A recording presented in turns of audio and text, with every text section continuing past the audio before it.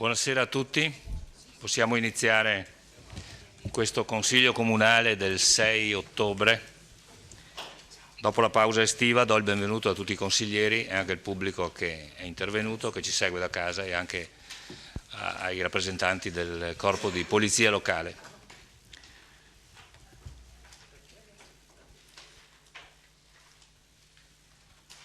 Facciamo subito l'appello, prima di altre brevissime comunicazioni. Buonasera. Boteon Adriano. Assente, vedo.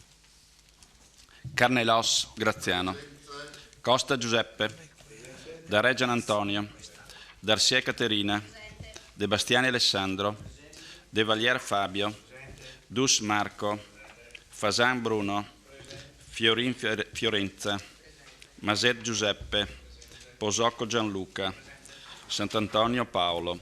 Saracino Matteo. Sonego Elisa. Tocchet Silvano. Presente. Tonon Roberto. 16 presenti e un assente. 16 presenti, un assente. In sede di... Bravissimo. La nomina degli scrutatori. Servono naturalmente i 3 scrutatori, inviterei per alzata di mano a proporsi. Benissimo, Posocco, Dus e D'Arsia. E semplicemente le comunicazioni sono queste. In sede di riunione di capigruppo ci sarà un breve momento iniziale, prima ancora della domanda di attualità, di saluto a Carlo Celso, che è qui tra noi, per cui è per questo che lo salutiamo e poi lo inviteremo qui tra noi. Poi procediamo con le domande di attualità, la comunicazione del sindaco, e per cortesia nei confronti di Barbara Saltini, se nel frattempo ci sarà... Ecco, sì. Ecco, procederemo quindi fino al punto numero 2 all'ordine del giorno, dopodiché, come accordatici in riunione di capigruppo, le interrogazioni sono la numero 9, 10, 11, 12 e 13 all'ordine del giorno, e poi proseguiremo con i punti secondo l'ordine del giorno predisposto.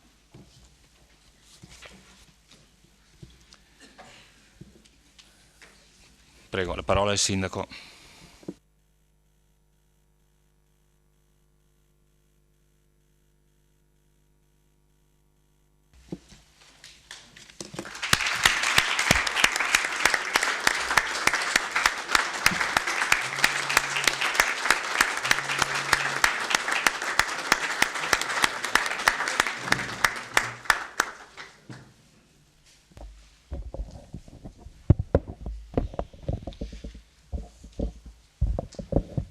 Caro Carlo, 30 anni nella vita di una persona sono molti, e lo sono ancora di più se sono vissuti indossando la divisa dei vigili urbani prima e della polizia locale poi.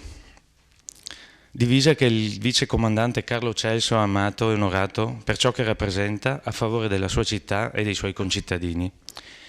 Per 30 anni, a partire dal 1985, quando ha iniziato il suo servizio come vigile urbano, e poi via via seguendo il cursus honorum che lo ha portato a svolgere le funzioni di vicecomandante e responsabile della protezione civile, Carlo Celso ha vissuto la propria appartenenza alla polizia locale con impegno e serietà, operando a favore della comunità con spirito di servizio e una capacità di ascolto non comune. In tanti anni non è mai venuta meno la sua disponibilità, sia che si trattasse di prestare soccorso ad un cittadino in difficoltà, sia che dovesse intervenire nelle molte emergenze di protezione civile.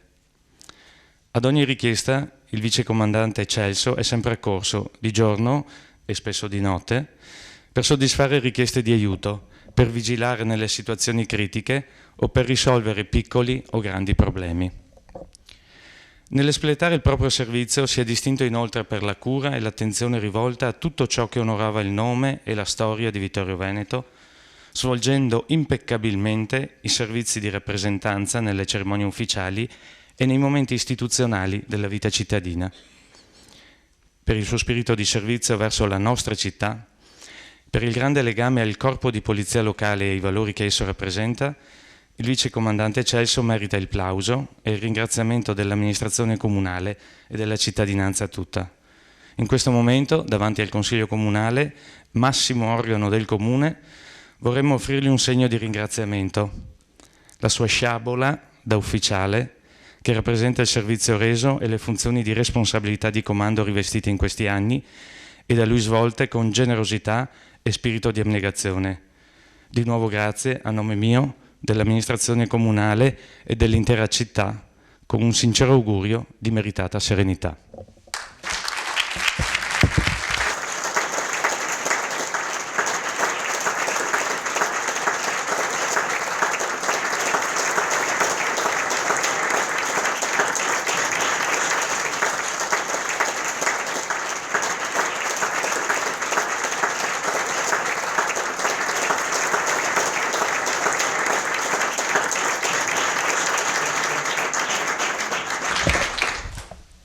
Se riesco a dire due parole di ringraziamento intanto all'amministrazione comunale, al signor sindaco e a tutto il consiglio per quello che avevano voluto questa sera tributare a me indegnamente, cioè come persona che ha cercato di fare, diciamo, prima di tutto ho amato il mio lavoro, come seconda cosa ho amato la mia città e spero che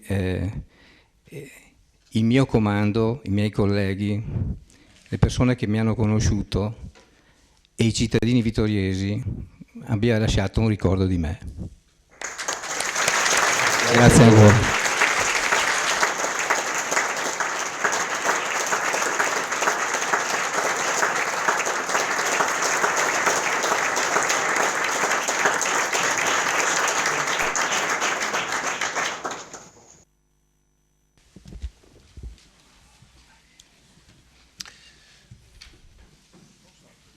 Un momento decisamente emozionante, devo dire.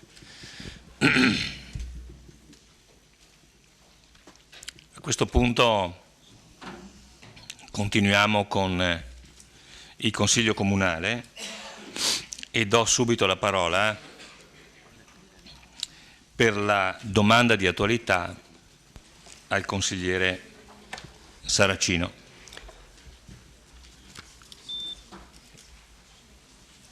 Buonasera, la mia domanda di attualità è sui lavori di movimento terra finalizzati all'impianto di nuovi vigneti. Alla luce dei recenti articoli di stampa, in merito all'esito dell'incontro della quarta commissione, tenutesi venerdì 2 ottobre, sul tema inerente ai movimenti terra finalizzati spesso all'impianto di nuovi vigneti, si chiede al sindaco quanto segue. Per quale motivo non sono stati compiuti i sopralluoghi previsti sulle aree oggetto di movimento terra per le piantumazioni di nuovi vigneti, così come stabilito e programmato nella riunione della quarta commissione del giugno scorso? Per quale motivo, alla luce dei 4 verbali fatti tramite sopralluogo già effettuati a maggio, non sono stati ancora presi provvedimenti contro eventuali trasgressori? Si intendono mettere in atto eventuali provvedimenti a tutela del paesaggio collinare? Ringrazio.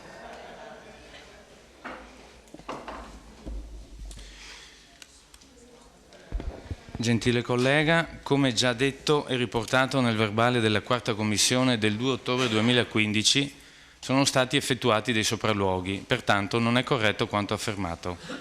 Sempre nel citato verbale risultano anche le varie motivazioni che non hanno consentito il totale completamento dei sopralluoghi previsti.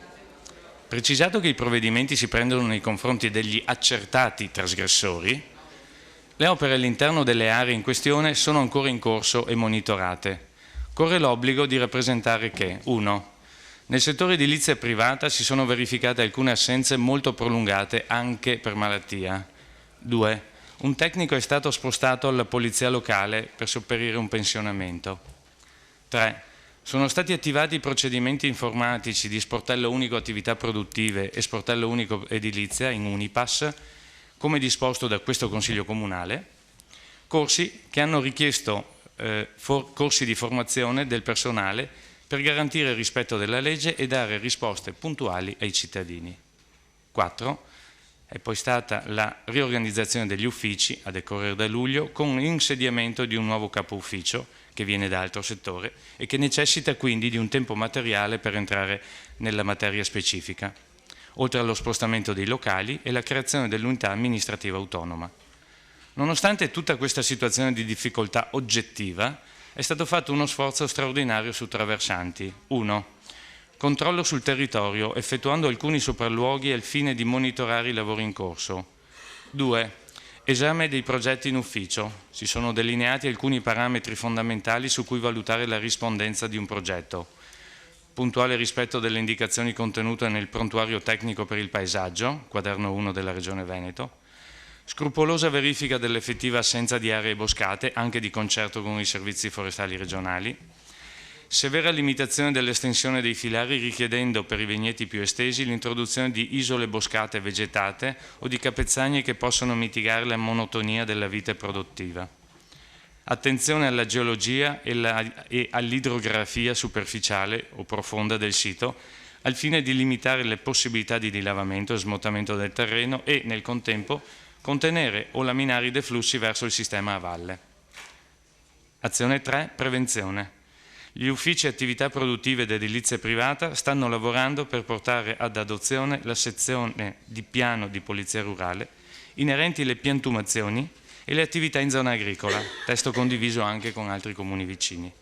Si è tenuta in data 17 corrente anno una riunione alla presenza dell'assessore delle attività produttive al fine di licenziare un testo da sottoporre al più presto all'attenzione del Consiglio Comunale. Grazie. La parola al consigliere per esprimere o meno la propria soddisfatto. soddisfazione. La ringrazio. Grazie, la ringrazio.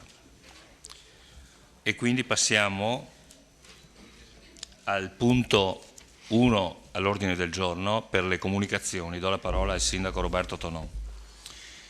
Grazie, comunico che è stata avviata per tutti gli eventi titoli la possibilità di chiedere la riclassificazione delle aree edificabili in proprietà, la cosiddetta variante aree verdi, entro 60 giorni a far data dal 21 settembre ultimo scorso. Sono state già avvisati con lettera o per telefono i 19 cittadini che avevano presentato le istanze anche negli anni scorsi. Ovviamente le domande saranno verificate una ad una in base alla coerenza con le finalità del contenimento del consumo del suolo, così come previsto dalla legge regionale numero 4 del 16 marzo 2015. Grazie. Brevemente la parola all'assessore Denardi che mi ha chiesto di fare una comunicazione. Sì, come sapete a fine giugno di quest'anno abbiamo aperto il centro antiviolenza promosso dal Comune di Vittorio Veneto, dall'UL7, dalla conferenza dei sindaci dell'UL7 e dalla Regione Veneto. Il centro antiviolenza è nato, come dicevamo, a giugno, primo in provincia di Treviso, con lo scopo di accogliere donne che per vari motivi si trovano coinvolte in situazioni di violenza e necessitano di accoglienza, ascolto, sostegno, una breve presa in carico ed accompagnamento verso altri servizi per un nuovo possibile futuro. Centrale è l'azione di accoglienza ed ascolto che serve a sostenere la donna in un percorso di rafforzamento personale per riconquistare fiducia in se stessa e poter riprendere il controllo della propria vita. Il centro antiviolenza risponde a bisogni fino ad ora insoddisfatti. Infatti opera per le donne provenienti dai 28 comuni dell'ULS7, ma è anche disponibile per donne che afferiscono a altre ULS e subiscono maltrattamenti o violenze e chiedono aiuto. A oggi, dopo circa 4 mesi di apertura, è opportuno fare un primo bilancio che vorremmo condividere con voi. La risposta è stata molto maggiore persino delle aspettative più ottimistiche. Da un lato ciò è segnale dell'efficacia del servizio, dall'altro indica purtroppo che il fenomeno della violenza, soprattutto domestica, è molto radicato e diffuso anche nel nostro territorio. I contatti totali ricevuti ad oggi sono 20, di questi sono stati inviati dopo una breve presa in carico 7 casi, attualmente sono seguiti dal centro antiviolenza in collaborazione con altri servizi 5 casi, 6 casi sono terminati perché avevano bisogno in alcuni casi solo dei colloqui orientativi e 2 casi hanno preso momentaneamente contatto con il CAV e siamo in attesa di una definizione della situazione. Si sono presentate donne dai 19 ai 70 anni di etnie differenti, in maggioranza italiane, provenienti da tutto il territorio vittoriese e non solo, la maggioranza viene dal di fuori del comune di Vittorio Veneto, dichiarando varie tipologie di violenza sessuale, fisica, psicologica, economica e stalking. Vi sono state delle donne che hanno denunciato i loro aggressori. Gli invii al servizio sono stati fatti per lo più dal numero nazionale antiviolenza 1522, dalle assistenti sociali, dalla pubblicità e nessun invio è stato fatto dalle forze dell'ordine. Grazie. Grazie Assessore. Ecco, a questo punto è stato espresso appunto in riunione dei capigruppo per cortesia nei confronti dell'amministratore Saltini l'esigenza di fare subito il punto, passare subito al punto numero 2 all'ordine del giorno e quindi invito l'amministratore Barbara Saltini assieme ai 2 revisori dei conti, se non sbaglio dottor De Itos e dottor Cancian. Ecco, aspettiamo. Prego. Prego, accomodatevi. Prego. Ecco, se non sbaglio, dottor De Itos e dottor Cancian. Sì. Esatto, perfetto. Del collegio sindacale e il dottor Michele De Tos che è il consulente fiscale della società. Bene, allora punto numero 2 all'ordine del giorno, bilancio d'esercizio 2014 della società partecipata Vittorio Veneto Servizi SPA, presa d'atto per controllo analogo. Sì. Buonasera a tutti i presenti. Introduco questo punto all'ordine del giorno con una breve relazione di sintesi a cui seguirà poi, se ce la facciamo, anche una velocissima carrellata di slide. Allora, la vostra società ha chiuso il bilancio della gestione 2014 con un risultato positivo ante imposte pari ad euro 169.126, al netto delle stesse 117.541. L'aumento di utile è dato principalmente da un'oculata gestione delle spese generali e del magazzino e dalla diminuzione del costo del personale, pari ad euro 50.000. Inoltre al rimborso di IRAP e IRES per maggiori imposte versate nei precedenti anni, pari a 52.000 euro. Il lavoro fin qui svolto dovrà continuare e migliorare con attenzione particolare alla qualità e al valore del magazzino, al marketing commerciale che dovrà concentrarsi sempre più sull'offerta commerciale dei prodotti extrafarmaco convenzionato con il Sistema Sanitario Nazionale e sull'erogazione di servizi finalizzati alla prevenzione della salute, come le autoanalisi, incontri con esperti dei vari campi della nutrizione, della cosmesi e della salute in generale, perché per generare utili la farmacia non può più contare sulla vendita del farmaco convenzionato con il sistema sanitario.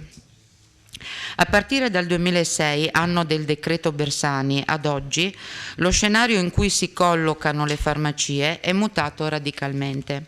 Il margine sui medicinali convenzionati è drasticamente diminuito, il numero di ricette cala, ma soprattutto cala il valore delle stesse. Solo per dare l'ultimo dato in ordine cronologico, la spesa farmaceutica in Veneto nel 2014 è calata del 3% rispetto all'anno precedente e del 3,1% a livello nazionale, mentre dal 2011 al 2014 il calo della spesa farmaceutica convenzionata in Veneto è stato del 16,7% e del 15,4% a livello nazionale. A questo si aggiunge la trattenuta a carico delle farmacie sulle ricette convenzionate che è del 2,25%, la quota dello 0,64% del cosiddetto payback posto a carico delle farmacie a partire dal 1 marzo 2007 è sempre prorogato, volto a compensare la mancata riduzione del 5% del prezzo di una serie di medicinali. Altro dato dolente è la concorrenza che viene dalle farmacie ospedaliere, le quali dispensano farmaci di alto valore e i cui ricavi assorbono ormai il 26% del totale della spesa farmaceutica. È evidente che la farmacia, intesa come impresa, deve sostenersi con altro, poiché la vendita del farmaco è diventata un puro servizio pubblico. La Vittorio Veneto Servizi SPA, con le sue 3 farmacie comunali ed il personale che vi presta servizio, vorrei salutare a questo proposito le 3 direttrici delle farmacie qui presenti tra il pubblico, ha saputo interpretare il cambiamento in atto, adottando adeguate strategie commerciali e di controllo, dimostrando con i fatti che anche e soprattutto in tempi di crisi una buona gestione d'impresa porta buoni frutti. E per frutti non intendo solo gli utili, ma parlo di solidità patrimoniale, capacità di generare flussi di cassa positivi, mantenere e migliorare gli equilibri economici e finanziari.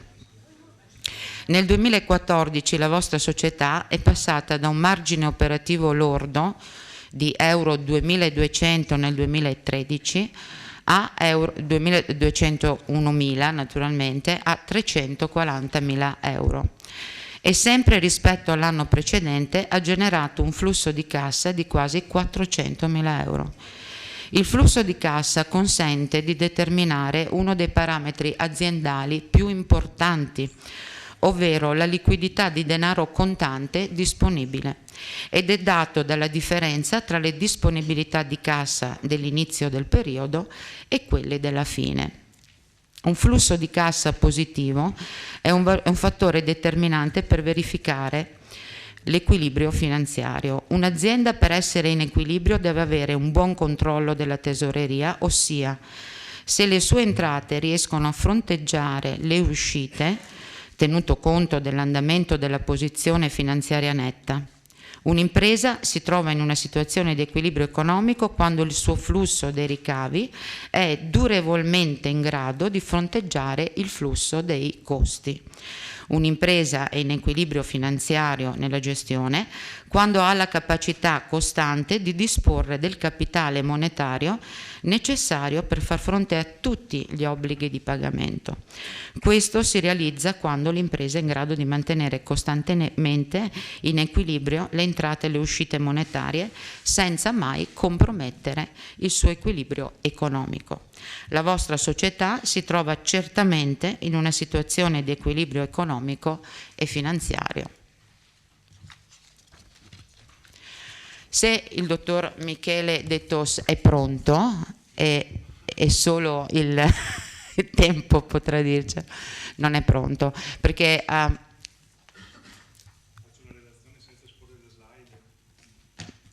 facciamo una relazione senza esporre. C'è stato un incidente di percorso, ha dimenticato la chiave USB in ufficio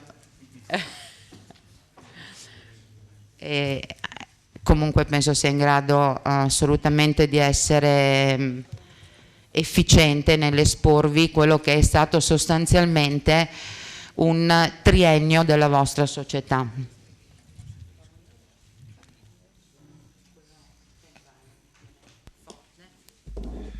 Buonasera. Buonasera a tutti. Avevo preparato un piccolo lavoro di riepilogo di alcuni dati economico-finanziari che comunque poi trasmetteremo alla segreteria in modo che tutti i consiglieri ne abbiano una copia. Sono 4 slide molto semplici. Riassumono essenzialmente l'andamento del triennio 2012-2014 in termini di ricavi, in termini di costi, in termini di costo del personale, il numero medio dei dipendenti e il margine operativo lordo. Allora, prima analisi riguarda l'andamento dei ricavi. Tra il 2012 e il 2013 sono passati da 4,6 milioni circa a 4,2 milioni. C'è stato quindi un decremento del 9% nel triennio considerato dei ricavi delle farmacie.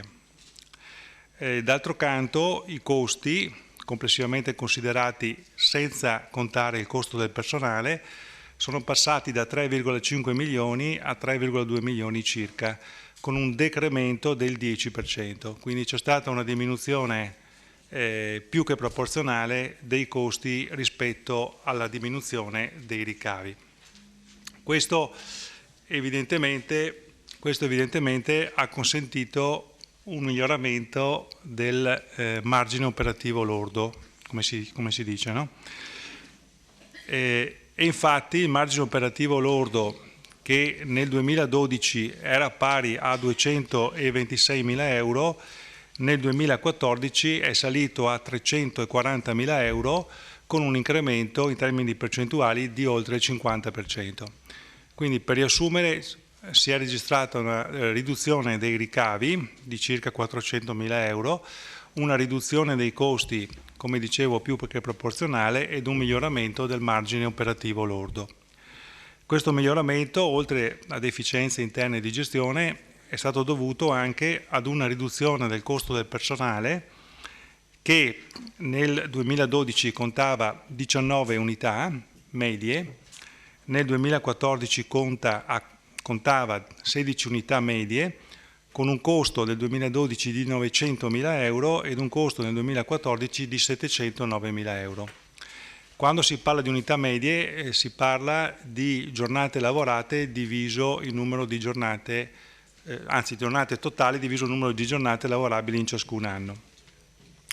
Quindi sicuramente il recupero della marginalità è avvenuto sicuramente in larga misura per la contrazione del costo del personale. Questi quindi i dati, diciamo, economici. Un altro dato interessante è il fatturato per addetto, che nel 2012 era 246.000 euro annui per addetto, nel 2014 è balzato a 265.000 euro per addetto, con un incremento del circa l'8%. Altri due dati di natura finanziaria e poi non vi affatico più. Si tratta della posizione finanziaria netta e si tratta dell'autofinanziamento, tecnicamente si chiama cash flow, cioè la cassa che l'azienda crea lavorando, diciamo, gestendo la propria attività. La posizione finanziaria netta è sempre stata positiva. Nel 2012 era 1.100.000 euro circa, nel 2014 è salita a 1.500.000 euro, quindi è migliorata questa posizione finanziaria netta positiva di 400.000 euro. Questo miglioramento è avvenuto sostanzialmente per il fatto che l'azienda evidentemente crea un flusso di cassa positivo nel corso dei propri esercizi, che era 488.000 euro nel 2012, è sceso a 168.000 euro nel 2013 e risalito a 560.000 euro nel 2014. Quindi la gestione caratteristica nel 2014 a livello di flussi finanziari ha generato un flusso finanziario positivo per 560.000 euro. Ultimissimo dato, il numero delle ricette spedite nel 2012 erano 127.000, nel 2013 121.000, sono scese a 116.000 nel 2014. Quindi la diminuzione dei ricavi è dovuta anche in larga misura al numero delle ricette spedite, che sono in parte state compensate da altri ricavi. Io avrei terminato. Sì, io parto dal presupposto che voi abbiate avuto modo di leggere ovviamente tutti i documenti allegati al bilancio.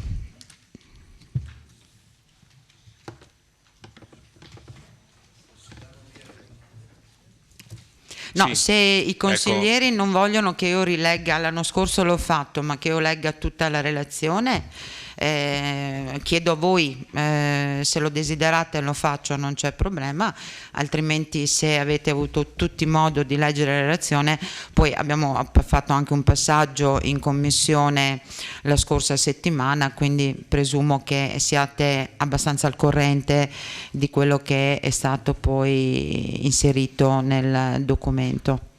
a questo punto io aprirei il dibattito. Se l'assessore di reparto, se l'assessore Napoli non ha niente da aggiungere, darei la parola, aprirei la discussione sul punto numero 2.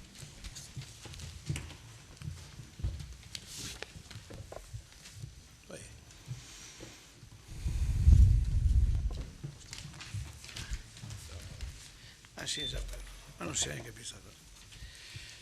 Buonasera a tutti, un saluto a Barbara Saltini. Chiedo scusa, consigliere Fasan, ne approfitto, mi scuso se la interrompo, ne approfitto per ricordare una cosa che non ho fatto all'inizio. La distanza esatta sono i 10 centimetri canonici dal microfono. Invito tutti a rispettare questa distanza, perché la presa adesso è proprio in diretta dall'impianto e non più dal fondo dell'aula, quindi gli interventi fuori microfono in pratica vengono persi. Prego, consigliere. La ringrazio per la precisazione, Presidente. Volevo porgere un saluto a Barbara Saltini, in cui mi ha comunicato la partecipazione a questo Consiglio Comunale per 15 anni quasi, prima come consigliere, come assessore e poi come Presidente del Vittorio Veneto Servizi, e vedo e credo che sia l'unico caso di leghista apprezzato anche da questa amministrazione, almeno da quanto ho potuto leggere sui giornali. Non entro nel merito delle farmacie, ma le volevo solo fare due domande, una a lei e una al sindaco. Con quali motivazioni il Comune ha chiesto alla società 500.000 euro? Cominciamo con quella facile per lei. Quindi è una domanda rivolta a me. Allora, il Comune, nella persona del sindaco, nell'assemblea dei soci dell'aprile ha chiesto questa somma alla società. Io non sono tenuta a chiedere in qualità di amministratore della società e la motivazione. Ho in accordo anche con i revisori, perché ovviamente poi bisogna confrontarsi anche con loro, ritenuto opportuno di guardare agli equilibri dell'azienda. Gli equilibri erano rispettati, per cui abbiamo prelevato una somma dalle riserve straordinarie, un'altra dagli utili praticamente, abbiamo erogato al Comune questa somma, ma onestamente non saprei rispondere a questa domanda. Bene, visto l'importanza del tema, io passerei la palla all'assessore Napoli, che sicuramente potrà elucidare il Consiglio Comunale e gli spettatori dove sono finiti questi 500.000 euro delle farmacie della Vittorio Veneto Servizi. Se vuole la posso elucidare più tardi assieme a tutti gli altri. Mi scusi. Beh, questa non è una risposta sicuramente. Comunque saremo tutti curiosi di sapere che fine hanno fatto i soldi delle farmacie. La seconda domanda, posso anche fare una considerazione. La partecipata non deve essere considerata come un portafoglio che si apre quando si va al supermercato a fare le spese. A mio parere il buon senso se si vogliono attingere questi soldi si devono spendere un'opera importante per la città e significativa ricaduta sul sociale. Però sentiremo poi le delucidazioni dell'assessore Napoli. Al sindaco mi sono preso un appunto. Entro maggio 2019 dovreste realizzare almeno un'opera di grande rilievo che non sia frutto del lavoro svolto prima da noi, ma che sia complessivamente farina del vostro sacco. Vista la disinvoltura con cui prelevate dalle casse del Vittorio Veneto servizi soldi per la semplice manutenzione ordinaria delle strade, qui ho dato una decisione. È il microfono. Mi hanno tolto addirittura la voce. Penso, è un attentato. Fasan, consigliere Fasan, la battuta, dai. No, è un settaggio. Vi siete accorti che c'era qualcosa che non funzionava? Ero Adesso sotto dovrebbe... 10 centimetri. No, non dipende da lei, ma dal settaggio porterò un del sistema. Prego.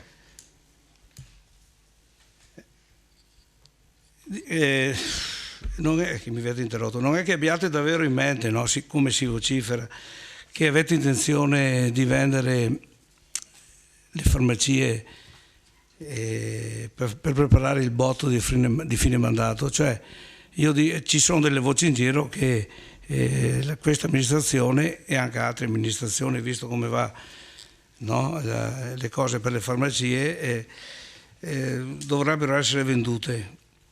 Posso avere assicurazioni nel merito da parte del sindaco? Vedo che lei molto spesso si affida alle chiacchiere, non so se sono quelle del vento portato dalla Valle Pisina o... Non sono chiacchiere, sono informazioni. Sì, consigliere Fasan, posso ritenere chiuso il suo intervento? Sì, 2 domandine, una facile. Lo stavo per far osservare, consigliere Costa, comunque ha perfettamente ragione. Prego. Dicevo che vedo che spesso lei si affida alle cosiddette chiacchiere, non so se sono portate dal vento della Valle Pisina o se sono semplici chiacchiere da bar. Ogni e qualsiasi decisione in merito alle farmacie sarà portata in consiglio comunale. La ringrazio per la concisa risposta. Il vento della Pisina è arrivato fin qua. Comunque le posso assicurare che i bar in Valle Pisina hanno chiuso tutti quanti, anche per la trascuratezza anche di questa amministrazione.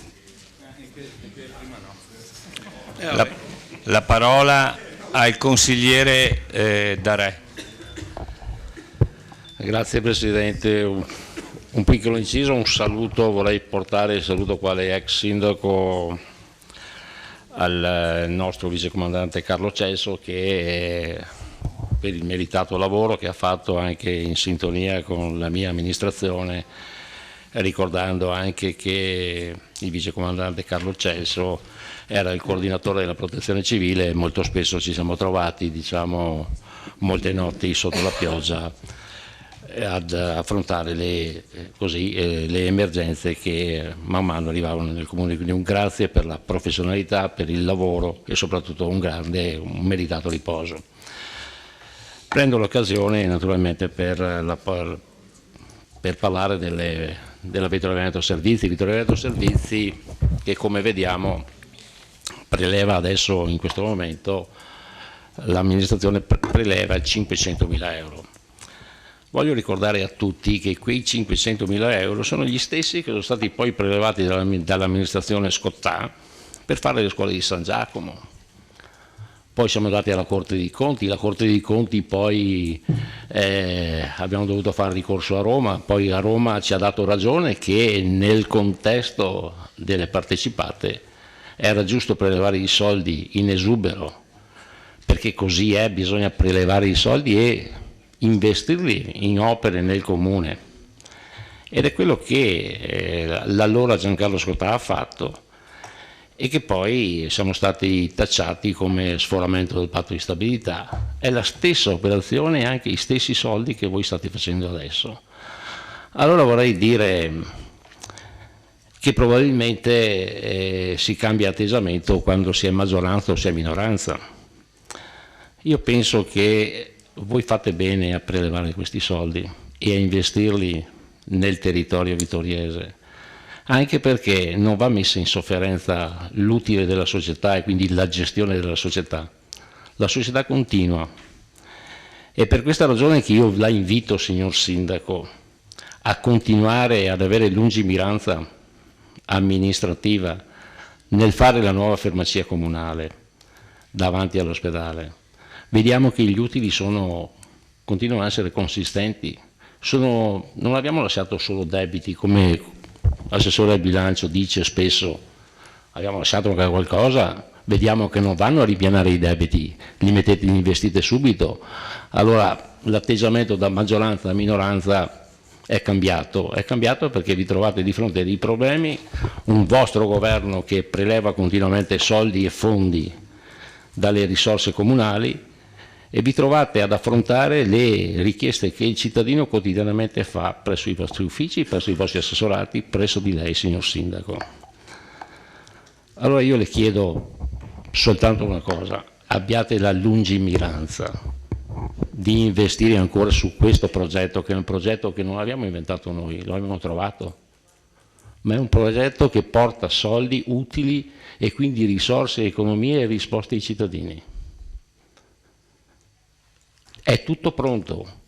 Il terreno davanti all'ospedale è stata una permuta tra il comune di Vittorio Veneto e la regione del Veneto. Perché non andate avanti con quel progetto? È un progetto che basta solo, si finanzia da solo, con l'affitto e con gli utili, continuando a prelevare quei 500.000 euro che prelevate questa sera.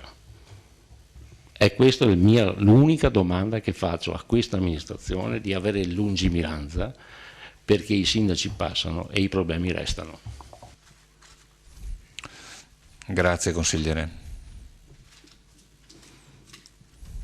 Altri interventi? Scusa, non so se è una domanda, l'ho letta come una sollecitazione. Sì. Prenda come vuole, signor. Sì, no, nel senso. Credo abbiano capito tutti che questa è una sollecitazione, sì. Una previsione, una riflessione, fate una riflessione in giunta. Grazie, no, è una proposta che lei ha già fatto in questa stessa sede e la registriamo come una ulteriore sollecitazione. Grazie. La parola al consigliere Sant'Antonio che si è prenotato. Prego. Sì, buonasera. Allora, le opposizioni di una volta e adesso maggioranza hanno sempre detto che Vittorio Veneto Servizi era il bancomat del comune. Vedo che si effettua la stessa cosa anche in questo momento, cioè riparto dal principio e dall'oggettività che sono stati prelevati 500.000 euro dal bancomat del comune che è la Vittorio Veneto Servizi, quindi cambiano gli attori ma poi le cose rimangono uguali. Non è un male prelevare dei soldi da una società, anche se tutto sommato se la società va bene. Io voglio solo fare un appunto, perché dalle mie reminiscenze di consigliere di amministrazione della Vittorio Veneto Servizi volevo sollecitare i revisori, mi sono guardato il bilancio e da quello che ricordo di andare a rivedere il valore di avviamento delle farmacie, perché non è detto che sia lo stesso di qualche anno fa.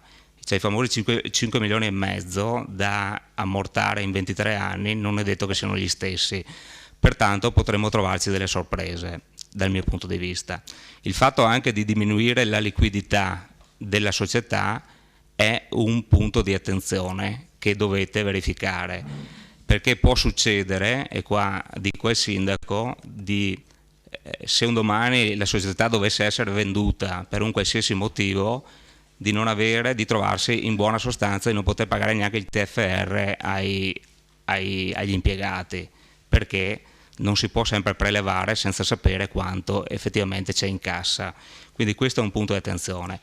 Mi ricordo anche che la Vittorio Veneto Servizi aveva dei debiti con il comune di Vittorio Veneto, per cui 50.000 euro ogni anno, pagare i fornitori, pagare gli eventuali TFR, quindi c'è un punto di attenzione per cui sollecito i i revisori insomma, a dare un'occhiata. Dopo ogni tanto si sente parlare di un tesoretto sui giornali che attribuiscono questa paternità all'assessore Napol. Anche qua non esiste nessun tipo di tesoretto all'interno della Vittorio Veneto Servizi, quindi per fugare ogni dubbio, ecco, faccio questa precisazione. Volevo fare una proposta per ridurre le spese, perché giustamente Barbara Saltini dice ha fatto un ottimo risultato perché è andata a diminuire se i ricavi non ci sono più, bisogna andare a lavorare sui costi, e qua ha portato un utile senza dubbio migliore degli scorsi anni. Allora, per ridurre ulteriormente le spese proporrei di trasformare la Vittorio Veneto Servizi da una SpA in SRL. Tutte le aziende lo stanno facendo in questo momento, quindi non vedo perché un'azienda del comune non possa farlo. In questo modo si andrebbero a ridurre i revisori dei costi, dei conti, i sindaci da 3 a 1, si potrebbe fare un amministratore delegato unico, quindi al posto del direttore, e si risparmierebbero ulteriori soldi. Questa è una proposta che vi chiederei di prendere in considerazione. Ultimo discorso, ma non ultimo, prendo spunto da quello che diceva il consigliere Darè. Bisogna pensare alla farmacia nuova, perché stiamo pagando 32.000 euro di affitto all'anno per la farmacia attuale. Allora, che sia nuova nell'ipotesi che avevamo pensato, che era stata pensata in precedenza, o che sia nuova, voglio dire, ristrutturata da un'altra parte utilizzando un altro contenitore, ma bisogna farlo. Prendo spunto anche, per collegarmi a questo, dopo chiudo, che stiamo pagando anche ulteriori, mi sembra 60.000 euro per dei magazzini comunali, non c'entra nulla con le farmacie, però sono sempre canoni che noi paghiamo, che esborsiamo, avendo un sacco di aree libere dove possono essere fatti i magazzini comunali. Anche a questo punto non si capisce il motivo. Grazie. Grazie consigliere Sant'Antonio.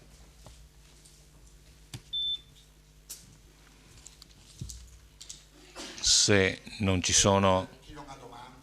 Sì. Sì, no, infatti stavo sollecitando se c'erano allora altre domande, altrimenti la parola all'amministratore Saltini.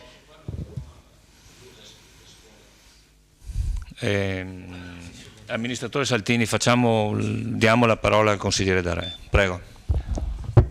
Una risposta chiara, Sindaco. Le vendete le farmacie o no?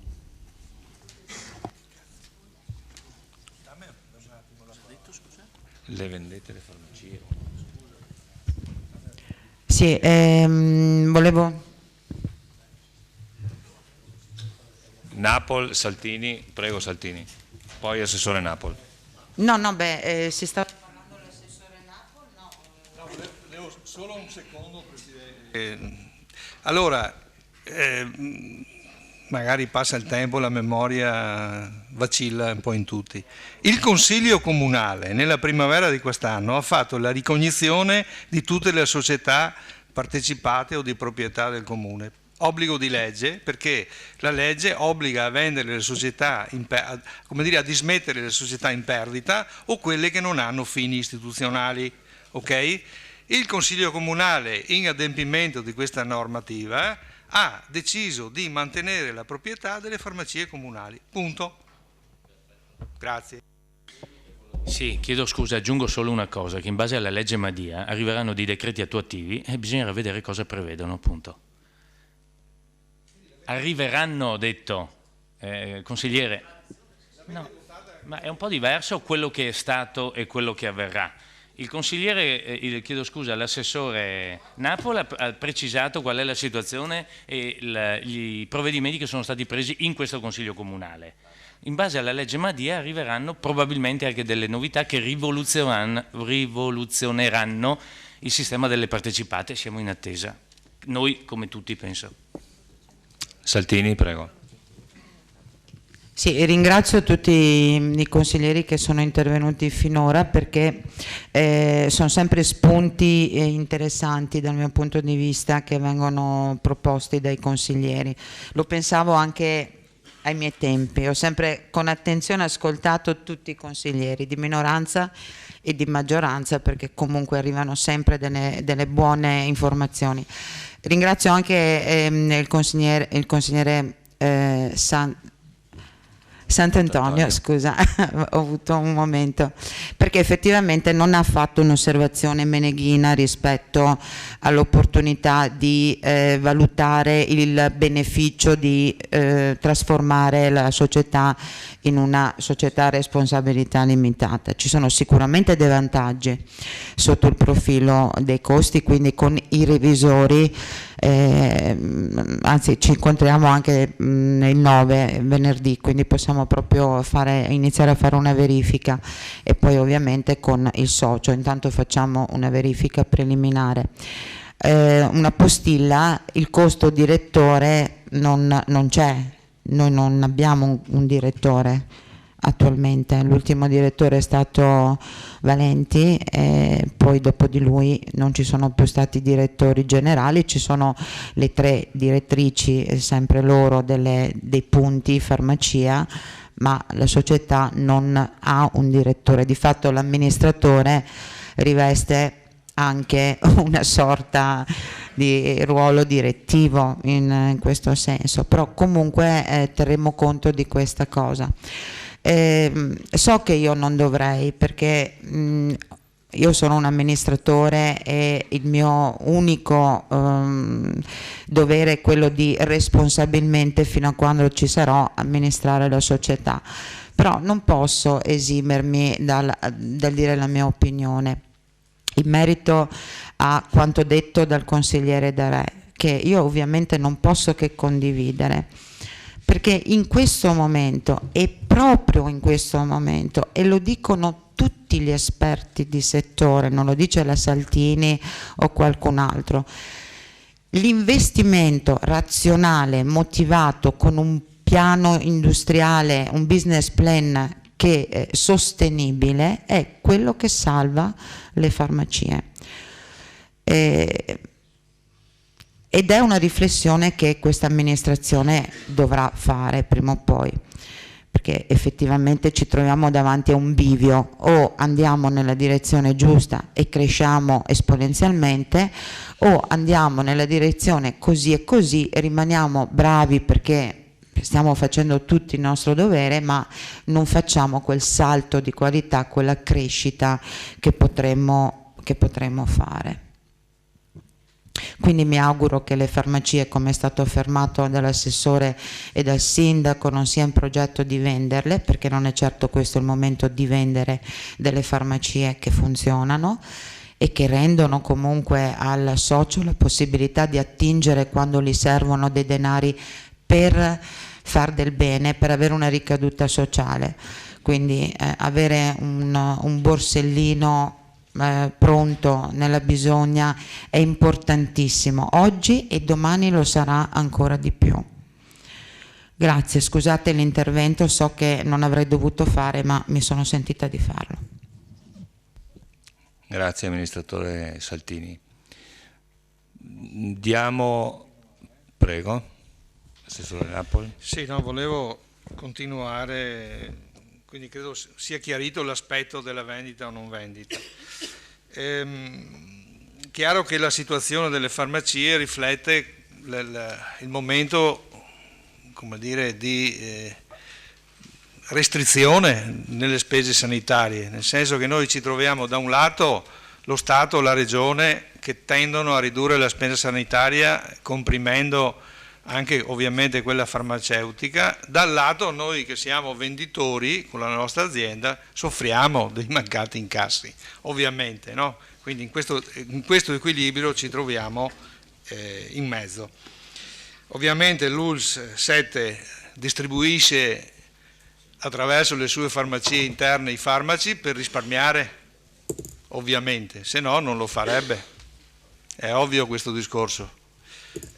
Quindi insomma qui c'è un equilibrio dentro il quale l'azienda delle farmacie di Vittorio Veneto deve trovare, come dire, il suo percorso.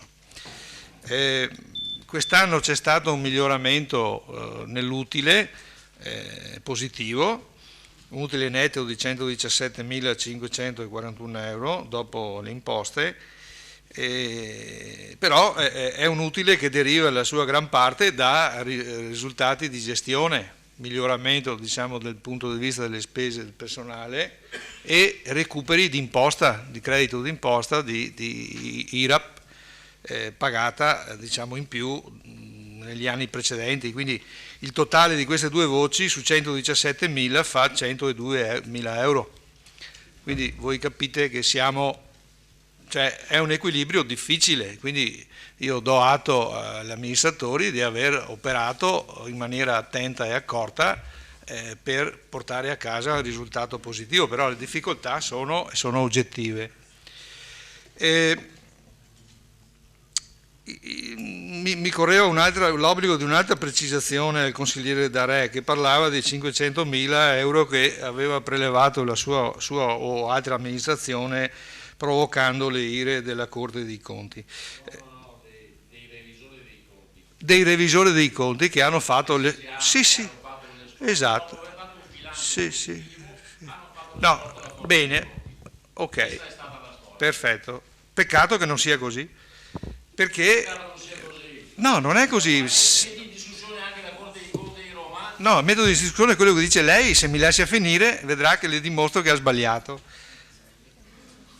L'intervento della Corte dei Conti non era sul fatto che il Comune ha prelevato dei soldi, ma sul fatto che il Comune di Vittorio Veneto ha dato un prestito fasullo all'azienda. Sì. Chiedo scusa. Presidente, scusi. Chiedo scusa. Scusi. Consigliere Darè, siccome gli interventi fuori microfono non vengono registrati, ritengo che sia corretto far finire l'assessore Napoli, al quale lei può sempre rispondere. Certo. Ha la parola in qualsiasi momento. Allora, però voi avete rispettiamo i tempi degli interventi e rispettiamo anche il primo giro di interventi e il secondo giro di interventi, per il primo giro ci sono ancora 2 prenotazioni. Assessore, la invito a concludere e continuare. L'amministrazione di allora ha dato dei soldi all'azienda farmacie, la quale li ha restituiti al Comune, e su questo i revisori hanno eccepito una possibile violazione del patto di stabilità. Questo è il problema.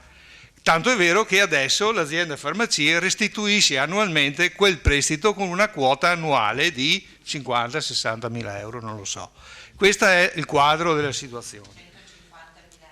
Ecco, 150.000 euro conferma l'amministratore e quindi chiudiamo questa cosa, tanto per la cronaca, ma è un problema di memoria, mica altro. Sì. Quindi, allora, dove sono... Sì, esatto, ma non sono 500.000 euro prelevati. Allora, quanto ai soldi che sono stati citati prima, il Comune quest'anno, in data 23/6/2015, ha incassato 563.716 euro, così suddivisi: euro 63.716 già deliberati dall'Assemblea della Società, ancora da incassare, iscritti a bilancio 2009, competenza anno 2009 per parte corrente, e di cassa sono entrati adesso, ma si riferiscono a spese dell'anno 2009.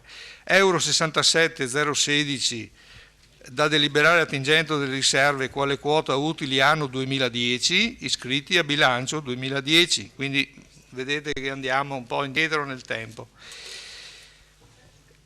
Euro 200.000 iscritti a bilancio 2015, e questi sono soldi che sono venuti direttamente a questa amministrazione per finanziamento di investimenti, più altri euro 100.000 iscritti a bilancio 2015 per finanziamento, variazione di bilancio per investimenti, oltre ad euro 132.984 da attribuire alla parte spesa corrente sempre per l'anno 2015. Quindi sostanzialmente sono 300.000 euro che vanno a finanziare interventi di riordino, riqualificazione e messa in sicurezza e viabilità urbana, oltre a 132.984 che vanno a finanziare la spesa corrente per l'anno, parte della spesa corrente per l'anno 2015.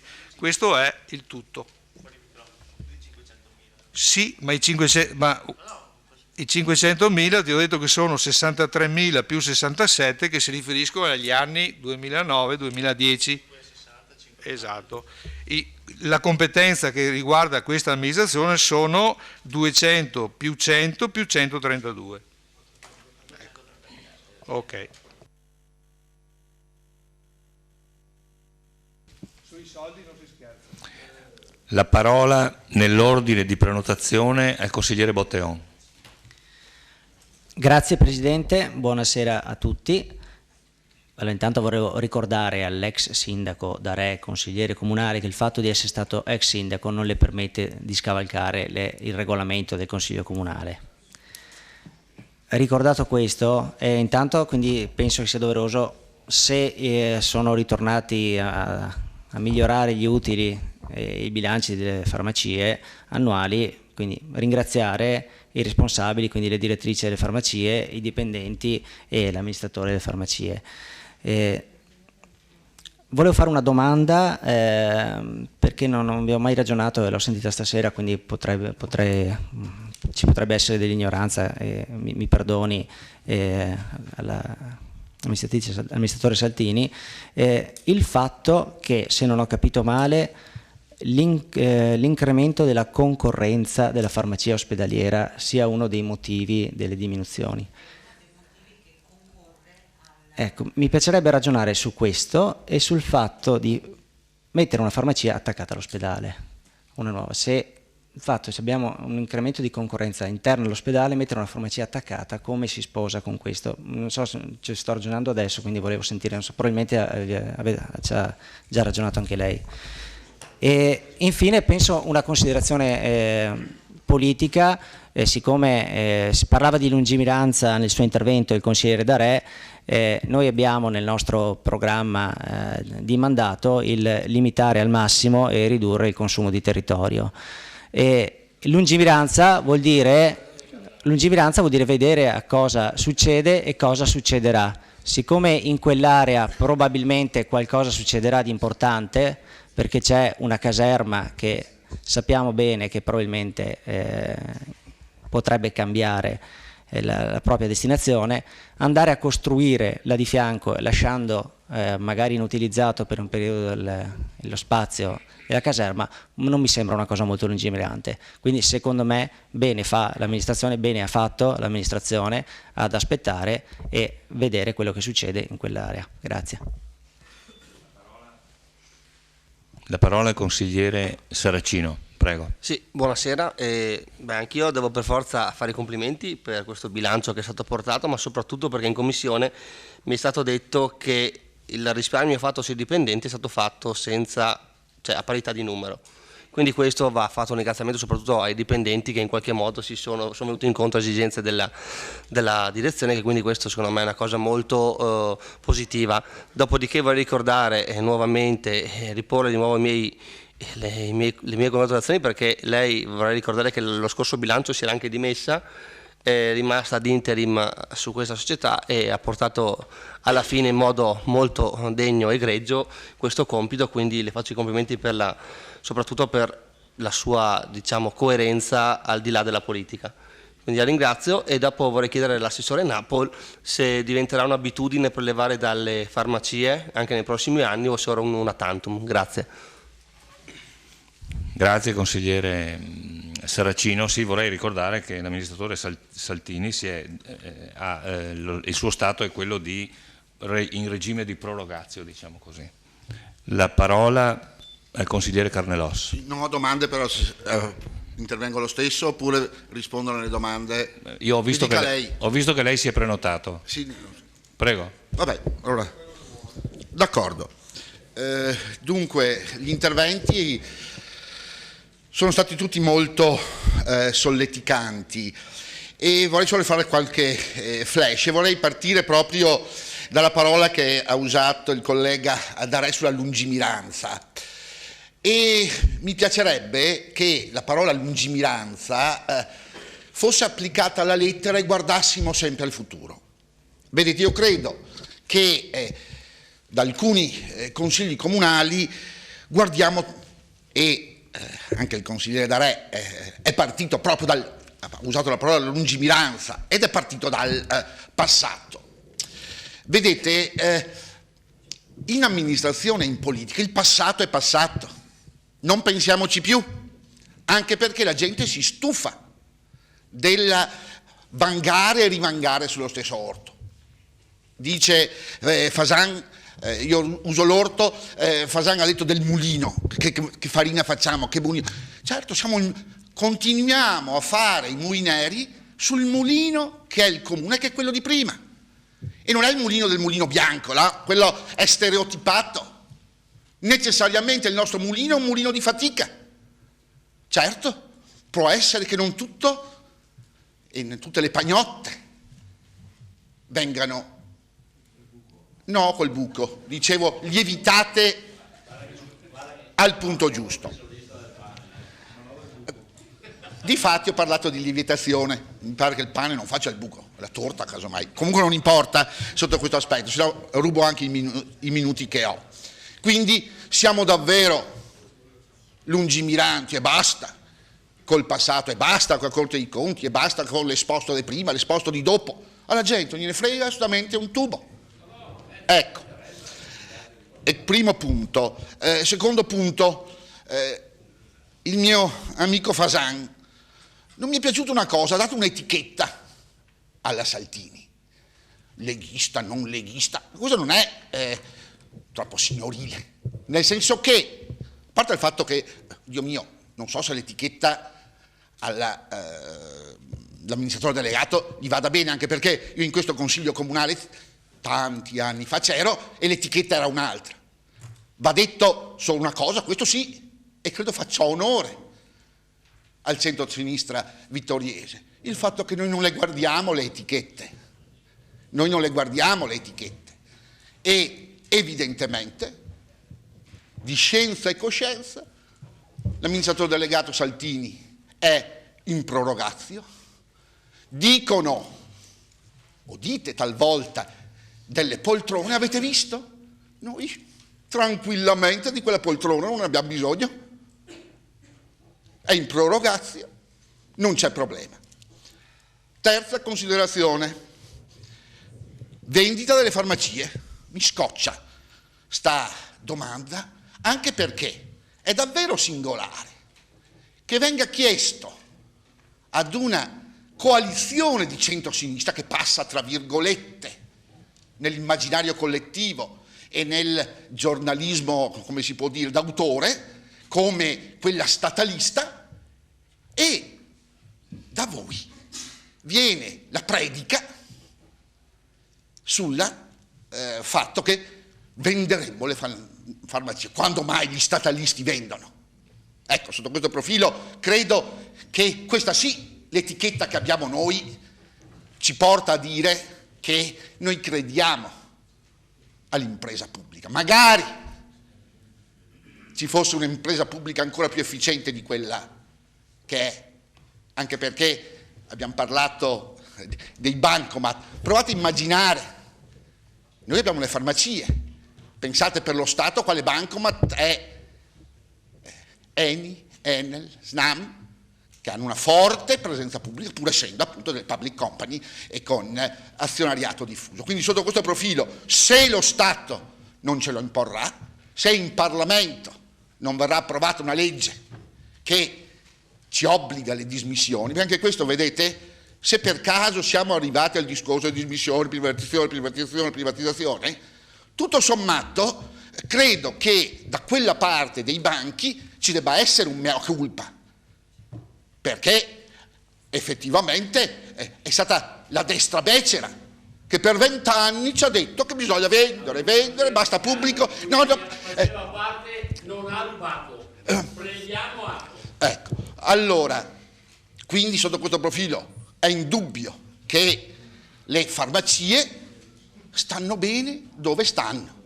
L'azionista è il comune, è un'azienda che guadagna, e anche qui mi meraviglia che qualcuno si stracci le vesti dal fatto che l'azionista di maggioranza ad una società controllata non chieda la distribuzione degli utili, fermo restando la solidità patrimoniale e la solidità manageriale di quell'azienda.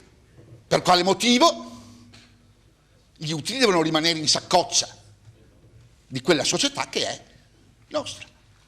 Fra l'altro, credo che anche senza risposta, se non ci fosse stata la risposta dell'amministrazione, carissimo Bruno, evidentemente tu sai come sia un periodo di ristrettezze economiche per tutti gli enti locali, ed evidentemente se vi è una gallina dalle uova d'argento, non più d'oro, per le motivazioni che si dicevano prima, è indubbio che servono per far quadrare i conti.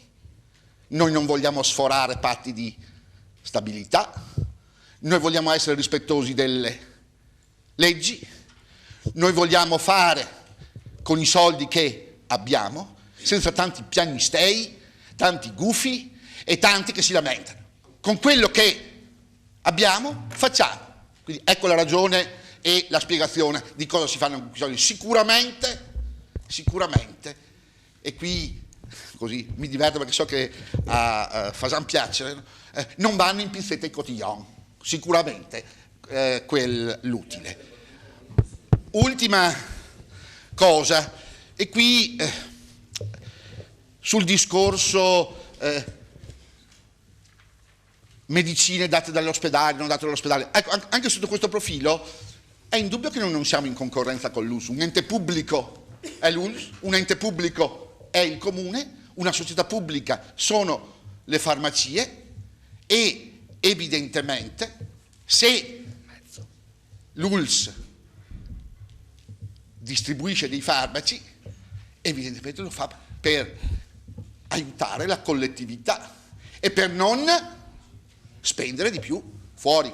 Quindi lì non è lì che sta in piedi il business plan, diciamo, delle farmacie. È chiaro che l'ULSS fa i suoi interessi, l'interesse della collettività. Certo che noi faremo gli interessi della collettività, è indubbio, e qui mi trovo d'accordo con l'amministratore sul fatto che evidentemente bisogna puntare, oltre che non tanto sulle medicine da ricetta, ma su tutto quell'altro che ruota attorno alla farmacia. Credo di aver superato il tempo e quindi per adesso smetto. Di un minuto stavo per interromperla, consigliere. Grazie. Vedo che si è prenotato il consigliere Sant'Antonio, quindi io do il giro al secondo intervento. Prego. Molto velocemente per rispondere al consigliere Carnelos, c'è un solo motivo perché i soldi dovrebbero restare all'interno delle farmacie e quindi non essere dati al Comune di Vittorio Veneto, perché un'azienda, qua rispondo dal punto di vista economico e manageriale, si mantiene negli anni e può vivere negli anni solamente se i soldi dei ricavi netti si reinvestono affinché l'azienda possa essere mantenuta negli anni, perché se un'azienda ha degli utili e qualcuno glieli toglie potrà andare avanti solamente pochi anni e poi magari morire. Tutto qua. Grazie. Se non ci sono altri interventi, come vedo in effetti, Assessore Napoli, prego. 2 secondi sulla storia dei prelievi. Se voi andate a vedere nel passato, ci sono stati prelievi credo da metà anni 2000 fino al 2009 per oltre 5 milioni di euro.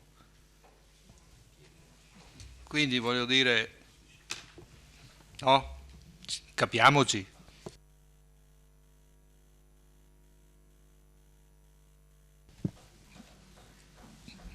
Consigliere Posocco. Sì, una battuta rapida all'assessore Napoli.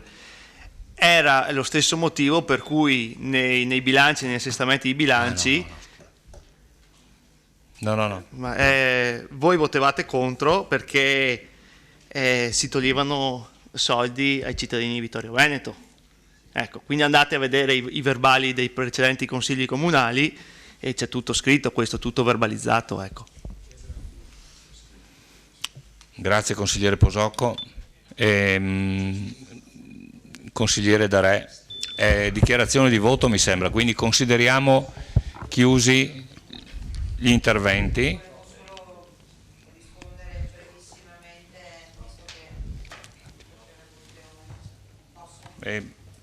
Bisogna attivare il microfono, esatto. Sì, brevissimamente al consigliere Botteon in merito alla farmacia ospedaliera.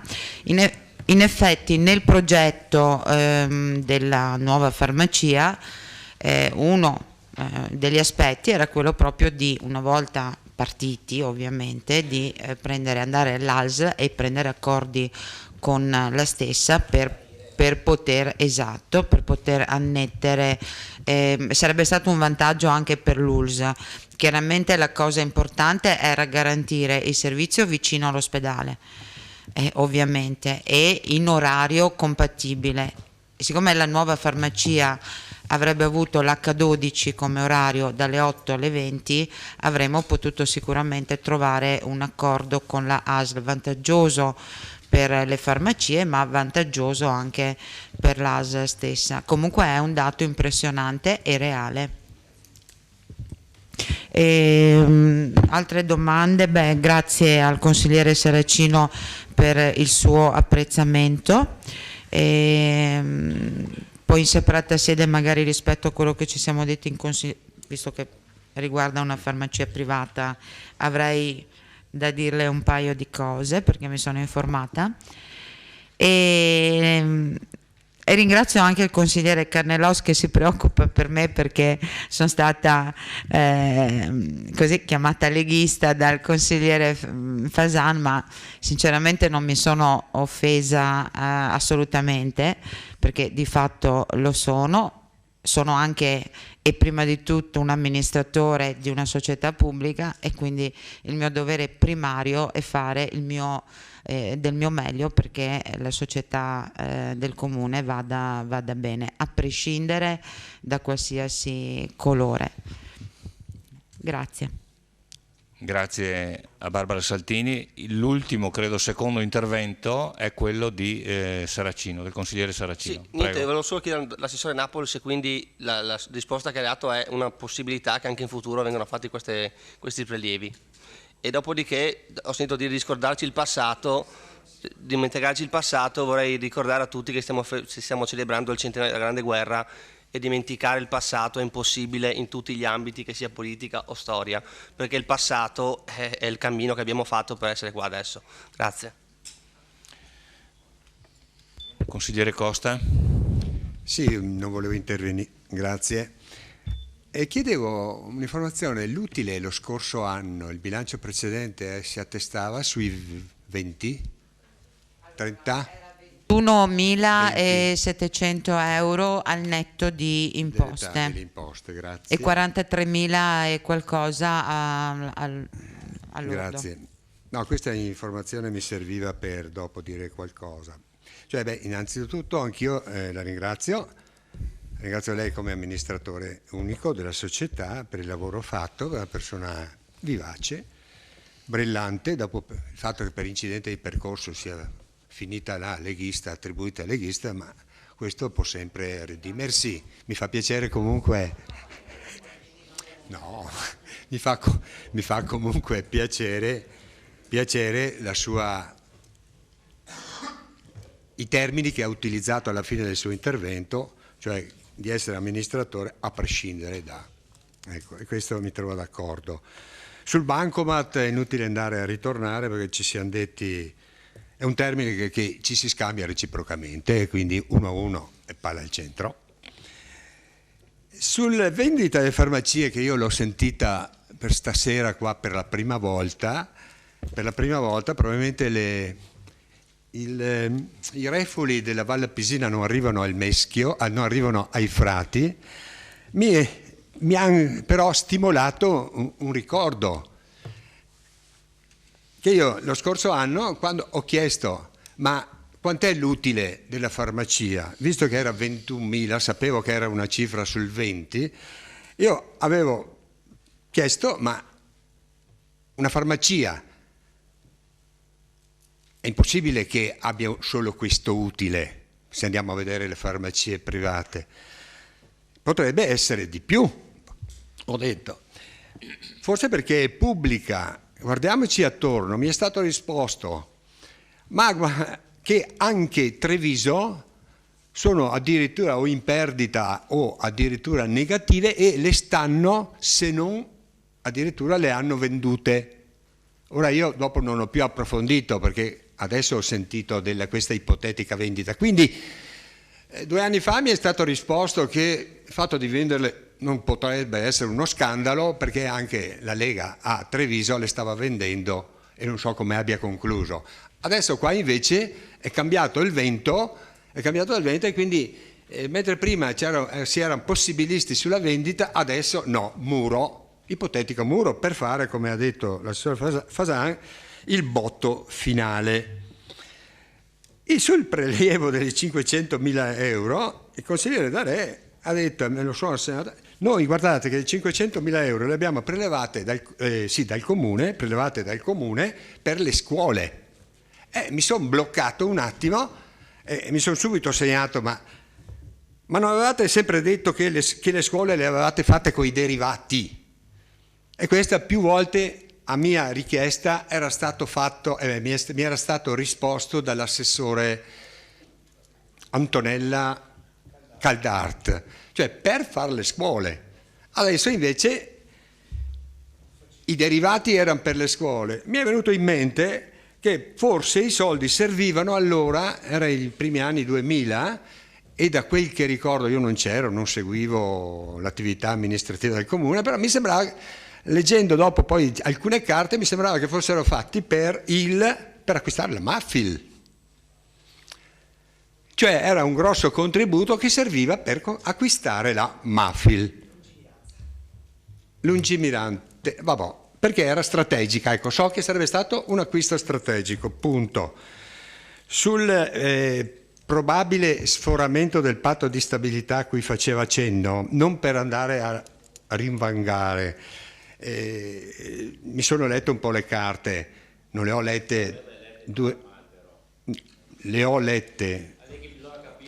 lette e bisogna capirle, bravo. Allora lei dovrebbe capire che il ricorso fatto al Consiglio di Stato in sede giurisdizionale e in composizione, adesso non so in quale termine, no? E in pratica ha smentito la Corte dei Conti di Venezia, la quale, Consiglio di Stato in sede giurisdizionale ho detto, la quale agiva in sede di organo di... Mi faccia finire un po'. Così, scusami. Corte dei Conti di Roma in sede giurisdizionale ha in pratica smentito la Corte dei Conti di Venezia, la quale peraltro agiva come organo di controllo, non come giudice. E in effetti non è che condannava, invitava a. La Corte dei Conti di Venezia. Successivamente, tra la pronuncia della Corte dei Conti di Venezia e il ricorso proposto a Roma, alla Corte dei Conti in sede giurisdizionale, era intervenuta una norma che da quel momento attribuiva alla Corte dei Conti il potere di giudicare, ma non, e quindi applicare le sanzioni, ma non prima. Quindi il fatto è che il Comune è stato salvato, e io sono contento di questo, perché altrimenti le conseguenze negative le avremmo vissute ora. Sono contento perché era intervenuta una norma che in pratica attribuiva alla Corte dei Conti da quel momento il potere di giudicare. Tutto qua? Non è che fosse sbagliato, è che la Corte dei Conti era andata come organo di controllo, non poteva condannare, perché è un organo di controllo. Tutto qua. Tanto per... Grazie. Grazie consigliere Costa. Calma. Allora, c'è il consigliere De Re che si è prenotato per la dichiarazione di voto, immagina, c'è il consigliere Carnelos per il secondo intervento. Consigliere, ecco, la invito a essere molto veloce. D'altronde ne ha la facoltà. Almeno quello. Dunque, volevo solo una brevissima replica a quanto detto appunto dal consigliere Saracino. È indubbio che dal contesto del mio intervento si capiva benissimo che il guardare al passato e il non guardare al passato si riferiva a fatti concreti in quest'Aula e a quei fatti del passato che portano a recriminazioni, a battibecchi e a aspetti negativi e ci fanno perdere la bussola su quello che è il futuro. E a dir la verità credo, come si può dire, di aver colto nel segno nel pensare che diamo un cattivo spettacolo di noi se in continuazione su cose del passato avevo ragione io, avevo ragione tu, ed è invece evidente che è fisiologico nella logica fra maggioranza e opposizione che l'opposizione si opponga alle scelte della maggioranza e viceversa. È avvenuto la volta prima e avverrà anche in questa occasione. Il mio suggerimento era perché, sapete, è così brutto vederci accaponare fra di noi che sembriamo i polli di Renzo. E in questo caso mi è venuto, ho detto, vedrai che aspetta. Certo, effettivamente non siamo i polli dei Mattei, allora, se volete la battuta. La gente ci vuole partecipativi e costruttivi sulle cose che ci hanno diviso, su cui abbiamo battibeccato. Ormai è acqua passata, come tornando al mulino, l'acqua passata non macina più, fa solo danni. Quindi sotto questo punto di vista mi riferivo al passato. È indubbio che per quanto riguarda, come si può dire, lei parlava della guerra mondiale, io penso alla resistenza, è chiaro che è stolto un popolo che non guarda quelle che sono le radici del passato, ma come il suo esempio e come il mio, ovviamente sono cose nobili del passato. Io ovviamente intendevo riferirmi alle cose miserelle del passato, che è giusto, o almeno ritengo opportuno, che non ci torniamo tutte le volte, anche perché, fra l'altro, la maggior parte di noi non c'era 5 anni fa e quindi si annoia a vedere gli attori dell'epoca che se le cantano di santa ragione come se la sono cantate per 5 anni. La maggior parte di noi non c'era e tutto sommato vorremmo andare avanti a vedere cose nuove. Grazie. Grazie consigliere. Allora, ultimo intervento del secondo turno. Mi chiede la parola il sindaco prima della dichiarazione di voto. Prego. Sì, grazie. Desidero ringraziare i dipendenti, i collaboratori della società e la Presidente anche e non solo per i risultati di bilancio. Per quanto riguarda invece le scelte future della società, dico che sono scelte che spettano all'azionista. Abbiamo già fatto le nostre valutazioni in merito. Come ho detto prima, siccome presumibilmente arriveranno a breve, credo che il futuro di tale società sarà legato a quanto emaneranno i decreti legati alla riforma Madia. Per cui credo che una riflessione in merito possa essere fatta in maniera compiuta una volta vista la normativa in arrivo. Grazie. Dichiarazione di voto. Prego. Beh, intanto grazie per l'ottimo risultato. La dichiarazione di voto naturalmente è positiva e il nostro voto è favorevole, al di là di quello che magari appena smettendo il collega Carnelos. La maggioranza e la minoranza questa volta voteranno in voto unanime favorevole, anche perché anche perché, mi perdoni, penso che i soldi degli utili della farmacia devono essere investiti sul comune di Vittorio Veneto in maniera tale da non creare utili e di pagare tasse in quel di Renzi, i famosi polli di Renzi, perché noi siamo i polli di Renzi.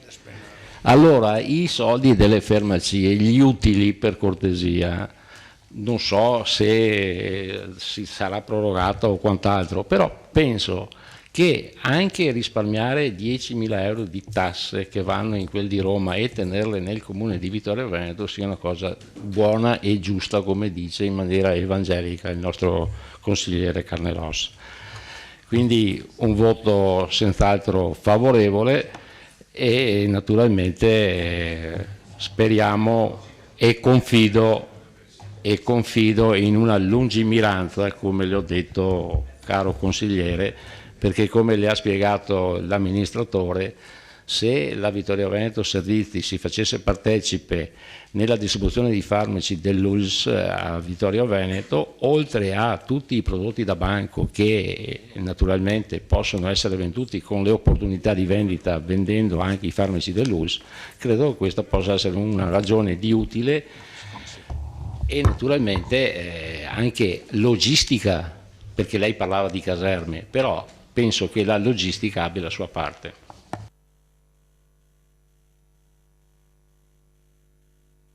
Grazie consigliere Darè. Dichiarazione di voto, consigliere Saracino. Sì, volevo ringraziare il consigliere Carnelos perché quando dice andare avanti e vedere cose nuove, so che si riferiva al gruppo Partecipare Vittorio, che infatti come cosa nuova ringrazio nuovamente, a prescindere dalla politica, voterà in modo favorevole questo bilancio.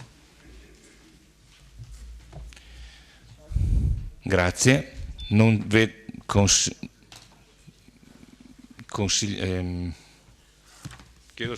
Chiedo scusa consigliere Costa, un attimo.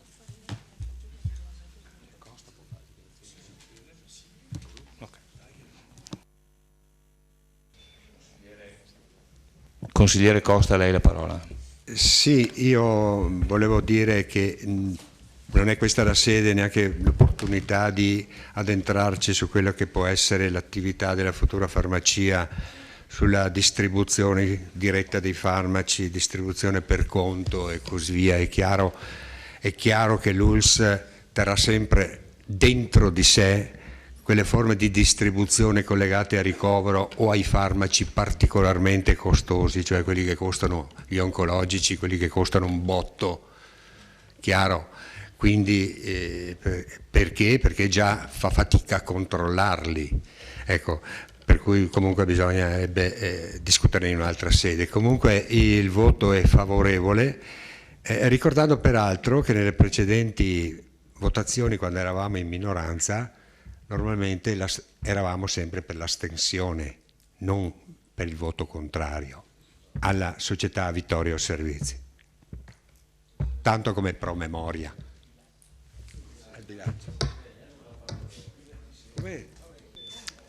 Consigliere Dus, prego. Buonasera. Dichiarazione di voto, a lei la parola. Sarò molto breve in quanto mi pare che sia già stato consumato abbastanza ossigeno in parole vuote e il gruppo di maggioranza del Partito Democratico esprime parere favorevole. Grazie consigliere. Metto in votazione allora il punto 2 all'ordine del giorno. Bilancio d'esercizio 2014 della società partecipata Vittorio Veneto Servizi SPA, presa d'atto per controllo analogo. Favorevoli? Contrari?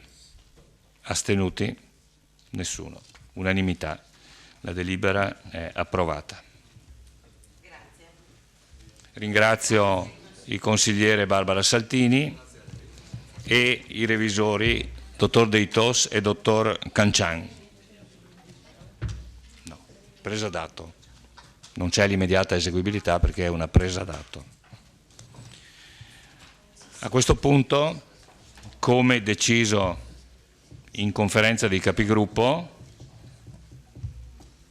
passiamo al punto alla prima delle interpellanze, al punto numero 10. No, mozione, consigliere. No, questo. C'è Sant'Antonio prima.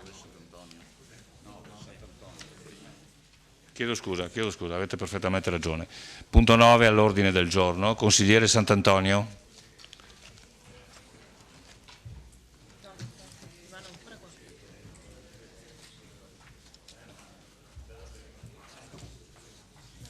Sì, perfetto.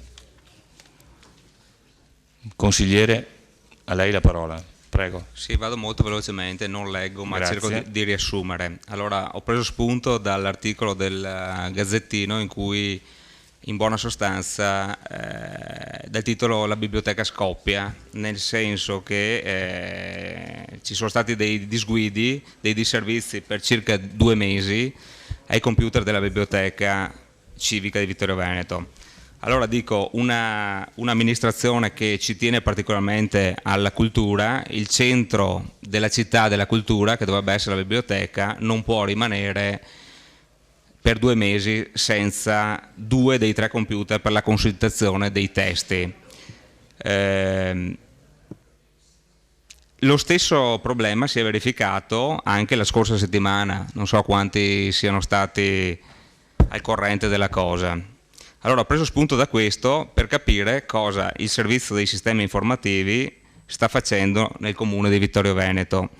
Abbiamo 3 persone che stanno lavorando ai sistemi informativi e non ho ben capito come possa essere che 2 computer rotti non si riescano ad aggiustare nel giro di 2 giorni. Tutte le aziende normali, tutti i servizi pubblici, quando si rompe un computer nel giro di 2 giorni vengono sostituiti. Penso che non ci sia nulla di così stravolgente come andare sulla Luna. Allora, da questo punto di vista vorrei chiedere ad esempio all'assessore Napol, che penso che sia responsabile di questo tipo di servizio, se ha mai pensato, se ha mai valutato di esternalizzare questo tipo di servizi, per il semplice motivo che in buona sostanza al giorno d'oggi, no, se uno ha una macchina, tanto per fare un esempio, non si sogna più di cambiare l'olio da solo come una volta, ma lo fa fare il meccanico perché spende meno, ci impiega meno e forse il lavoro è fatto in modo migliore. Tra l'altro il vantaggio di esternalizzare o di dare in outsourcing questo tipo di servizi è che si raggiungerebbe molto prima l'integrazione tra i vari comuni dei sistemi informativi anche con la regione. Ecco, parlo per esperienza ovviamente, dopo se volete i dettagli faremo un'altra volta. Come completamento dell'interrogazione ho preso sempre spunto per dire c'è stato fatto del lavoro dalla precedente amministrazione in tanti punti, in tanti settori che adesso elencherò. Sembra che tutto sia rimasto in stand-by, cioè che non sia stato ripresi questi tipi di lavori iniziati e siano ancora là ad attendere qualcuno che li prenda in mano per poter finire e dare il servizio in buona sostanza. Allora parlo delle fibre ottiche, del centro stella della biblioteca che serve la biblioteca, il museo della battaglia, la stessa cosa per il museo del Cenedese. Tutti i lavori messi in campo dal precedente assessorato del dottor Miatto. Poi si parla anche dell'installazione di 16 hotspot che sono molto utili per i turisti che arrivano in città, cioè wifi, di cui sembra che ce ne siano attivi solo 6 e gli altri che fine hanno fatto. Successivamente si parla anche della possibilità di utilizzare fibre ottiche o accordi fatti, lasciati a metà di fatto con alcune società tipo partner di Google per avere posta elettronica, ebook e cose di questo genere nelle scuole della città. Con qualche migliaio di euro probabilmente si può completare il lavoro e rendere attivi questi tipi di servizi. Infine anche il turismo potrebbe avere del vantaggio da questi tipi di accordi, perché si era portato a compimento un progetto sperimentale di guida turistica interattiva. Ecco, tutte queste cose qua, dal mio punto di vista, sarebbe bene riprenderle in qualche modo e magari completarle. Ecco, ho finito. Grazie, è rimasto esattamente dentro i tempi consentiti. La parola all'assessore Napoli, prego. Allora, rispondo all'interrogazione del consigliere Sant'Antonio. È un'interrogazione articolata su più punti e la risposta segue i punti. 1. Apparecchiature informatiche della biblioteca. In riferimento alla prima parte dell'interrogazione relativa alle apparecchiature della biblioteca, su segnalazione telefonica dell'assessore Uliana alla unità sistemica informativo in data 15/7/2015, gli operatori si sono recati presso la biblioteca trovando, come da lei documentato, le 3 apparecchiature dedicate all'utenza scollegate dalla rete elettrica e dalla rete informatica. Sono stati riconnessi tutti i cavi e le macchine sono risultate funzionanti, ossia è stata effettuata una ricerca in internet con un motore di ricerca e sono stati stampati i risultati. Le prestazioni sono state giudicate più che decorose. Una delle 3 macchine non è riuscita a stampare e risultava un po' meno prestante delle altre 2. È stata ritirata per essere implementata nella memoria centrale e contestualmente è stato aggiornato il sistema operativo, quindi riconsegnata 36 ore dopo. Questo è presente in una relazione inviata in data 17/7 all'assessore Uliana da parte del CED.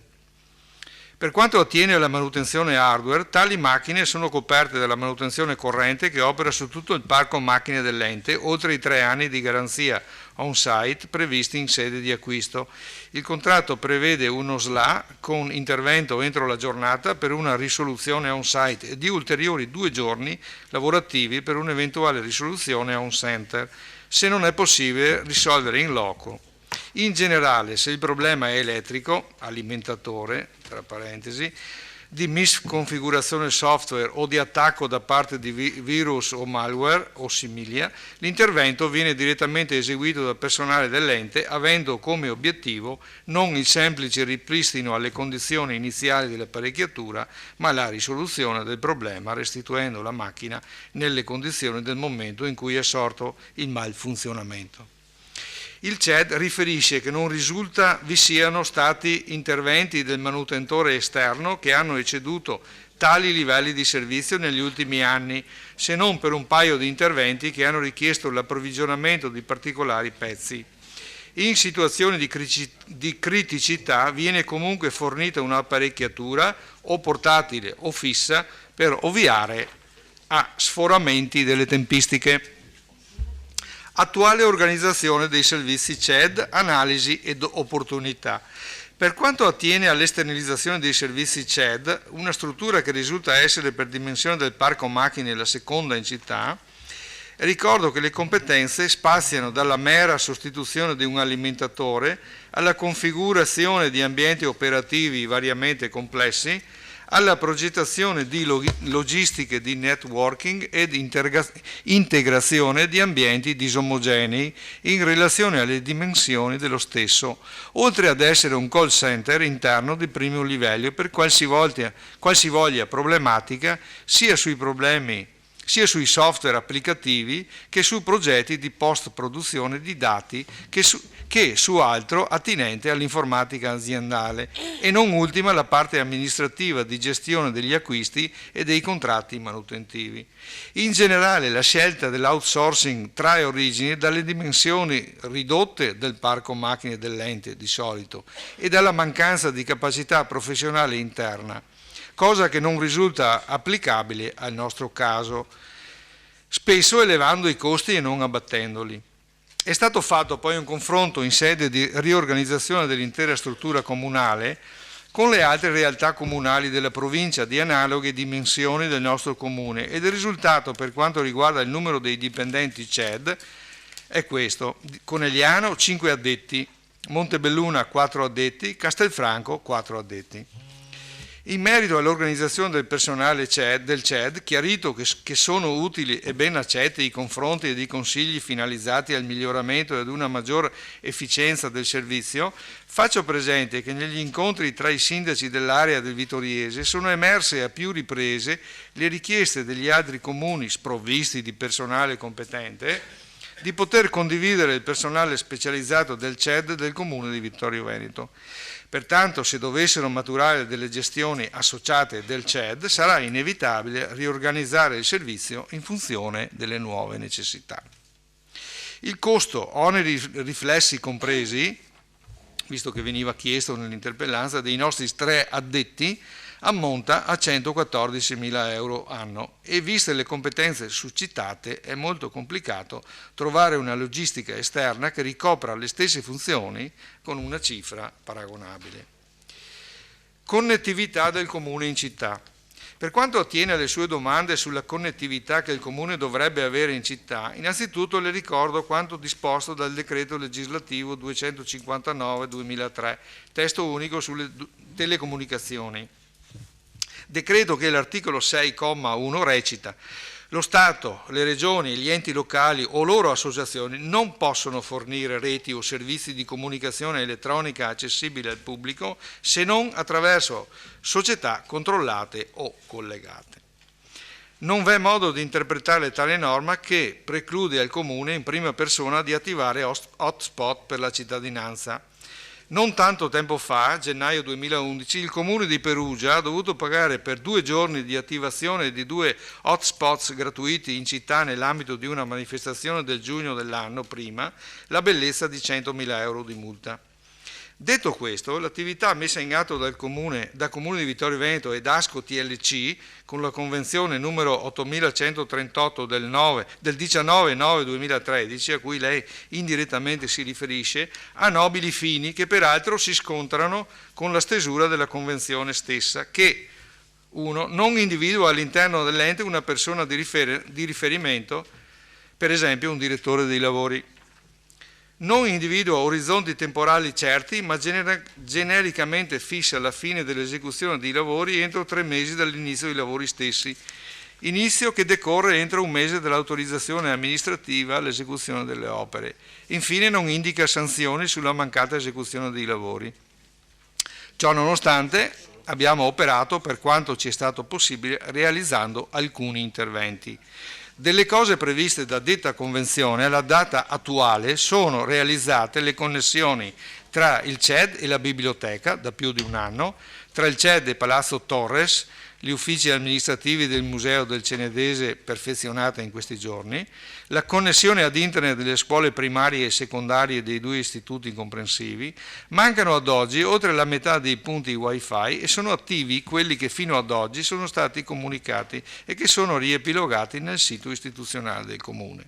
Per quanto riguarda le scuole della città, rammento all'interrogante che il Comune non gestisce le logistiche degli istituti comprensivi né tantomeno gestisce le scelte che i dirigenti scolastici vogliono o possono operare nel campo della loro dotazione tecnologica, ma semplicemente si è operato come agevolatori nella soluzione di un problema di digital dividing indotto dalla soppressione delle connettività che il MIUR, Ministero dell'Istruzione, dell'Università e della Ricerca, fino al 2013 erogava gratuitamente agli istituti comprensivi. Infine, l'applicazione per dispositivi mobili prevista dalla Convenzione numero 8245 del 31/1/2014 tra Comune di Vittorio Veneto e Virtual Geo SRL di Sacile Pordenone per la promozione del sito artistico oratorio Santi Lorenzo e Marco dei Battuti. Anche in questo caso la redazione della Convenzione risulta deficitaria per quanto attiene alla sorveglianza dei lavori e alla fissazione di orizzonti temporali. In questo caso proprio non esistono. E sanzioni per la mancata osservanza della realizzazione degli obblighi previsti. Ad oggi non risulta attivo alcun sito specifico sulla realizzanda applicazione previsto nel punto C dell'articolo 4, né tantomeno l'applicazione stessa in nessuna delle sue 2 varianti. Anche questo è un progetto orfano. In conclusione, faremo il possibile per porre rimedio agli aspetti tecnico-operativi che hanno ostacolato le attività, in modo tale da consentire la realizzazione degli obiettivi dell'amministrazione comunale, tenendo anche conto delle variazioni delle situazioni che nel frattempo sono intervenute. Grazie Assessore Napol. La parola al Consigliere Sant'Antonio per esprimere o meno la soddisfazione alla risposta articolata dell'Assessore. Sì, non sono assolutamente soddisfatto. Se pensate che voglio dire, là si cita un giorno come livello di interruzione di servizio, sì, un giorno di SLA dopo 2 mesi di servizio, punto numero 1. Con 114.000 euro all'anno vi faccio 2 CED se volete, uno a Vittorio Sud e uno a Vittorio Nord, non uno. E poi oserei dire che, lasciatemi dire, ci sono scritte un sacco di corbellerie, direi un'altra parola, all'interno di quella risposta, e posso dirlo perché, come voi sapete, lavoro per un'azienda di telecomunicazioni, la più grossa in Italia, e là dentro ci sono un sacco di cose non vere. Grazie.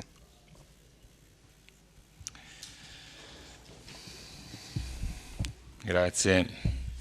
Consigliere Sant'Antonio.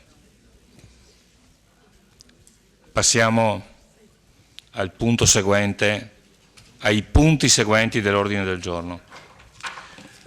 A questo punto è chiamato in causa il consigliere Fasan. Punto numero 10, interrogazione del consigliere Bruno Fasan, gruppo Lega Nord Liga Veneta, sulla situazione dell'accoglienza degli ospiti del CEIS. Punto numero 11, interrogazione del consigliere Bruno Fasan, gruppo Lega Nord Liga Veneta, sull'idoneità del CEIS quale struttura di accoglienza. Allora, consigliere Fasan, lei avrà risposta e le do subito la parola, però vorrei dire che depositare 2 interpellanze praticamente quasi uguali lo stesso giorno è, dico a mio personale parere, inopportuno. Vorrei dire strumentale, ma dico inopportuno. E la inviterei a illustrare entrambe. Le do il doppio del tempo. La inviterei a illustrare entrambe le sue interpellanze in modo che la risposta, che le 2 risposte sono chiaramente interconnesse, la risposta possa essere unica e completa. La ringrazio Presidente. A dire il vero avevo pensato di fare un'unica interrogazione, però la carne sul fuoco è così abbondante che mi sono risultate alla fine 2 interrogazioni e credo che non sono quasi uguali, non si riesce a capire come un'interrogazione sia uguale all'altra quando tratta temi diversi. Da una parte direi che è più politica e dall'altra è più puntuale nelle osservazioni che faccio nella conduzione. Consigliere, lei è d'accordo sulla esposizione? Io le leggo tutti e 2. Sì, va bene, d'accordo. Allora comincerei con quella presentata il giorno 12. No, sono tutte arrivate il 15, hanno datato il 12, ma le hanno presentate. La prima è quella... Sì, ma la data... Quale vuole? Guardi, No, per me è differente. Nell'ordine del giorno, la prima è sulla situazione dell'accoglienza degli ospiti del CEIS. Va bene. Egregio Sindaco Tonon, da giugno 2014, dopo 15 mesi nei quali questa amministrazione ha consentito e forse sollecitato l'arrivo di migranti nel nostro comune, credo sia giunto il momento che in quest'Aula consigliare sia resa trasparente a tutti i cittadini la situazione dell'accoglienza degli ospiti del CEIS, affinché siano informati di quanto sta succedendo e quanto potrà accadere nella nostra città nei prossimi mesi. Chiedo che i miei quesiti, al di là della risposta orale, sia data risposta scritta e puntuale. La lista degli ospiti, prima domanda, la lista degli ospiti è aggiornata quotidianamente? C'è un controllo da parte delle forze dell'ordine e della Polizia Municipale sulla reale presenza degli ospiti nella struttura? C'è un appello quotidiano e chi lo fa sotto la sua responsabilità? Seconda domanda, da notizie giornalistiche è emerso che il responsabile del CEIS è indagato per non aver aggiornato correttamente il numero delle presenze, avendo le forze dell'ordine individuato un ospite della struttura in altra città mentre contemporaneamente compariva nella lista delle presenze del CEIS. È credibile che l'amministrazione non sia aggiornata in tempo reale sul numero delle presenze degli ospiti dell'istituto sul territorio comunale, anche dopo le sollecitazioni dell'ULSS sul necessario contingentamento degli ospiti. L'inquietante superficialità del CEIS, non credo ci siano altri motivi di diaria nella mancanza, perché già prende un sacco di soldi, denota che siamo un paese allo sbando dove un qualsiasi individuo del quale nulla conosciamo può andare a Torino, qui delinquere o tentare la sicurezza pubblica e ritornare a Vittorio, dove magari trova anche la cena che l'aspetta. Domanda 3. Nel momento che c'è una lista è evidente che gli ospiti sono stati tutti identificati. L'identificazione avvenuta comporta la registrazione degli ospiti come residenti Vittorio Veneto. Il giorno che non avranno più il sostegno di 35 euro di diaria del governo, tutti questi nuovi vittoriesi saranno a carico del nostro comune. Dopo più di 15 mesi dell'apertura del centro di accoglienza, si hanno i dati di quanti profughi sono stati ospitati dall'istituto anche per brevi periodi. Sul totale degli ospitati dell'istituto, quanti sono riusciti ad arrivare alla fine del percorso necessario per avere lo status di rifugiato politico e a quanto arriva la loro percentuale sull'ammontare complessivo degli ospitati? Quanti ospiti hanno visto respinta dal Tribunale la richiesta di asilo politico e quanti di costoro hanno ricorso contro la bocciatura e la relativa espulsione e sono tuttora ospiti dell'istituto? Una volta respinta in secondo grado la richiesta di asilo politico, cosa succederà a questi ospiti del CEIS? Saranno espulsi e ritorneranno nei loro paesi d'origine? E chi provvederà anche finanziariamente a questo affinché la legge sia rispettata? Qual è la cifra spesa annualmente dal Comune di Vittorio per ospitare i minori alla Caritas e al CEIS? Domanda 10. I minori non credo debbano essere soggetti allo status di rifugiati per rimanere a Vittorio Veneto, almeno fino al raggiungimento della maggiore età. C'è quindi la concreta possibilità che cerchino di allontanare il più possibile quella data dopo la quale dovranno sottoporsi al giudizio del Tribunale per avere lo status di rifugiato. Ora, dopo le affermazioni di Buzzi in Mafia Capitale, dove afferma che buona parte dei minorenni che arrivano da soli in Italia sono stati rapiti dai loro genitori per incrementare il business dell'accoglienza, si legge sui quotidiani che sono in arrivo 50.000 minori non accompagnati. Chiedo quali azioni sono state intraprese dall'amministrazione per verificare la reale età degli ospiti e se sia preoccupata di sondare sulla reale volontà dei minori di rimanere nella nostra città. Mesi fa l'amministrazione aveva affermato che gli ospiti del CEIS avrebbero lavorato gratuitamente per il comune. Vorrei essere informato a che punto è l'iter perché ciò si realizzi, se sia previsto il regolare atto di assegnazione di lavori o sancito un rapporto in convenzione con chi tutela i diritti di questi lavoratori, dal momento che devono essere considerati lavoratori e non altro. Se c'è a bilancio una scheda per coprire le eventuali spese, se non di retribuzione almeno per l'adeguamento vestiario e assicurativo. Leggo sui quotidiani che 3 ospiti del CEIS si sono offerti per dei lavori di manutenzione aiutando delle associazioni di volontariato per interventi sul territorio. Chiedo qual è il ruolo del Comune in questo accordo con le associazioni. Esistono convenzioni che sanciscono e regolino i rapporti fra CEIS, Comune e associazioni? C'è il pericolo di aggirare la norma contemplata dal Patto di stabilità che limita le assunzioni per le amministrazioni locali? Ricordo che qualcosa di simile era stato studiato dalla precedente amministrazione per dare lavoro ai nostri giovani, ma non era stato possibile perché era probabile che fossimo accusati di elusione del patto di stabilità. Chi rappresenta e tutela i diritti degli ospiti, chi garantisce la comunità vittoriese da eventuali danni a persone o cose da loro provocati? Per esempio, chi ha pagato la macchina danneggiata nella manifestazione fatta tempo fa e che ha bloccato la statale 51? Sono solo 3 su 120 i volontari disposti a guadagnarsi in qualche modo la pagnotta o sono stati scelti in base a quali requisiti? Chi provvede al loro vestiario e alla necessaria assicurazione? Per poter impegnarsi nel volontariato ed avere un'eventuale copertura assicurativa da parte dell'associazione, il volontario deve avere la tessera di socio dell'associazione stessa, cosa realisticamente non attuabile per un africano o extracomunitario senza documenti.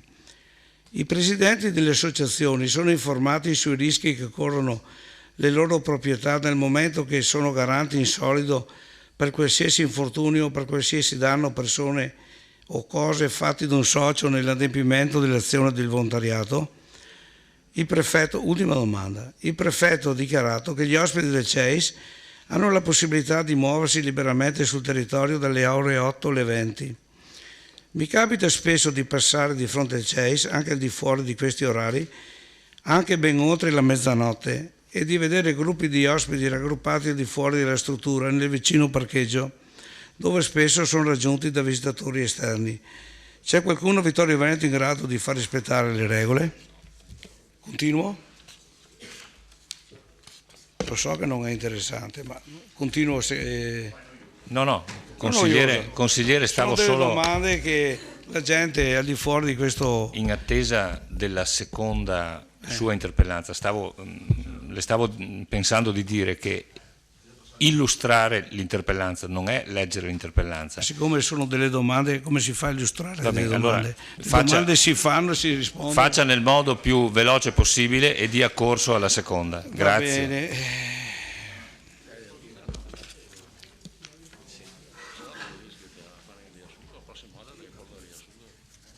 Aspetta. 11 e 12. Beh, dunque, lei. In città si rincorrono voci incontrollate e contrastanti sui CEIS. Ricordo che in Consiglio Comunale, mia precisa domanda, andrò a spizzichi e bocconi, come si dice, per stare nei tempi necessari. Ricordo che in Consiglio Comunale, mia precisa domanda sulla possibilità che al CEIS non ci fossero necessari i requisiti per accogliere un così elevato numero di ospiti e se fosse garantita la sicurezza sanitaria anche dei residenti di Porta Cadore, lei rispose affermativamente, tranquillizzando il Consiglio. Tranne scoprire in seguito che il responsabile dell'ULSS, il dottor Cinguetti, antecedentemente aveva sollecitato per ben 2 volte l'amministrazione fra novembre e dicembre 2014, cioè ben 4 mesi prima della mia domanda, affinché il numero degli ospitati fosse ridotto ad un massimo di 120 persone presenze. L'ULSS informava l'amministrazione che fra gli ospiti vi erano in atto delle epidemie di scabia e di tubercolosi e un principio di epidemia di varicella, questo a causa dello sovraffollamento dell'istituto. Nel frattempo gli ospiti del CEIS circolavano per tutta la città senza che i cittadini fossero informati dei possibili rischi ai quali andavano incontro e quindi senza che fosse loro lasciata la possibilità di decidere se prendere delle precauzioni personali. Diciamo che è andata bene a tutti, in particolare al sindaco.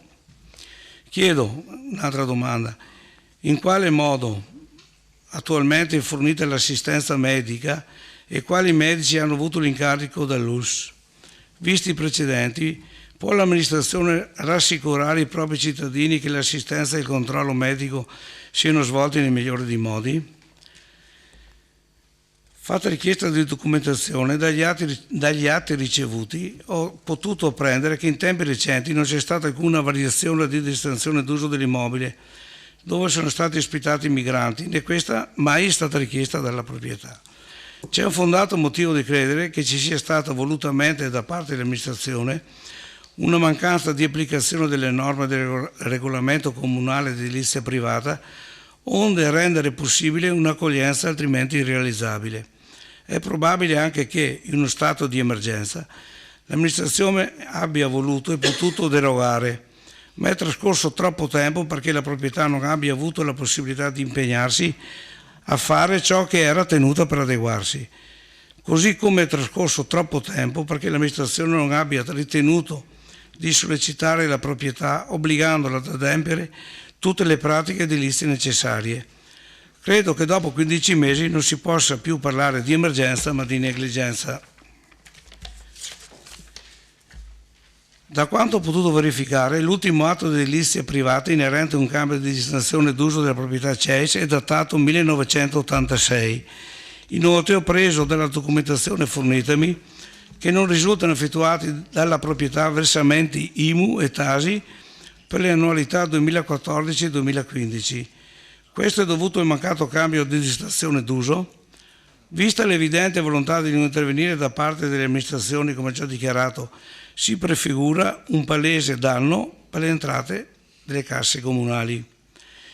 Inoltre, dal momento che non c'è stata alcuna variante, in che modo è stata calcolata la Tari pagata dall'istituto, non credo che possa essere stata calcolata correttamente, venendo meno una delle reali componenti con cui si calcola la Tari.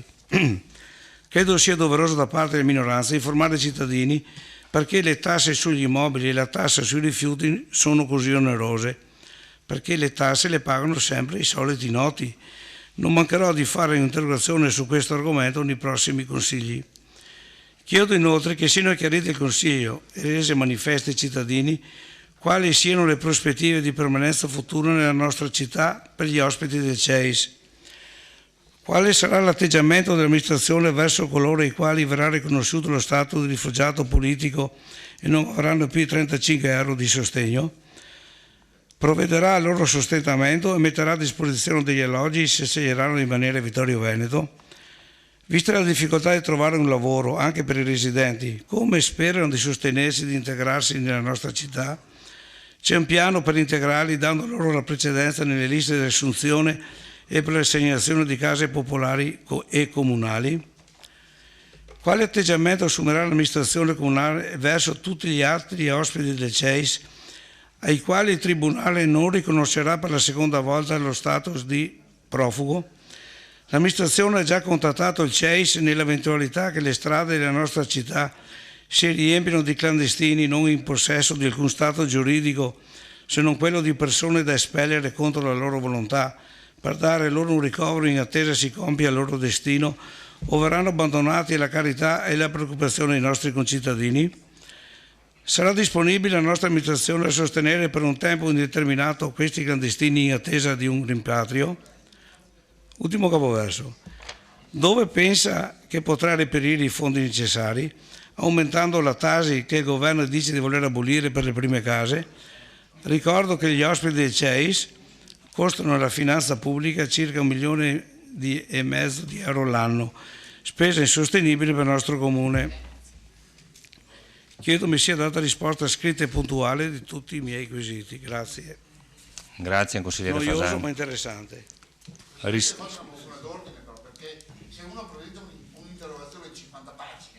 Solo... Allora, o il regolamento si rispetta, oppure se qualcuno fa la prima donna perché siamo in TV, non si può. Prima donna. 150 domande. Ci sono... In un'interrogazione. Consigliere... In più bisogna rispondere scritto e orale. Consigliere, la fermo subito. Concordo con lei, solo nella seconda interrogazione ci sono 11 domande, ma lasciamo stare, siccome abbiamo stabilito in conferenza di capigruppo che entro un'ora diamo corso alle interpellanze, io finiti i 60 minuti chiudo questo argomento. La risposta sarà necessariamente molto articolata. Risponde l'assessore Denardi anche per quanto riguarda di competenza degli altri assessorati. Prego, assessore Denardi. Denardi vuole fare un riassunto veloce e poi darmi una risposta scritta.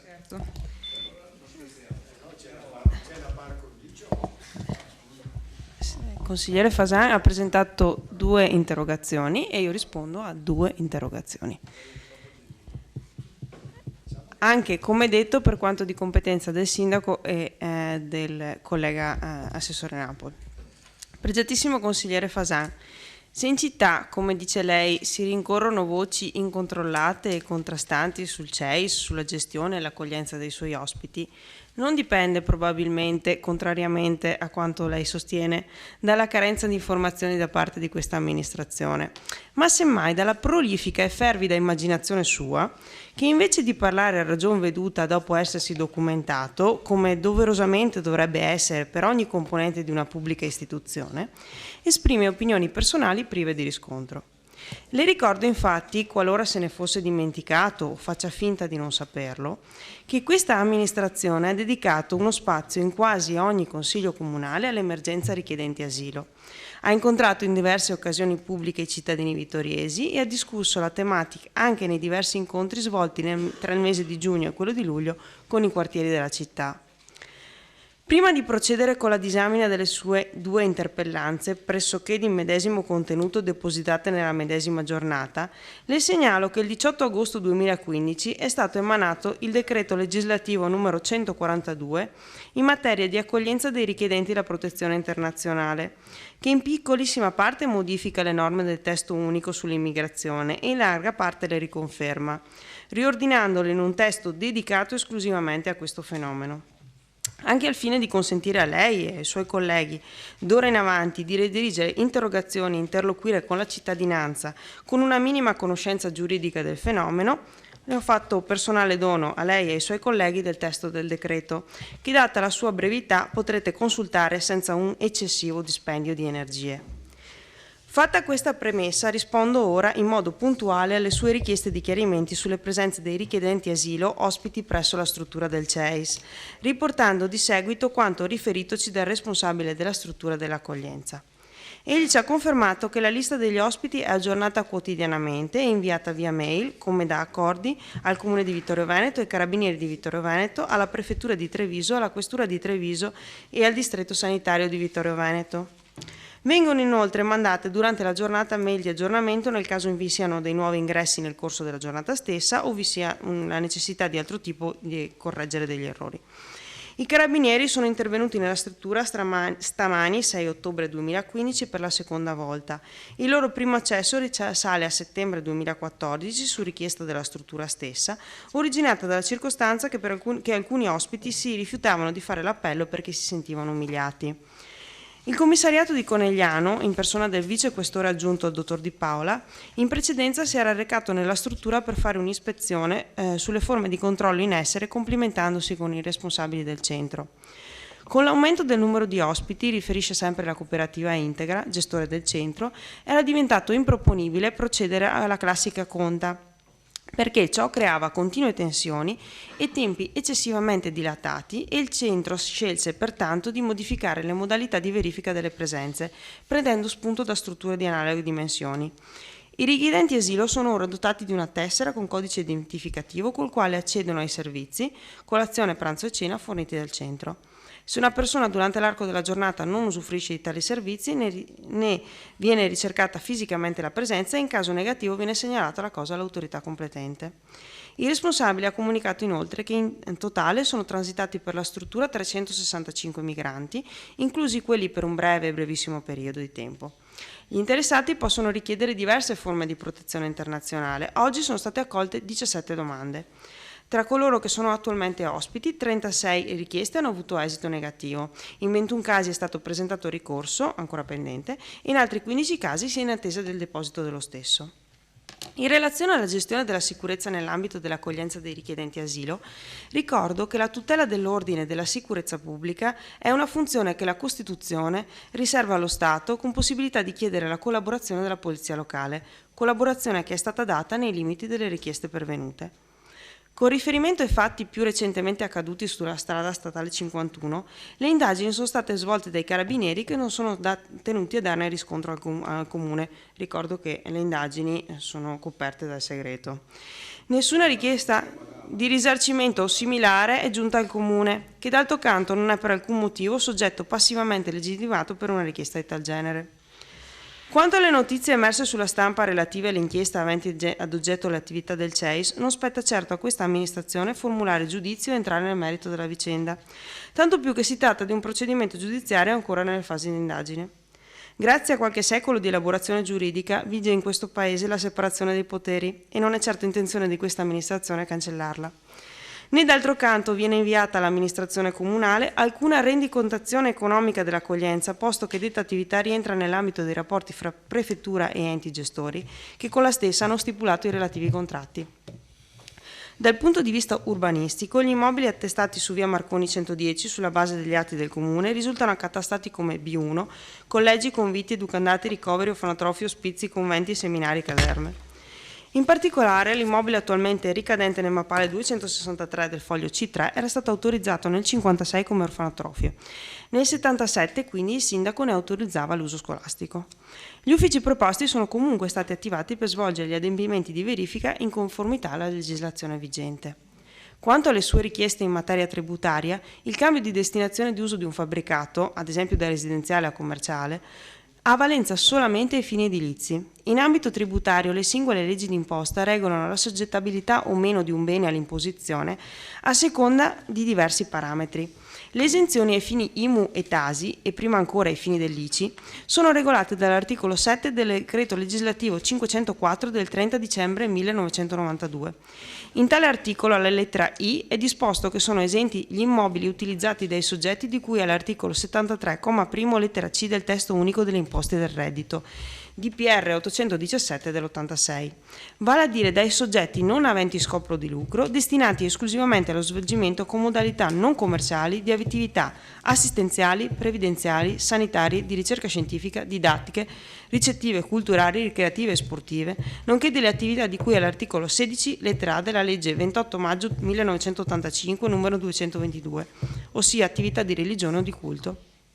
Il decreto del Ministero dell'Economia e delle Finanze del 19 novembre 2012, numero 200, all'articolo 4,2 lettera A, stabilisce che lo svolgimento di attività assistenziali e sanitarie si ritiene effettuato con modalità non commerciali quando le stesse sono accreditate o contrattualizzate o convenzionate con lo Stato, le regioni e gli enti locali e sono svolte in ciascun ambito territoriale secondo la normativa ivi vigente in maniera complementare o integrativa rispetto al servizio pubblico e prestano a favore dell'utenza le condizioni previste dal diritto dell'Unione Europea e nazionali, servizi sanitari e assistenziali gratuiti, salvo eventuali importi di partecipazione alla spesa previsti dall'ordinamento per la copertura del servizio universale.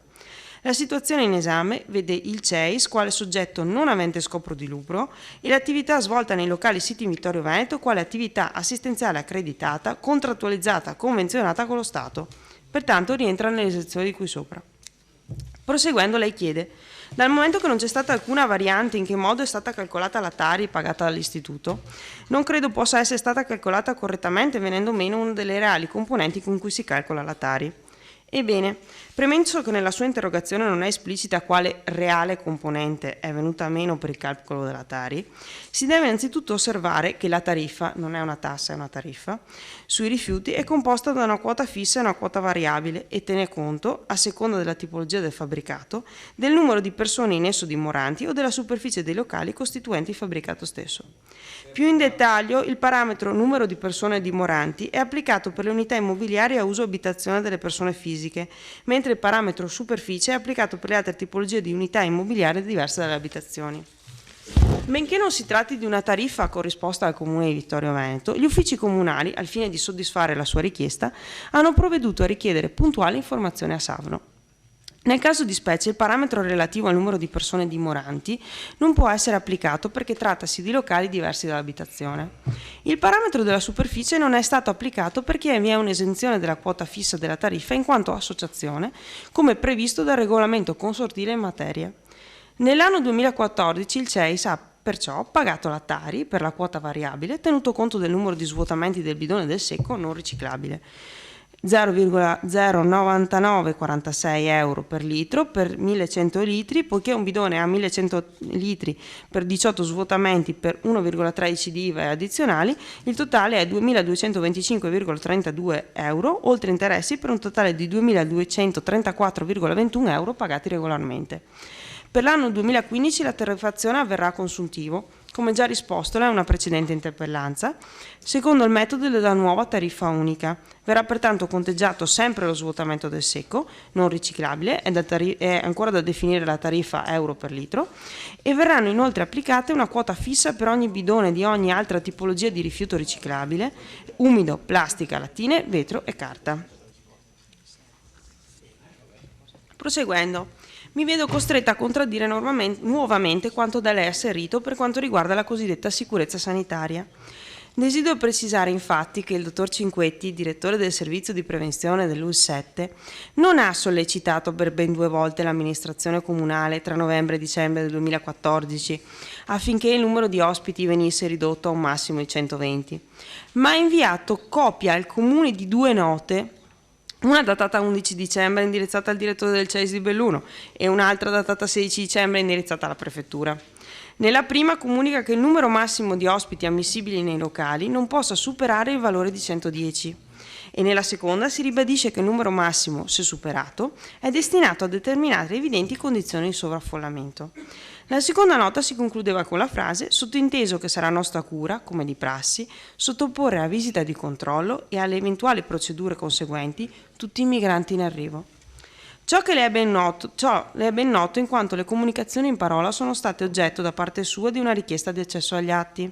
Non può quindi non essersi accorto che le missive predette sono state inviate per mero atto di cortesia al Comune, al solo fine di tenere informata l'amministrazione di una verifica in precedenza dalla stessa richiesta. Di fronte a così autorevoli affermazioni indirizzate da coloro che avevano la totale responsabilità nella gestione dei migranti sul territorio vittoriese, il Comune ha vigilato nei limiti di quanto consentito, non avendo in materia di migranti alcuna competenza. Avendo invece competenza in materia di salute pubblica, ha avuto costanti confronti con i vertici dell'ULSS 7 e ottenuto rassicurazioni sul loro operato. In materia di salute pubblica, infatti il Sindaco si avvale per legge della competenza tecnico-operativa dell'ULSS. Non a caso quelle che lei chiama epidemie di scabbia, tubercolosi e varicella, in realtà sono stati alcuni casi isolati, immediatamente individuati e curati dalle autorità sanitarie. Devo pensare che toni così epicamente drammatici sono il frutto di una recente rilettura mal digerita dei Promessi Sposi, di cui citavamo i polli qualche prima, o sta usando informazioni volutamente esasperate ed esagerate a scopo strumentale e quindi per fare demagogia e cattiva politica, impedendo di affrontare seriamente un argomento tanto complesso e delicato? La dottoressa Esther Kemarz del Dipartimento Prevenzione dell'ULSS 7 riferisce più precisamente che si sono verificati pochi episodi di scabbia nel 2014 e da allora non si sono avute più manifestazioni, così pure per la tubercolosi, della quale è stato registrato ad inizio anno un solo caso alla faccia dell'epidemia e si sono avuti alcuni casi di varicella tempestivamente curati. Ogni giovane, quando arriva al CEIS, ottiene la tessera sanitaria e viene sottoposto a visita medica e a profilassi vaccinale per tosse, morbillo, tubercolosi, parotite, tetano, pneumococco e varicella, e al test di Mantoux per rilevare la presenza del microbatterio della tubercolosi. Il controllo sullo stato di salute è garantito da 2 medici di medicina generale e un medico volontario, ai quali compete di vigilare sulla salute delle persone accolte nella struttura del CEIS. Non si rilevano episodi particolari, cioè in considerazione della sostanziale stabilizzazione delle presenze e del ridotto arrivo di nuovi ospiti. Gli ospiti vengono identificati, come già comunicato a questo consesso in altre occasioni, prima del loro arrivo a Vittorio Veneto da parte dell'autorità statale, nello specifico da parte del personale della Polizia di Stato. L'identificazione e la collocazione presso l'ente gestore non comportano di per sé l'iscrizione all'anagrafe della popolazione residente. Come previsto dal testo unico dell'immigrazione, decreto legislativo, testo coordinato 25 luglio 1998, numero 286, Gazzetta Ufficiale 18 agosto 1998, mai modificato neppure dal Ministro dell'Interno Maroni, che pure nel 2008-2009 mise in mano a molteplici disposizioni del testo unico, anche negli articoli specifici, e confermato nel decreto legislativo 142 del 18 agosto 2015, dopo 3 mesi di permanenza nei centri temporanei di accoglienza sorge il diritto a richiedere l'iscrizione da parte del richiedente asilo all'anagrafe della popolazione residente. Quanto alle richieste relative al trattamento di coloro che dovessero ottenere la protezione internazionale e risultino residenti a Vittorio Veneto, dopo il loro allontanamento dalla struttura, ricordo che, come già detto, è intenzione di questa amministrazione rispettare, come sempre, la normativa vigente. Per tutti i residenti, italiani e stranieri, gli interventi di sostegno economico a favore di persone in condizione di indigenza ed eventualmente al loro nucleo convivente sono orientati a garantire un livello minimo di sussistenza nel proprio ambiente di vita e a valorizzare e sostenere le risorse personali ai fini dell'autosufficienza economica. Come altre volte sottolineato dal sindaco in quest'Aula, il giusto, doveroso e umanitario principio di accoglienza e di aiuto non può divenire in nessun caso assistenzialismo sine die. E si bade bene, ciò vale a prescindere dalla nazionalità del soggetto. Il sistema di welfare a tutti i livelli soffre una continua diminuzione di risorse, non per cattiva volontà degli amministratori. Ricordiamo che questa amministrazione nel bilancio 2015, pur a fronte di centinaia di migliaia di euro di tagli da parte dello Stato, ha aumentato di quasi 120.000 euro la dotazione dei servizi sociali rispetto al 2014, ma come conseguenza della crisi globale. Le risorse sono limitate, quindi la suddivisione deve essere equa, giusta e ben ponderata. Proprio per questo ho impegnato sin dall'inizio di questo mandato i servizi sociali in un'opera di creazione di percorsi individuali con i singoli utenti, che comportino ovviamente, per chi può, a fronte della distribuzione di risorse da parte dell'ente pubblico, la responsabilizzazione del singolo e la restituzione di valore sociale, culturale e economico alla comunità, ottimizzando le proprie capacità ed evitando o quantomeno riducendo al minimo la dipendenza assistenziale. Quanto a quelle che lei chiama liste di assunzione, supponendo intenda per il Comune, le ricordo che per gli enti locali vale il principio del blocco delle assunzioni, se non bastasse il principio per cui le assunzioni nel settore pubblico, come dice la Costituzione, seguono necessariamente l'espletamento di un concorso. Quanto agli alloggi ERP, le ricordo che si è tenuto nel mese di marzo l'ultimo bando relativo e il prossimo si terrà fra 2 anni. Non credo la giunta precedente inserisse nominativi in graduatoria nel periodo intercorrente tra un bando e l'altro. Mi vedo costretta a contraddirla nuovamente poi, perché nessun amministratore ha mai dichiarato che avrebbe impegnato i richiedenti asilo in lavori svolti gratuitamente a favore del Comune. Ciò che è stato affermato era l'impegno a stipulare una convenzione col mondo del volontariato sociale e culturale per inserire i migranti in attività di volontariato da svolgere in favore della comunità. E questo impegno è stato mantenuto perché si è arrivati alla stipula di una convenzione che da alcuni mesi è operativa. La Convenzione fissa le modalità di svolgimento delle attività volontarie di pubblica utilità, così come definite dalla circolare numero 14.290 del 2014 del Ministero dell'Interno. Il Comune ha fortemente voluto questa Convenzione, pur in assenza di una Convenzione quadro da parte della Prefettura, ritenendo fosse importante offrire occasioni di integrazione e solidarietà ai giovani richiedenti asilo. Grazie alla sensibilità e disponibilità di varie associazioni, dopo un lungo periodo di confronto e la condivisione dei contenuti del testo, che è stato successivamente sottoscritto, questa convenzione si è tradotta in esperienze concrete di volontariato, cui hanno aderito oggi 7 richiedenti asilo. 3 sono diventati soci dell'associazione Insieme per Ceneda e 4 dell'associazione La Fabbrica dei Coriandoli, afferenti alla consulta dell'associazionismo culturale vittoriese, divenendo a tutti gli effetti soci dell'associazione con gli stessi diritti e gli stessi doveri degli altri. D'altro canto non ci risultano essere norme che vietino ai cittadini non comunitari di iscriversi a associazioni italiane. Per quanto riguarda l'attestazione dell'identità dei soggetti ospitati al CEIS, come già detto, la legislazione ritiene sufficienti ai fini dell'identificazione la documentazione attestante l'identità e la richiesta di asilo consegnate loro dalla competente autorità statale al momento dell'invio presso il centro di accoglienza temporaneo. Va ora detto in modo chiaro che ciò che i giovani fanno non è un lavoro, ma un'esperienza di volontariato come soci di associazioni che a loro volta hanno stipulato convenzioni per la cura di spazi verdi pubblici. Lo fanno per alcune ore a settimana e sempre insieme a altri soci con spirito di amicizia e integrazione. Questo è solo l'inizio perché anche altre associazioni sottoscrittrici stanno progettando esperienze di volontariato da offrire a altri giovani e colgo qui l'occasione per rinnovare l'invito alle molteplici realtà associative cittadine affinché si uniscano a quelle che hanno già aderito alla Convenzione. Analogo contenuto rispetto alla Convenzione predisposta dal Comune di Vittorio Veneto, d'altro canto al protocollo quadro steso nei giorni scorsi dalla Prefettura. Segnalo che sia la convenzione stipulata dal Comune di Vittorio Veneto sia quella più recentemente predisposta dalla Prefettura sono state redatte con l'assistenza della Direzione Territoriale del Lavoro e nell'ambito delle linee guida definite dalla circolare 14.290 del 2014 del Ministero degli Interni. Quanto all'incapacità, a quanto lei riferito, della giunta precedente di dare la possibilità ai giovani di svolgere volontariato a favore della comunità, non mi esprimo. Probabilmente non volontariato intendevate promuovere, ma attività lavorativa, che è cosa ben diversa. A margine della Convenzione mi preme sottolineare che la recente giornata Puliamo il Mondo, organizzata dai volontari di Legambiente col sostegno dell'amministrazione comunale, ha visto impegnati in prima linea a pulire argini e sentieri 30 giovani migranti, dato riportato con grande risultato sulla stampa locale. Minori non accompagnati. Sul punto va in primo luogo considerata la tematica relativa all'accertamento dell'età del richiedente asilo che si proclama minorenne e che, come spesso accade, non è in possesso di documenti di identificazione.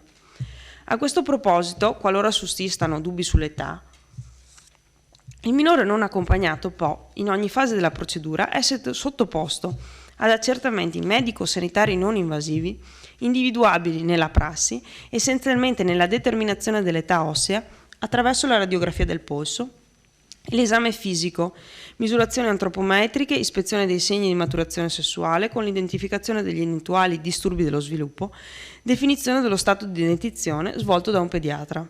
A ciò provvede ovviamente la medesima autorità investita dell'onere dell'identificazione del soggetto richiedente asilo. Quanto alla presentazione della domanda di protezione internazionale da parte di un minore non accompagnato, bene sì, consigliere, anche loro devono provvedere alla richiesta. Allo stesso è garantita l'assistenza del tutore in ogni fase della procedura per l'esame della domanda. Sul punto vi è da dire che quando la questura riceve la richiesta di asilo di un minore non accompagnato, deve immediatamente darne comunicazione al Tribunale per i minorenni e al giudice tutelare per l'apertura della tutela e la nomina di un tutore, oltre a doverne formare il Comitato per i minori stranieri. Il giudice tutelare nelle 48 ore successive deve provvedere alla nomina del tutore, che deve subito prendere contatto con la questura per la conferma della domanda, ai fini dell'ulteriore corso del procedimento. Una volta accertata l'effettiva età del minore, in genere lo stesso viene trasferito dal Ministero dell'Interno presso strutture appositamente dedicate. Come già segnalato, il Comune di Vittorio Veneto non ha ad oggi sostenuto alcun esborso economico per i minori stranieri non accompagnati nell'ambito dell'emergenza profughi. Le somme relative alla loro accoglienza sono state integralmente a carico della Prefettura, che dispone anche in esclusiva della collocazione dei minori. Le uniche somme sborsate nel corso dell'anno 2014 erano state, come previsto dalla normativa all'epoca in vigore, semplicemente anticipate e sono state integralmente rifuse dal Ministero dell'Interno nel breve volgere di pochi mesi. Il richiedente protezione internazionale viene espulso dopo che la sua domanda sia stata rigettata, estinta, dichiarata inammissibile dalla Commissione territoriale per il riconoscimento della protezione internazionale e sia inutilmente decorso il termine per impugnare, ovvero nel caso di esito negativo del ricorso. In pratica, come previsto dalla legge Bossi-Fini, in caso di esito negativo della procedura di riconoscimento della protezione internazionale, il soggetto viene trasferito dal centro temporaneo di accoglienza al CIE, centro di identificazione e espulsione, per procedere all'espulsione dello stesso, senza oneri per il Comune. Da ultimo, onestamente, non comprendo il riferimento all'onere di 1.500.000 euro a carico del Comune per gli ospiti del CEIS, posto che tutte le somme corrisposte alla struttura, circa 30 euro al giorno per ogni ospite, sono a carico dell'UE attraverso il Fondo Asilo, Migrazione e Integrazione e pertanto non ci sono sborsi a carico del Comune. La ringrazio infine dell'opportunità sempre gradita di poter illustrare alla cittadinanza lo stato di una vicenda che, al di là delle vicende locali, interessa l'intera famiglia umana. Pur non essendo obbligati a ciò, al fine di completare e rendere più esaustiva la risposta e fornire maggiori informazioni a lei, al Consiglio Comunale e all'opinione pubblica, abbiamo ritenuto opportuno coinvolgere in questa discussione la Prefettura di Treviso, trasmettendo alla Prefettura le sue interrogazioni e chiedendo alla Prefettura di fornirci delle informazioni e quanto voleva condividere con il Consiglio Comunale. A tal proposito do lettura della comunicazione che è stata trasmessa dal prefetto dottoressa Lega. Si fa riferimento alla richiesta pervenuta con mail di elementi in ordine a quanto rappresentato da taluni gruppi consigliari circa il sistema di accoglienza. In proposito preme evidenziare da subito come lo straordinario flusso di migranti in ingresso nel nostro Paese, e ormai anche in tutti i Paesi europei, ha determinato l'organizzazione in tutta Italia di un sistema di accoglienza definito con il Piano Nazionale per fronteggiare il flusso straordinario di cittadini extracomunitari, adulti, famiglie e minori stranieri non accompagnati, approvato con l'intesa tra Governo, Regioni e enti locali in sede di conferenza unificata del 10 luglio 2014. Il sistema prevede l'allocazione dei migranti nelle regioni e successivamente in ciascuna provincia, secondo criteri di calcoli oggettivi rapportati al numero di abitanti. Ciò stante, ogni regione e ogni provincia ha una quota specifica attribuita e pertanto è tenuta a dare collocazione alle persone assegnate senza alcuna possibilità di diniego. Allo Stato, la provincia di Treviso ha in accoglienza 1.204 richiedenti asilo, di cui 133 presso la città di Vittorio Veneto. Tanto premesso in via generale, nel comprendere il legittimo interesse della popolazione e per essa dei suoi rappresentanti in seno agli organi di codesto ente, si fa presente come previsto dall'articolo 5 del decreto legislativo 33 del 2013, i dati concernenti le attività di accoglienza svolte dalle prefetture devono essere resi pubblici. Sono i bandi di gara per l'affidamento dei servizi di accoglienza e della gestione dei servizi connessi e le graduatorie definitive all'esito delle procedure e delle verifiche ex articolo 38, comma primo del decreto legislativo 163 del 2006. Ogni ulteriore richiesta di accesso ai dati richiesti presuppone, ai sensi della legge 241 del 1990 e successive modifiche e integrazioni, un comprovato interesse diretto, concreto e attuale in capo al richiedente, titolare di una specifica situazione giuridicamente tutelata. Ciò non di meno, per massima trasparenza, lo scrivente ufficio pubblica sul proprio sito tutte le convenzioni con gli enti gestori man mano che vengono stipulate. Tanto premesso, nel quadro dei rapporti di leale collaborazione fra diversi livelli di governo, alla luce delle osservazioni formulate dal gruppo consigliare istante, si informa che è ovviamente attivato il controllo quotidiano delle presenze, nonché quello delle forze dell'ordine. Quanto agli ospiti presenti, il numero che può variare di giorno in giorno, alla data odierna, la comunicazione di ieri, consta di Cooperativa Integra 115 ospiti, Caritas Diocesana 18 ospiti. Quanto alle ulteriori tematiche poste, si precisa che, come è noto, per i soggetti richiedenti asilo è previsto che, secondo le vigenti disposizioni nazionali e internazionali, dalla Convenzione di Dublino e da ultimo dal decreto legislativo 142 del 2015, un iter procedimentale che prevede l'inserimento degli stessi nel programma dell'accoglienza finalizzato alla verifica della sussistenza o meno dei presupposti della richiesta di asilo da parte delle commissioni territoriali competenti per territorio, ai richiedenti protezione internazionale in tale periodo viene rilasciato dalla questura competente un permesso di soggiorno che consente la libera circolazione degli stessi sul territorio. Si precisa inoltre che per tutti i soggetti sono effettuati i controlli sanitari nonché gli accertamenti di polizia relativi all'identificazione. Premesso quanto sopra, si invita a tenere prontamente informata questa prefettura e le forze dell'ordine, laddove ne ricordano i presupposti, in ordine ad eventuali comportamenti che arrechino disturbo alla popolazione, al fine di poter consentire ogni necessaria iniziativa al riguardo. Con specifico riferimento infine alle segnalazioni relative alla presenza degli ospiti del centro gestito dalla Cooperativa Integra in orari notturni fuori dalla struttura e nel vicino parcheggio, sono già in corso i necessari accertamenti. Tanto si rappresenta in ordine a quanto richiesto, precisando che si resta a disposizione per ogni eventuale chiarimento e si lascia le prerogative del consesso consigliare la disamina della tematica. Si fa altresì presente al riguardo che il Ministro dell'Interno ha comunicato che è stata costituita un'apposita commissione parlamentare d'inchiesta sui centri per migranti che sta operando sull'intero territorio nazionale e a cui compete l'attività di verifica in argomento. Consigliere Fasan, a lei la parola per esprimere o meno la sua soddisfazione ai sensi dell'articolo 21,9. Prego. Ringrazio l'assessore per la risposta che d'altra parte rispetta le previsioni. Cioè, io ero sicuro che avrei avuto una risposta articolata, competente, davvero azzeccagarbugli. Chiaramente quelli per televisione non avranno capito niente, io forse meno, ed è per questo che ho richiesto la risposta scritta. Sì, no, non ancora che adesso. Gradirei anche avere la risposta della prefettura, si può avere anche quella, va benissimo. Così avrò tempo e modo per valutare parola per parola la risposta e vedere. Soddisfatto o insoddisfatto? A fine mandato vedrà che. Soddisfatto o insoddisfatto? Vedremo chi ha avuto ragione. Vedremo chi ha avuto ragione. Perché quello lì farà te. Non quello si che ho detto esprime. adesso. Ho detto che sono molto soddisfatto. Anche perché impegna l'amministrazione in tutte le cose che ha detto l'assessore, no? A futura memoria. E poi ho preso un po' di appunti. Però, guardi, volevo solo dire. Però, consigliere, adesso lei chiaramente nelle mie prerogative farò un'altra interrogazione.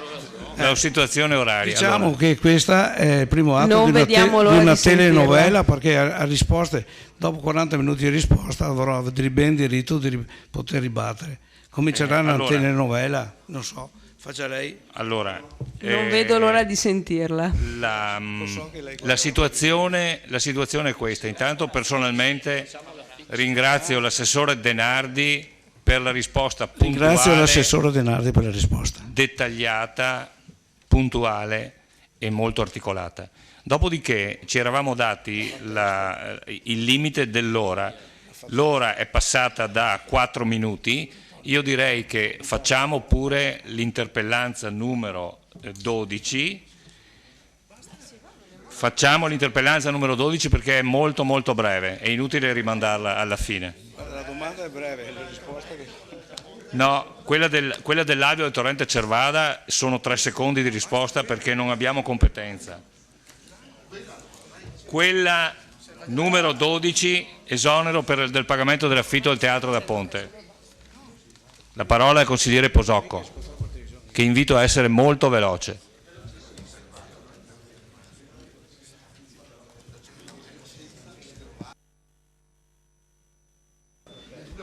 Grazie Presidente. Allora, la mia interrogazione riguarda i criteri per l'esonero del pagamento dell'affitto del Teatro da Ponte. Allora, a marzo 2015, in merito alla gestione del Teatro da Ponte e alla sua rilevante passività, oltre 130.000 euro, l'assessore della cultura Uliana dichiarava non è assolutamente giusto caricare sulle spalle dei contribuenti un onere per un servizio importante per la città ma non indispensabile. Quindi d'ora in avanti non concederemo sconti. La Giunta in sostanza si impegnava a imporre il pagamento dell'affitto del teatro a tutti i soggetti richiedenti l'utilizzo della struttura, nonostante, come puntualizzato dall'assessore Uliana, noi riteniamo che con la cultura si possa mangiare. Si è successivamente appreso però che in occasione della serata di domenica 12 luglio col regista Tatti Sanguinetti, la Giunta ha accolto la richiesta delle associazioni organizzatrici dispensandole dal versamento per la fruizione del teatro. Escluse le spese di pulizia. Il sindaco ha spiegato che ci sembrava un evento valido sotto l'aspetto culturale, perciò abbiamo contribuito alla riuscita dell'incontro. Mentre per quanto concerne risposte ora positive e ora di diniego ricevute dalle associazioni aspiranti alla stessa agevolazione, il sindaco ha chiosato che la Giunta decide di volta in volta. Al di là dell'evidente incoerenza tra l'indirizzo assunto a marzo della Giunta e il comportamento tenuto poi dalla stessa in merito al versamento previsto per l'uso della struttura, si tiene ad evidenziare un dato su tutti. L'atteggiamento della presente amministrazione non premia le casse del Teatro da Ponte, fucina della cultura vittoriese, né il mondo dell'associazionismo che tanto impegno dimostra nel farsi promotori di eventi culturali di forte richiamo per il territorio vittoriese e non solo. Tra i 2013 e i primi mesi del 2014 il teatro aveva raggiunto le 50.000 presenze, grazie all'imprescindibile contributo visionario e organizzativo dell'assessore De Bertolis e alla forte convinzione delle persone della Giunta da Re per le quali la cultura aveva ed ha un valore inestimabile. L'impegno profuso si era tradotto in fatti concreti. Il disavanzo del Da Ponte per il 2013 si attestava a 105.000 euro circa, mentre a fine 2014 è salito a 132.000 euro circa. Sottolineiamo che per noi delle minoranze tutte le associazioni dovrebbero fruire gratuitamente del teatro, senza distinzione alcuna. Prendendo atto però che delle diverse intenzioni manifestate dall'amministrazione Tonon, chiediamo all'assessore della cultura di esplicitare quali siano i criteri che la Giunta adotterà d'ora innanzi per determinare l'esonero per l'affitto del teatro, in modo da offrire a tutte le associazioni, enti, privati richiedenti un'informazione trasparente. Con la cultura si può mangiare non deve essere solo un non slogan, ma un tema fondamentale a cui dedicarsi con impegno e costanza. Grazie. Prego, la parola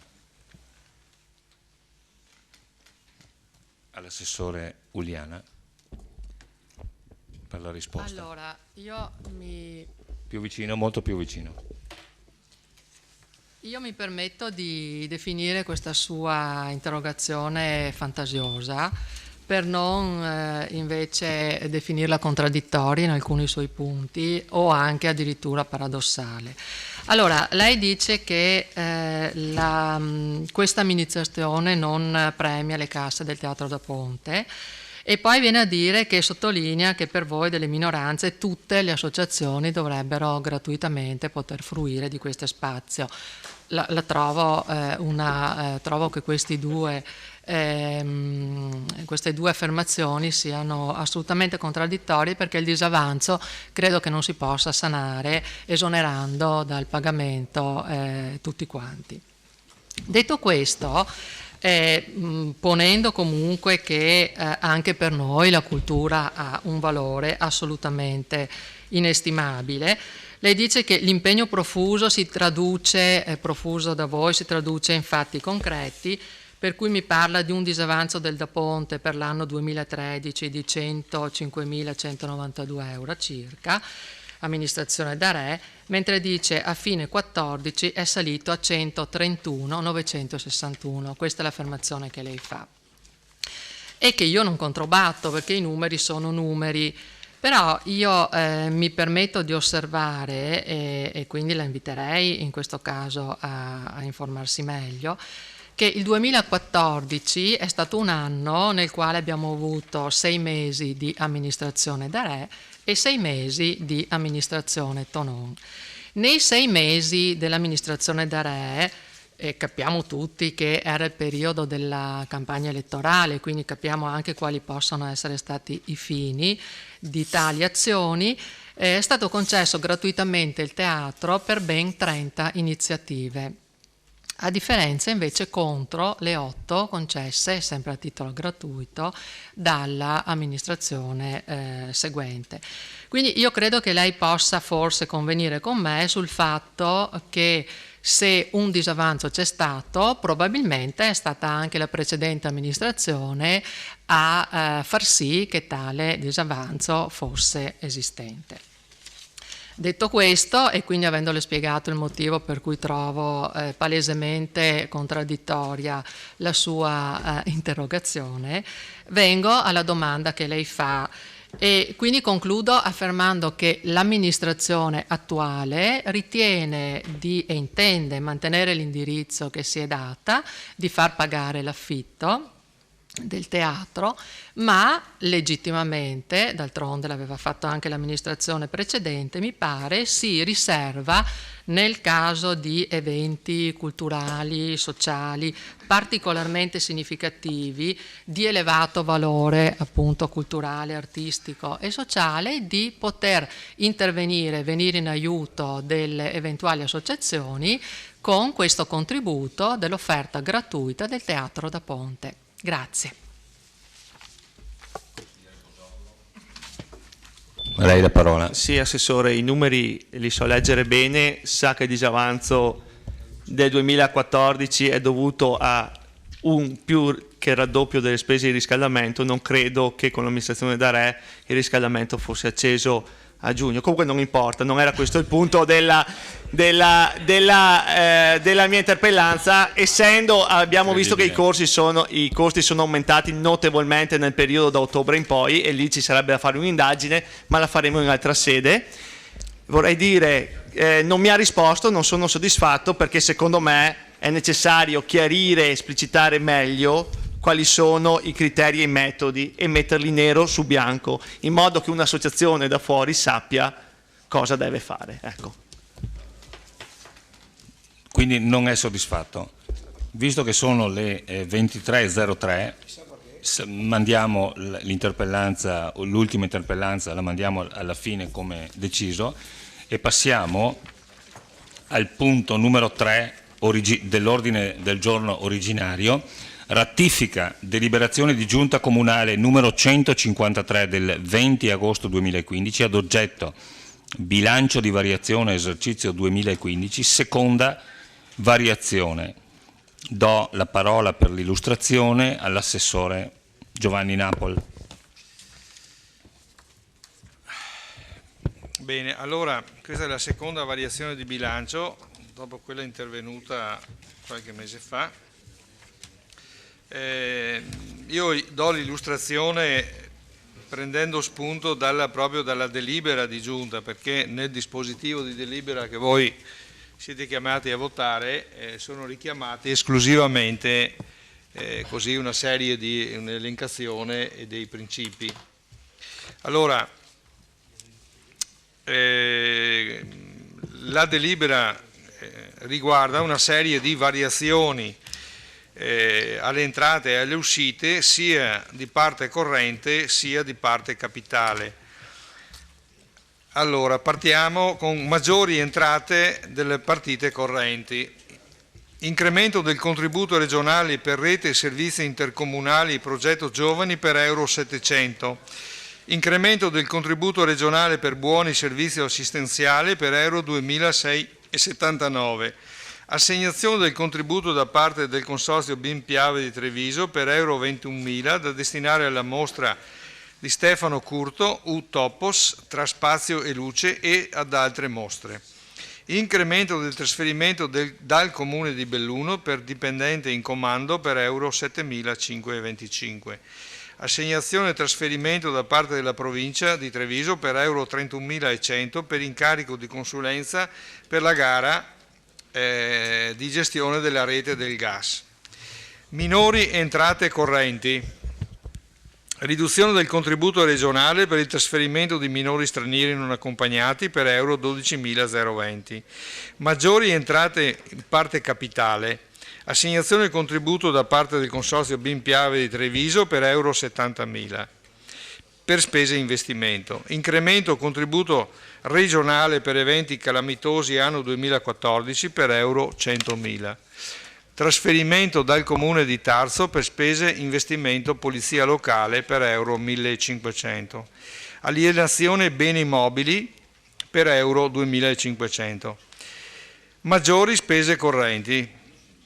Adesso facciamo la parte delle uscite, che vanno a pareggiare le entrate. Quindi incremento capitolo per reti servizi intercomunali progetto giovani per euro 700, incremento capitolo buoni servizi assistenziali per euro 2.679, incremento capitolo contributi attività culturali e turistiche per euro 21.000, incremento capitolo spese personale dipendente in comando presso alto ente per euro 7.525, incremento capitolo per incarico consulenza per gara reti del gas per euro 31.100, incremento capitolo per acquisto beni in campo turistico, volumi guida touring sulla città di Vittorio Veneto per euro 28.000, incremento capitolo per incarichi di consulenza fiscale in materia di IRAP per euro 6.100, incremento capitolo per manutenzione automezzi, servizio viabilità per euro 12.588. Minori spese correnti. Riduzione capitolo per spese minori stranieri non accompagnati per euro 12.020, riduzione capitolo progetto Palazzo Todesco per euro 28.000, riduzione capitolo spese per IRAP a seguito incarico recupero fiscale per euro 28.600, riduzione capitolo spese per piccole forniture servizio viabilità per euro 10.620, maggiori spese in conto capitale. Incremento capitolo per acquisto hardware per il Museo della Battaglia per euro 2.005, incremento capitolo per manutenzione straordinaria immobili e impianti termici per euro 85.500, incremento capitolo per lavori e interventi vari nel settore strade per euro 40.000, incremento capitolo per manutenzione straordinaria impianti di videosorveglianza per euro 6.000. Incremento capitolo per collaborazione ed incarichi professionali per euro 40.000. Ecco, questo è il quadro generale di tutta questa variazione di bilancio. Grazie. Grazie Assessore Napoli. Apro la discussione. Parola ai consiglieri che si vogliono prenotare.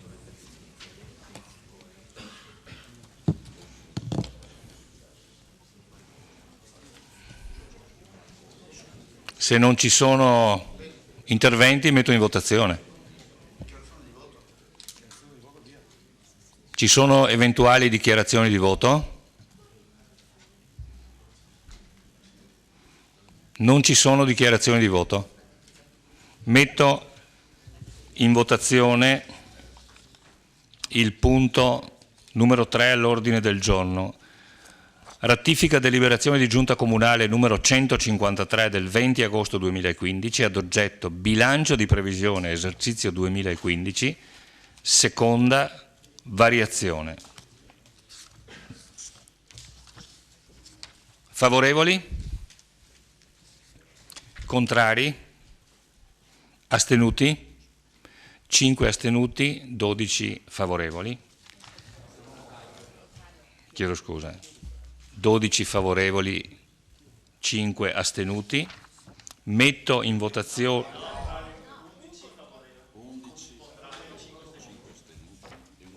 Allora, chiedo scusa, non ho visto il consigliere Saracino. Gli scrutatori mi confermano? 11 favorevoli, 1 contrario, 5 astenuti.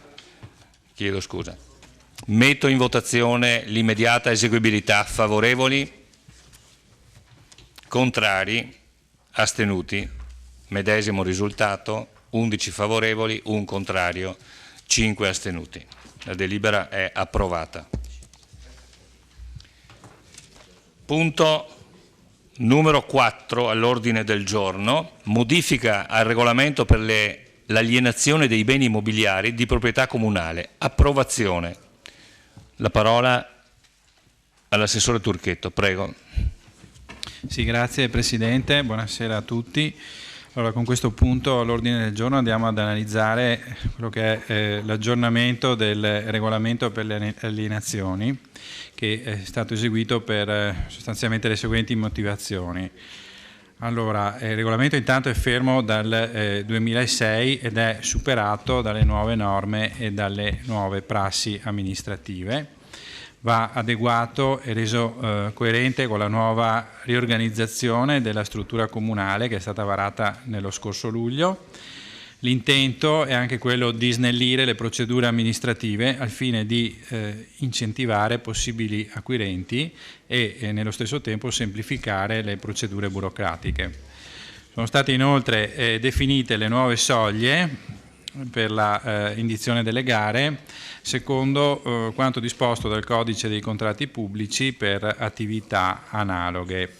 Il testo che viene posto in votazione è quello che è stato esaminato dalla terza commissione consiliare, che recepisce anche le integrazioni e le osservazioni del Collegio dei Revisori dei Conti. Allora, io passerei ad illustrare le modifiche più significative introdotte nell'aggiornamento del regolamento, che sono l'attribuzione alla Giunta della competenza per l'alienazione di beni minori, quali alvei o relitti stradali, che abbiano un importo inferiore ai 40.000 euro, le modalità riguardanti la determinazione del valore di stima dei beni da alienare, l'eliminazione dal regolamento dei contenuti che sono propri del bando di gara, anche con riferimento a modalità superate dalla legge, tipo il pagamento in contanti, la cauzione in assegni circolari o per esempio il solo uso delle poste per la trasmissione dei documenti. È stato ridotto l'importo della cauzione, che passa da 10% al 5%, e sono state modificate le modalità di presentazione della cauzione per favorire la partecipazione ai bandi di possibili acquirenti. La costituzione della commissione di aggiudicazione della gara è stata adeguata alla struttura comunale, sono state aggiornate le soglie per la determinazione delle modalità di alienazione, appunto l'asta pubblica per importi superiori a 100.000 euro e la trattativa diretta sotto i 40.000, questo appunto secondo quanto disposto anche dal Codice dei contratti pubblici per attività amministrative analoghe. E è stata introdotta anche la possibilità di rateizzazione per gli importi superiori ai 500.000 euro.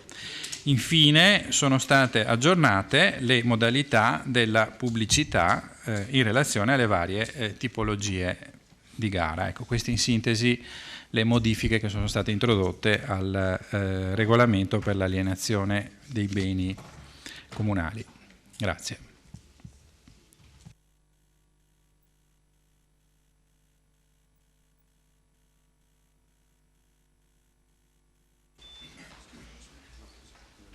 Consigliere Saracino, a lei la parola. Sì, lei adesso parlava di nuove leggi e regolamento che però non vengono richiamate nella delibera.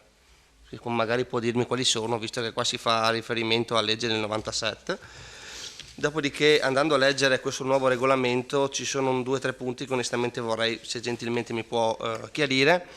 E uno di questi è quando si parla all'articolo 5, prezzo di vendita. Per perizie particolarmente complesse in ordine alla tipologia o al valore economico del bene potranno essere incaricati anche professionisti esterni, esperti in materie, i quali dovranno asservare la perizia da loro redata. Il valore determinato in perizia è indicativo e non vincolante per l'amministrazione comunale. Cioè, quindi cosa serve fare una perizia se poi non è vincolante? Cioè, magari è un costo in più per niente. E questo qua è un punto che più di tanto non... Dopodiché, anche perché sono stati cambiati questi valori, e perché secondo me si va a incentivare di più la trattativa diretta e non l'asta pubblica, che onestamente quando parliamo di beni comunali è diritto di tutti sapere quando vengono venduti, come, chi li compra, così si va a una contrattazione più diretta e privata. E prima mi pare che passavano tutti in consiglio comunale, tutte le cifre, adesso addirittura trascorsi infruttuosamente 20 giorni all'inizio della procedura, il dirigente dell'ufficio patrimonio, manutenzione fabbricati, può ridurre l'importo comunque non oltre il 15%, cioè quindi già in automatico si va a deprezzare un bene. Cioè, non vorrei che finissimo per svendere il patrimonio che ha un comune con questo nuovo regolamento. E dopodiché sì, vorrei capire un po' bene perché dai prima si parlava di 50.000 euro, sono stati portati a 100.000 e intanto queste domande, grazie.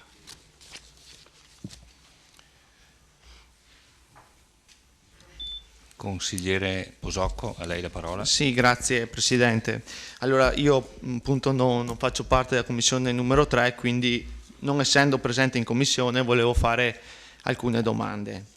L'impressione che ho avuto leggendo questa, diciamo, proposta di modifica del regolamento è stata quella che la Giunta vuole sempre, mi dà l'impressione, uso il condizionale, che la Giunta abbia deciso di esautorare sempre di più il Consiglio Comunale, che dovrebbe essere il massimo organo rappresentativo della comunità. E qua mi rivolgo ai colleghi consiglieri anche di maggioranza.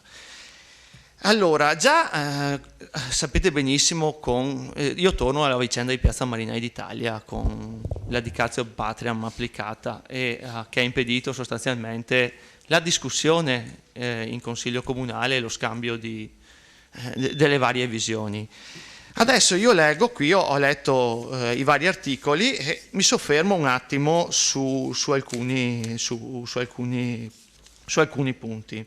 Allora, l'articolo 4 viene modificato, alla fine dice: analogamente la Giunta Comunale su proposta dell'ufficio competente può stabilire l'alienazione dei beni minori quali relitti stradali, alvei, aree rurali, manufatti, per un valore di stima inferiore ai 40.000 euro e non compresi nel programma. A parte che secondo me questo passaggio stride con l'articolo 42,2 lettera L del 18 agosto, il numero 267 del 18 agosto del 2000, che questo articolo attribuisce espressamente al Consiglio Comunale la competenza in materia di acquisti e alienazioni senza alcuna eccezione. Quindi vorrei capire il motivo di questa modifica. Dopodiché, mi sono segnato degli appunti, qui è citato nell'articolo 7 sull'asta pubblica la modifica salvo quanto indicato nei successivi articoli, secondo ancora l'articolo 73 del Regio Decreto. Qua è una domanda tecnica, se il Regio Decreto dovrebbe essere stato anche un po', non tecnico, ma modificato, fra virgolette migliorato, quindi vuol dire se esiste ancora quell'articolo del 1924.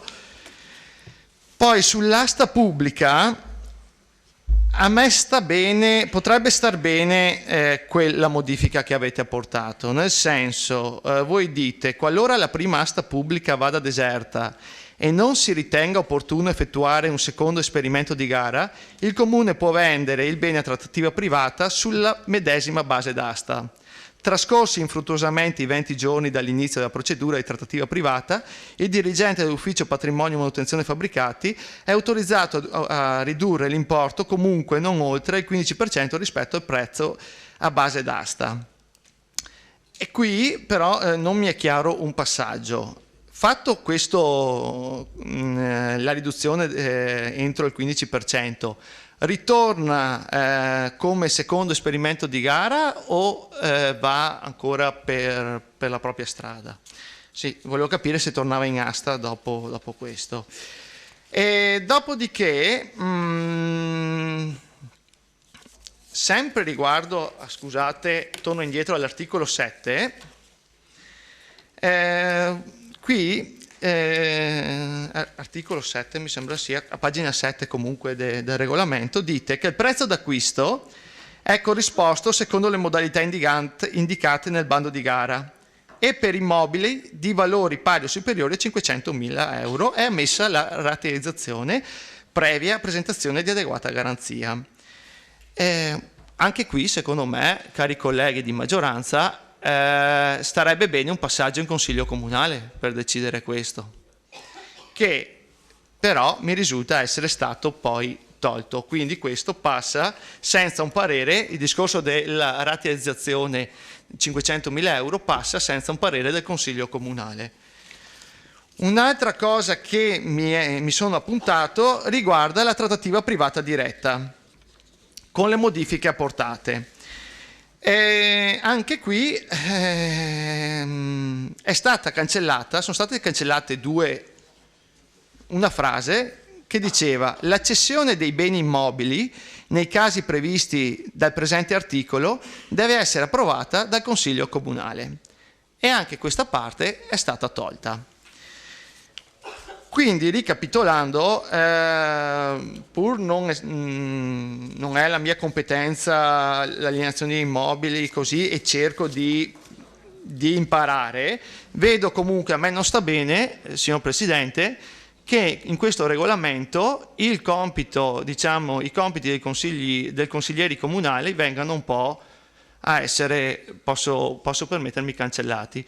Quindi io proporrei degli emendamenti, se è possibile, non so se li devo presentare adesso o a fine del dibattito, come Può presentarli anche adesso, immagino. Allora, sono scritti? Sono scritti, glieli consegno. Allora io vorrei proporre un emendamento all'articolo 4 sull'aggiunta che avete fatto. Analogamente la giunta comunale su proposta dell'ufficio competente può stabilire le alienazioni dei beni minori quali relitti stradali, alvei, aree rurali, manufatti, porzioni di immobile, comunque aventi un valore di stima inferiore ai 40.000 euro e non compresi nel programma. Questo perché reputo indispensabile comunque un confronto in Consiglio Comunale, e secondo perché secondo me contrasta con quanto detto dall'articolo 42 che ho citato prima. Del testo vorrei aggiungere nell'articolo 8, se non dico male, sì, nell'articolo 8, il prezzo d'acquisto è corrisposto secondo le modalità indicate nel bando di gara e per immobile di valore pari o superiore a 500.000 euro è ammessa la rateizzazione previo passaggio, vorrei aggiungere previo passaggio in Consiglio Comunale. Infine, per l'articolo 12 vorrei che fosse rimessa la cessione dei beni immobili nei casi previsti dal presente articolo deve essere approvata dal Consiglio Comunale. Vorrei che fosse rimessa questa dicitura. Quindi in totale sono tre emendamenti, sì, che lei mi presenta in forma scritta. Me li può consegnare? E allora, togliere, questo è il primo, chiedo scusa, questo è il secondo, allora posso segnare primo, secondo, Questo è il secondo e questo è il terzo. Sì, sì, direi di sì, anche se dopo... Scusa, no, va consegnato, deve consegnare. Sì, sì, metta una sigla su ogni foto. Grazie consigliere Posocco. Questo.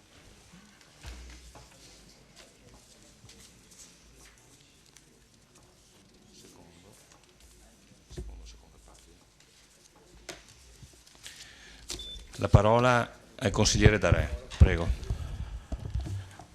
Sì, vorrei al vice sindaco Turchetto snellire e incentivare, diciamo, poi vediamo sotto i 40.000 euro, ma soprattutto la cosa che emerge è che questi passaggi vengono fatti senza essere transitati nel Consiglio Comunale. Ricordo che nelle passate amministrazioni anche i redditi stradali di 1.000 euro erano oggetto di discussione del Consiglio Comunale e credo anche a garanzia della stima dei valori degli uffici e della stessa Giunta.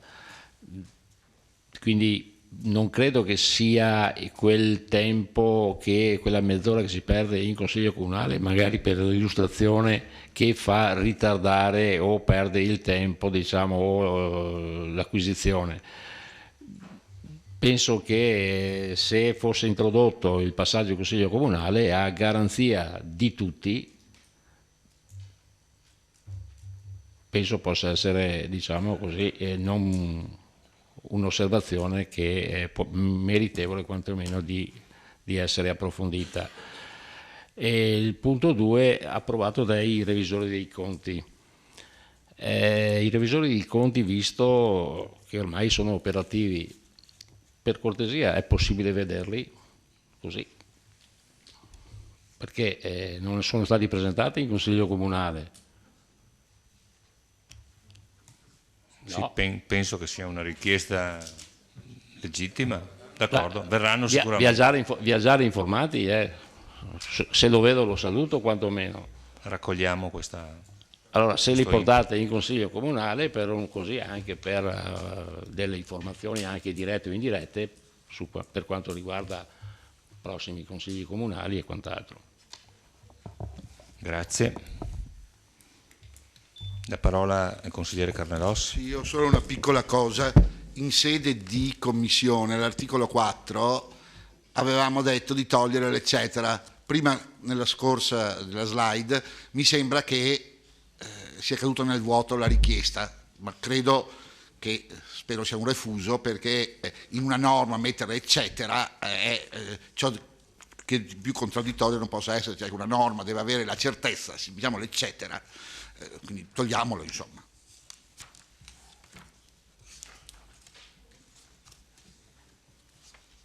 Lei si riferisce al verbale della Commissione? L'articolo 4... Sì, c'è, ha perfettamente ragione, è a verbale.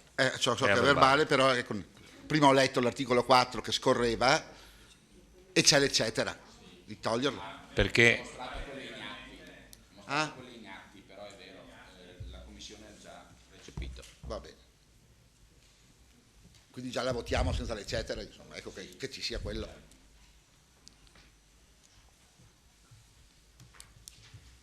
Sì, vedo che non c'è nessun altro intervento. Assessore Turchetto, prego. Sì, grazie. Allora, partirei da quest'ultima osservazione del consigliere Carnelos. Abbiamo scelto di presentare il testo che era agli atti per non creare magari un'ulteriore confusione. Quindi togliamo l'eccetera, che era già indicazione della terza commissione. Insomma, quindi nella discussione che c'era stata era già emersa questa necessità che accogliamo ovviamente. Non c'è Necessario votarla, perché se questa era agli atti bisognerà votare togliere l'eccetera. Esatto, accogliamo la... Di solito viene presentata la Commissione, di solito. Adesso. Qui c'era un problema di slide già pronte prima, sulla base dell'atto originario.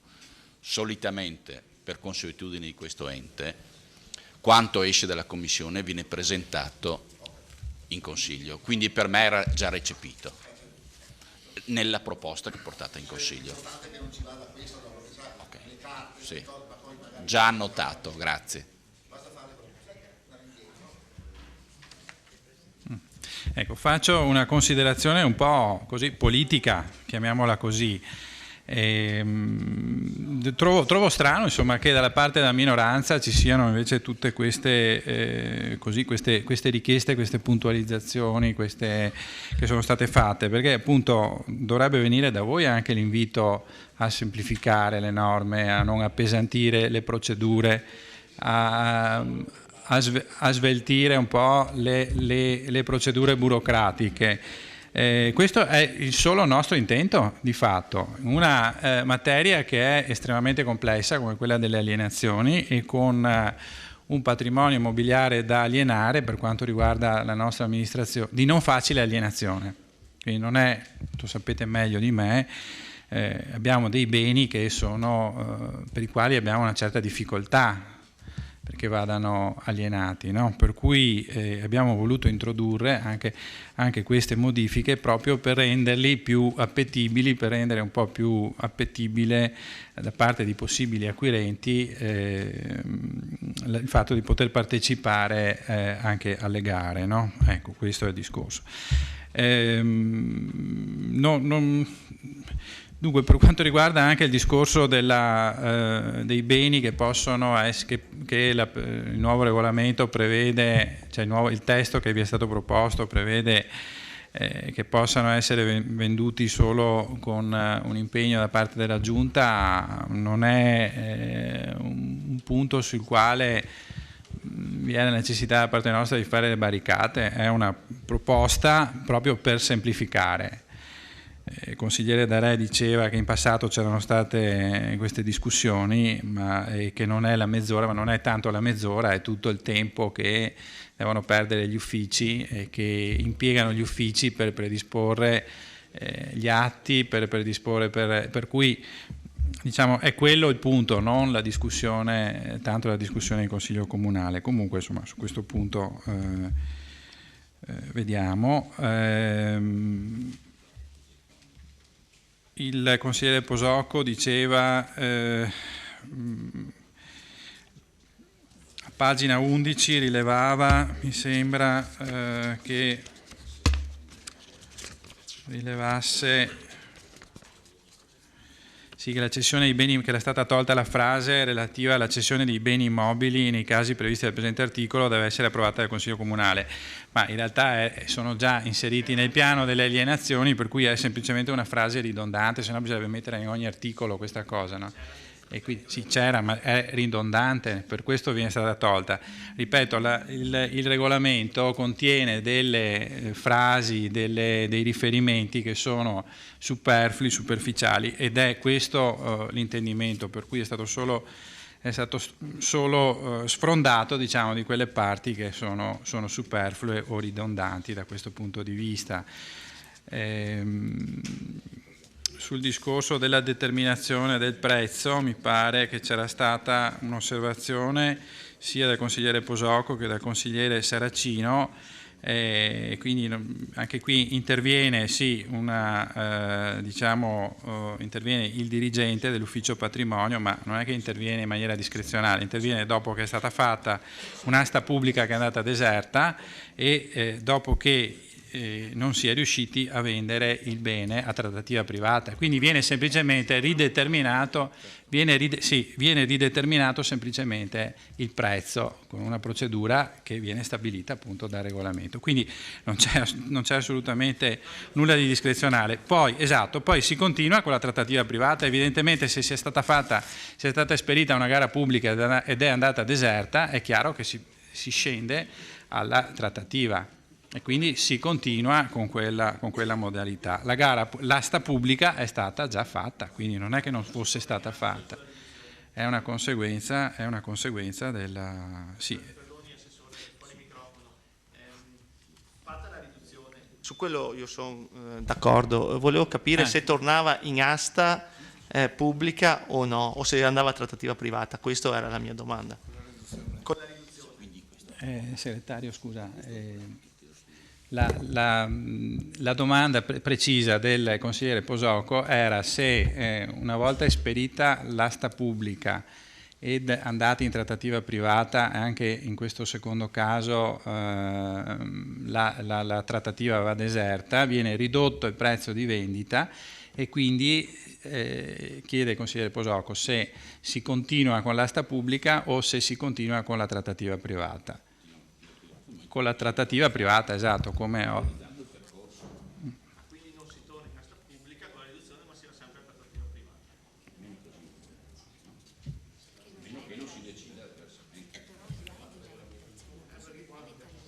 Sì.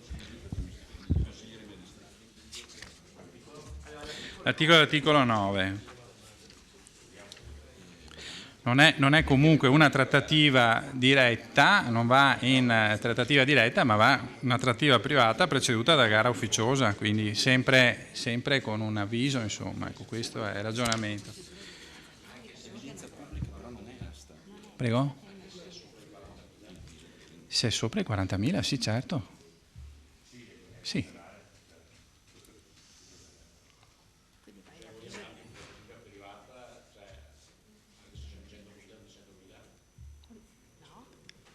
No, prima viene fatta l'asta pubblica. Se l'asta pubblica va deserta, si scende a trattativa privata.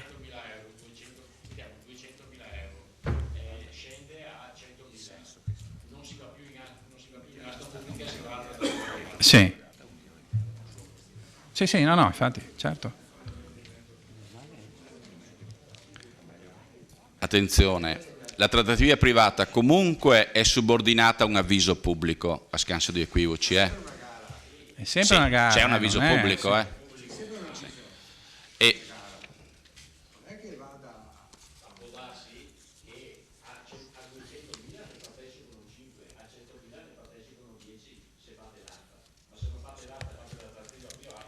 in ogni caso sono sempre 10 che partecipano. Sì, ma se la precedente, mi scusi consigliere, ma se la precedente procedura era andata deserta, capisce che bisogna trovare delle modalità più semplificate per procedere, non Volevo certo solo riproporre la stessa procedura perché sia andata deserta. No, vabbè, prego, dottor Spessotto, prego. Volevo solo far presente una cosa. È una procedura, diciamo così, che vuole snellire e semplificare, tratta da regolamenti di altri comuni. Ne cito alcuni: Oderzo, Conegliano, Belluno, eccetera. Quindi non ci siamo inventati nulla, l'abbiamo soltanto presa come riferimento. Anzi, Oderzo ha i 20 giorni, come sono stati riportati in questa proposta. Gli altri comuni non hanno nemmeno questa fase dei 20 giorni. Questo così, a titolo di cronaca.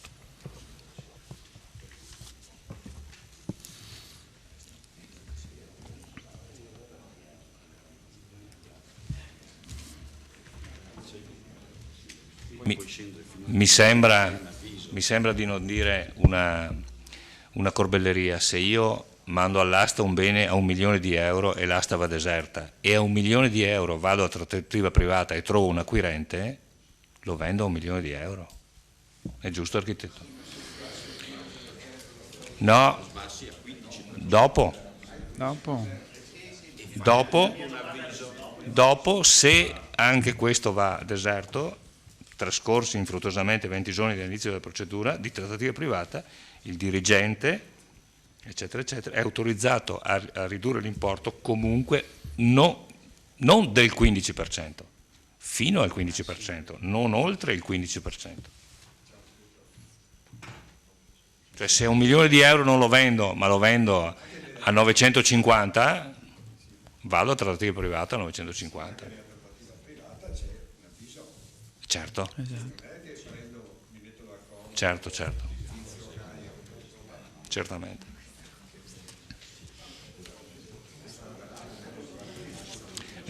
Andiamo avanti con gli interventi. Nell'ordine il consigliere Carnelos.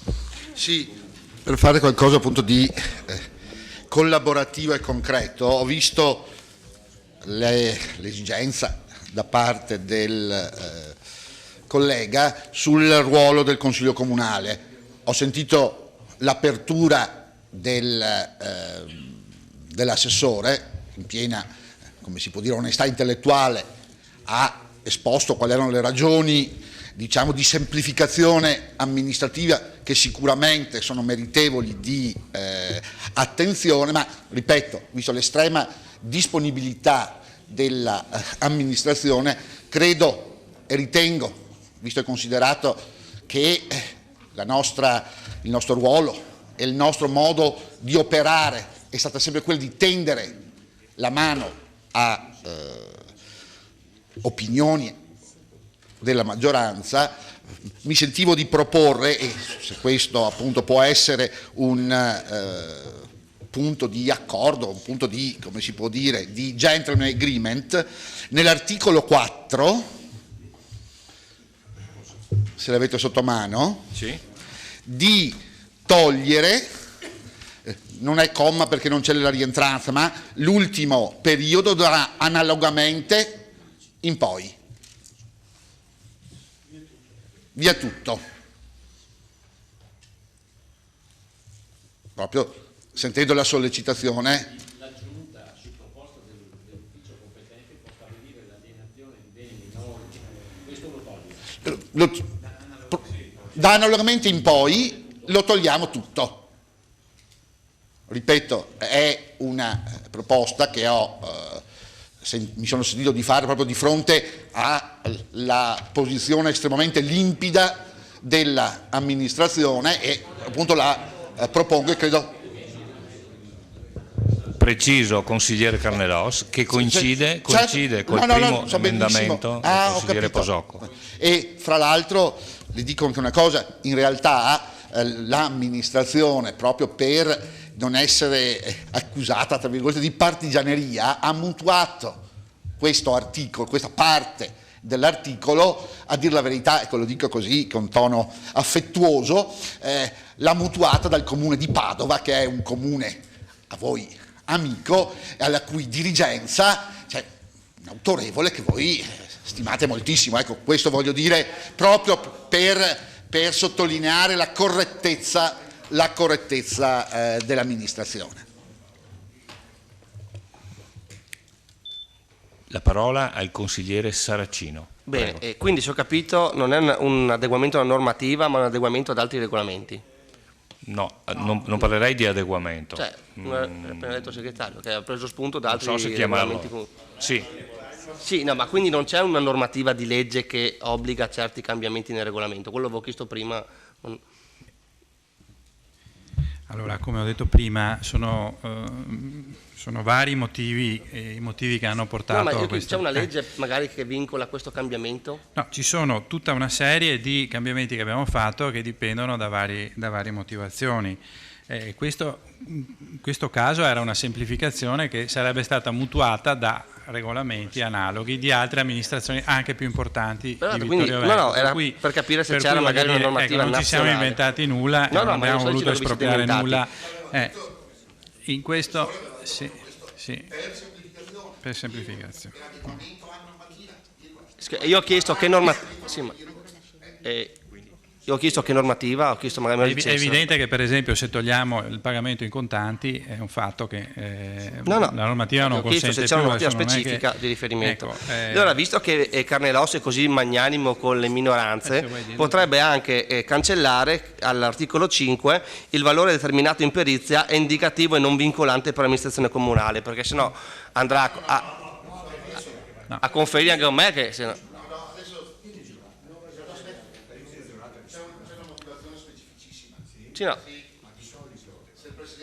No, perché c'è scritto che non è vincolante per la Giunta. Adesso c'è una ragione di interesse pubblico. Le faccio un esempio, consigliere. Il comune deve vendere un determinato bene, dà l'incarico per la perizia, il perito con perizia asseverata dice questo bene vale 100. Io amministrazione devo poter valutare e dire benissimo, per carità, 100 è troppo, se il valore di perizia è 100 quel bene me lo tengo, non lo vendo più. Questo vuol dire il fatto che il prezzo non è, il valore di stima non è vincolante per l'amministratore, che significa che se fosse vincolante a quel punto deve metterlo in vendita a quel prezzo che ha stabilito lo stimatore.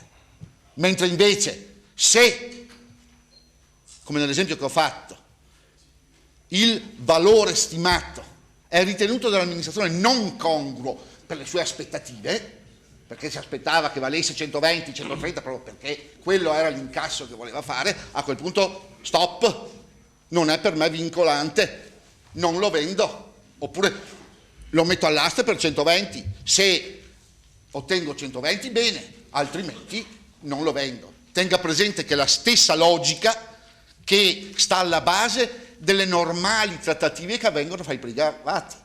Se io metto in vendita un bene, voglio prendere 100 e l'agenzia mi dice no, guarda che il prezzo di vendita, e tutti lo chiedono per 80 e di più non vale, benissimo, quel bene me lo tengo, aspetto tempi migliori. Questa è la finalità e quindi bene che ci sia, almeno io l'ho interpretata in questo modo. Quindi lo scriviamo, non vincolante per la vendita. Non so come metterlo. No, è già scritto, non vincolante, è già scritto. Aggiungo un'altra considerazione per il consigliere Saracino, cioè che appunto il valore determinato poi fa parte del piano delle alienazioni che passa in Consiglio Comunale, quindi alla fine è sempre il Consiglio Comunale sovrano che determina sostanzialmente il valore attribuito ai singoli beni, quindi c'è il passaggio, insomma. Punto articolo 3, lettera C. L'indicazione del valore attribuito ai singoli beni fa parte del piano delle alienazioni.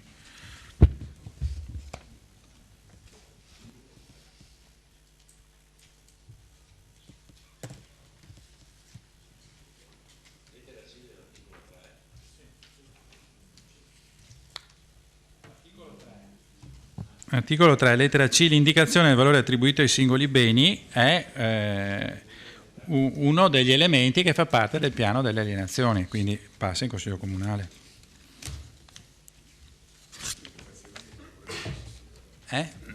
Sì, quindi è un elemento del Consiglio Comunale alla fine.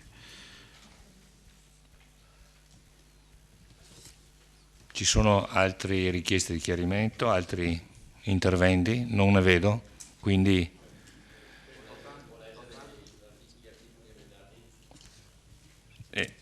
posso leggere gli emendamenti? Sì. Allora, gli emendamenti, articolo 4. Sì. Allora, articolo 4, emendamento 1 del consigliere Posocco che coincide anche con l'indicazione del consigliere Carnelos. L'ultimo capoverso, che è scritto in rosso nella coppia che abbiamo, cioè analogamente la giunta comunale eccetera eccetera, fino a non compresi nel programma, punto, quello verrebbe stralciato, abrogato. Questo è l'emendamento, chiamiamolo numero 1, e poi si vota. L'emendamento numero 2 si riferisce a pagina 7, sempre parlo del numero 2 del consigliere Posocco, a pagina 7, penultimo capoverso, il penultimo capoverso dice, allora lo leggo tutto, il prezzo d'acquisto è corrisposto secondo le modalità indicate nel bando di gara e per immobili di valore pari o superiore a 500.000 euro è ammessa la rateizzazione previo passaggio in consiglio comunale, quindi invece di previa presentazione di adeguata garanzia. No, è una giunta che viene decisa la rateizzazione previo passaggio. Quindi rimane previa presentazione di adeguata garanzia, previo passaggio in consiglio comunale. Cioè, passaggio significa presso approvazione a informazione al consiglio comunale. Sì, no, scriviamo, venga qui, consigliere. Previa informazione del consiglio. in Consiglio Comunale. Allora, viene aggiunto dopo rateizzazione, previa informazione al Consiglio Comunale. Sì, rimane. Alla fine del periodo ci attacchi e informazione. Sei già in gara, come fai a fare questa cosa? Allora te previa presentazione adeguata garanzia, aperta e chiusa e info al Consiglio Comunale. Successivo. Informazione o delibera? No, informazione. Io voglio capire, decidete di rateizzare una determinata alienazione. Mi piacerebbe che voi... Ma sei già in gara? Scusi, non è che possiamo sospendere. Non si può sospendere la gara e fare un consiglio e chiedere se si può rateizzare, è già nel bando. Ah, ma allora non previa e con successiva informazione. Ah, buon, ok, vabbè. Nessun problema su quello. Sì, ma non previa. Perché diventa impraticabile Allora, con successiva, no, chiamiamo con successiva comunicazione al Consiglio Comunale. Silvano, Sì. aspetta, Silvano, scrivilo meglio, della rateizzazione viene data informazione al Consiglio Comunale successivo. Consigliere Posocco, ancora meglio,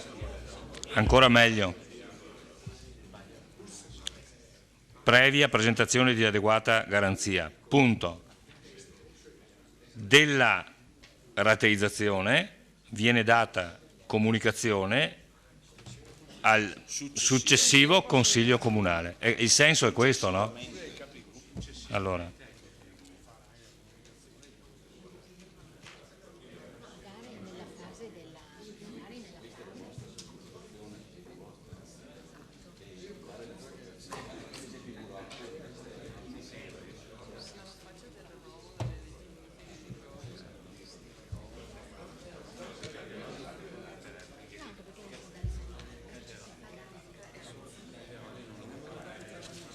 Questo, allora,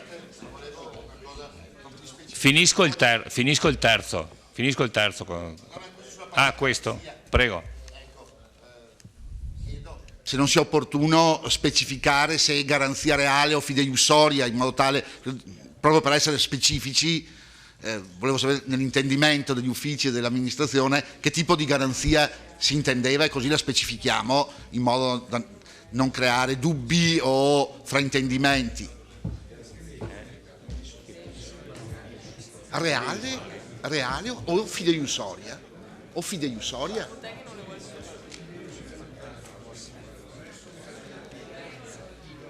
Allora, è previsto alla pagina 7, articolo, chiedo scusa, articolo 8. Chiedo scusa, colleghi, previa... il sindaco, la parola al sindaco. No, prego. solo perché è già precisato, è ammessa sì, la mi ha detto che è realizzazione per la precisato presentazione di sopra. adeguata D'accordo. garanzia bancaria o assicurativa o altra quietanza idonea. Perfetto, avevo letto solo la parola garanzia e non avevo letto il passaggio precedente.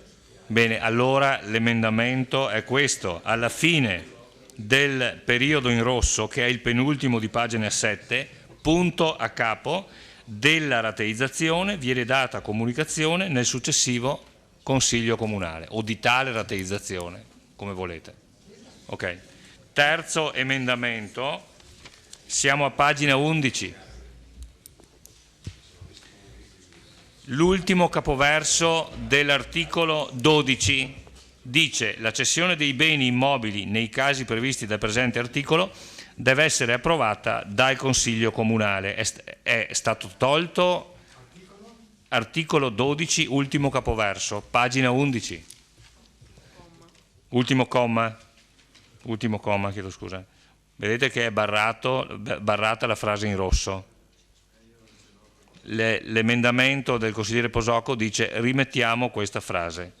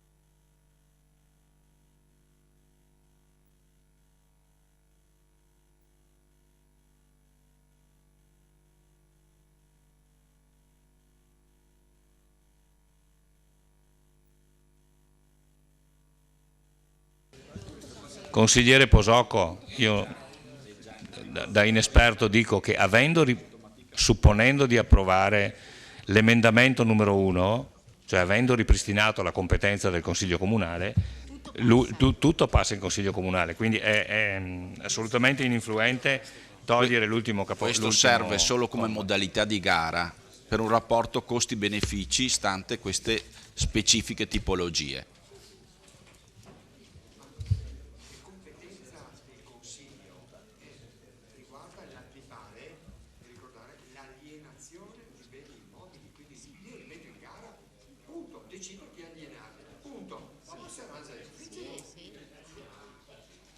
Quindi questo possiamo... Sì, no. Sì, esatto. Sì, il prezzo e basta, e lì si ferma. L'asta se va deserta diminuisce il 15%, un'altra asta, un'altra Perché io non consiglio ogni volta cittadini.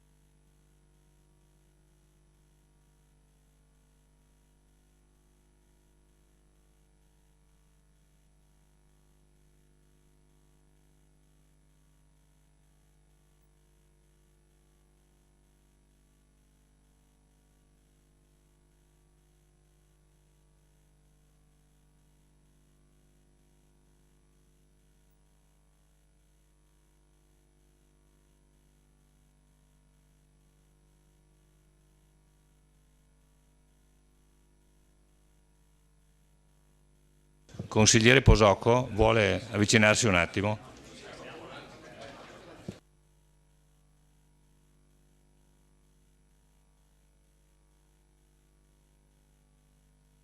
Allora, mentre parlo personalmente col consigliere Posocco, facciamo una sospensione di 5 minuti.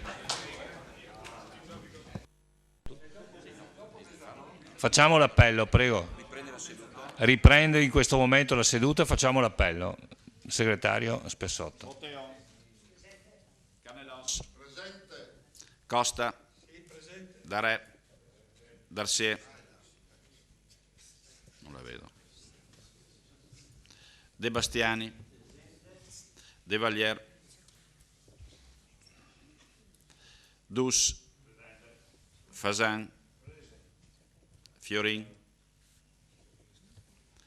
Maset, Posocco, Sant'Antonio, Saracino, Sonego,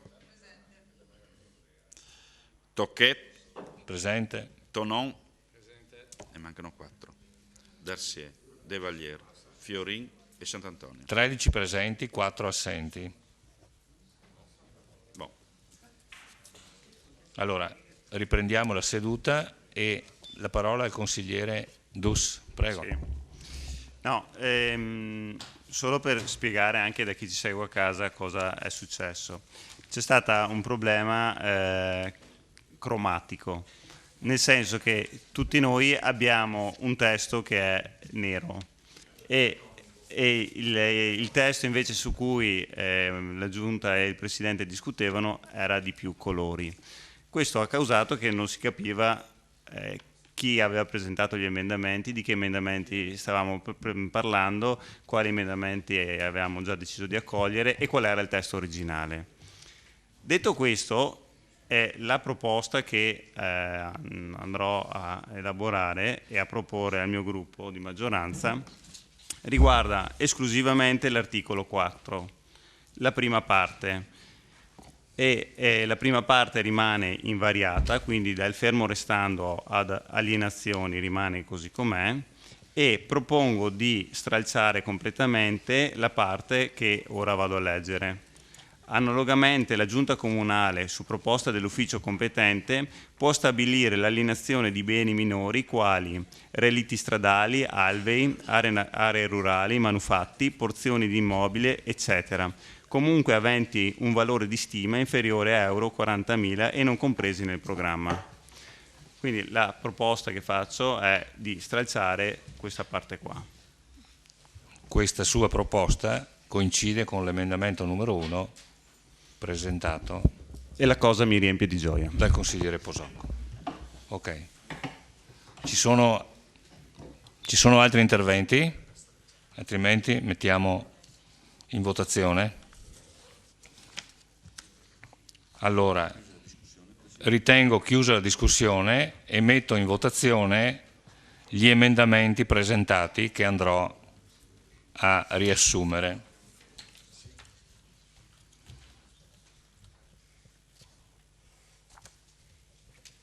Scusate. Quindi punto 4 all'ordine del giorno, modifica del regolamento per l'alienazione di beni immobiliari di proprietà del comunale, approvazione. Allora, il consigliere Posocco presenta il primo emendamento che corrisponde con le indicazioni date dal consigliere Carnelos e testè dal consigliere Dus. Quindi Per rendere più facile e agevole anche la votazione, se su ogni emendamento si esprime il parere della Giunta o dell'amministrazione, così abbiamo che coincidano i nostri comportamenti. O no? Vabbè. No, direi secondo regolamento votiamo gli emendamenti e poi votiamo il testo emendato. Allora, l'emendamento denominato emendamento numero 1 è quello di togliere l'ultimo comma dell'articolo 4 da analogamente fino a programma, come illustrato. Favorevoli? Contrari? Astenuti? Nessun astenuto? Nel frattempo sono rientrati Darcier, Fiorin, tutti i consiglieri, siamo in 17, quindi unanimità sull'emendamento numero 1. Emendamento numero 2, articolo, chiedo scusa ma qui, articolo 8, un attimo che per correttezza, eccolo qua, articolo 8, quindi siamo a pagina 7, penultimo comma di pagina 7, il prezzo d'acquisto è corrisposto secondo le modalità indicate nel bando di gara e per gli immobili di valori pari a superiore a 500.000 euro è ammessa la rateizzazione previa presentazione di adeguata garanzia. Punto. Della rateizzazione viene data comunicazione nel successivo Consiglio Comunale. Favorevoli?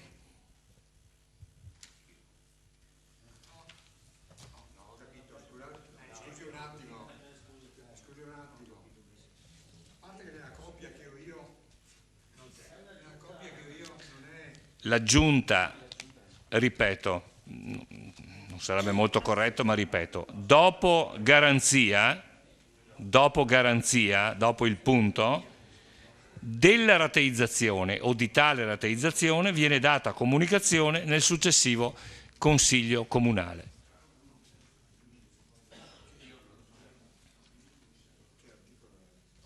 Articolo 8, pagina 7, penultimo comma di pagina 7. Sì, praticamente va a finire qua su pagina 8 qua. Sì, no, viene. No. Ok? Consigliere Costa. No, questa attualmente. Sì, è giusto. No, salva. Perché adeguata garanzia bancaria, eccetera, va a finire qua. Sì. No, consigliere, c'è. Il penultimo comma dell'articolo 8 è sono ammesse offerte per procura. No, ha ragione lei. Pagina. no. Consigliere Costa ha parzialmente ragione, io mi riferivo al penultimo comma di pagina 7, non dell'articolo 8.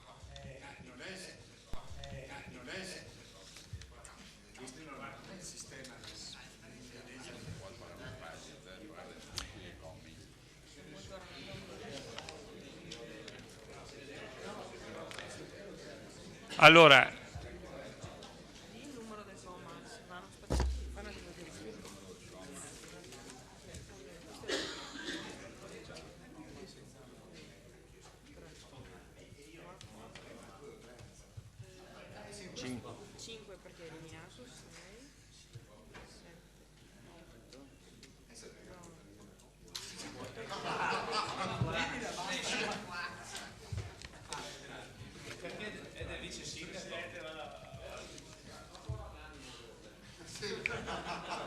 sì, però vedi che c'è un errore qua, c'è un errore perché non può essere salva che è tolto, salva che sto salva non va. No, tu sbagli a te, perché qua non è tutto cancellato, e te legge che le Adeguata garanzia, fideiussione bancaria o assicurativa, l'altra frequenza idonea.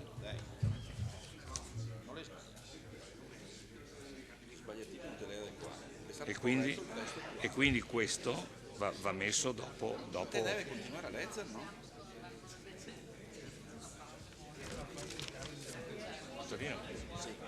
Messa la rateizzazione previa presentazione di adeguata garanzia, fideiussione bancaria o assicurativa o altra quietanza idonea, salva.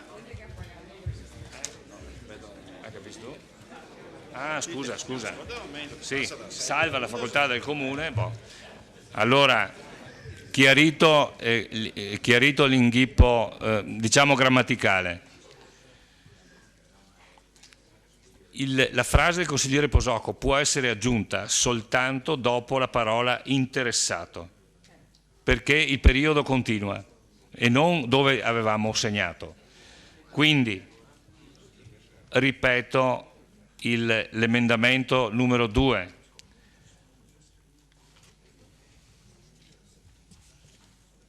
Comma 12, comma 13.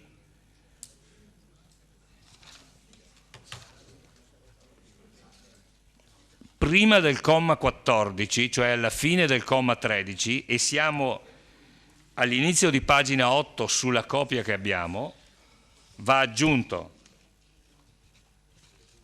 dopo interessato, va aggiunto della rateizzazione viene data comunicazione nel successivo Consiglio Comunale. Questa è l'aggiunta proposta dal consigliere Posocco. Ok? Quindi posso mettere in votazione? Metto in votazione l'emendamento numero 2. Favorevoli? Contrari? Astenuti? Un astenuto, 5 favorevoli, 11 contrari.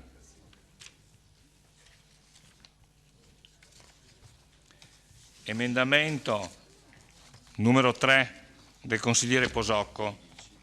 Quindi emendamento respinto, emendamento numero 2 Posocco respinto.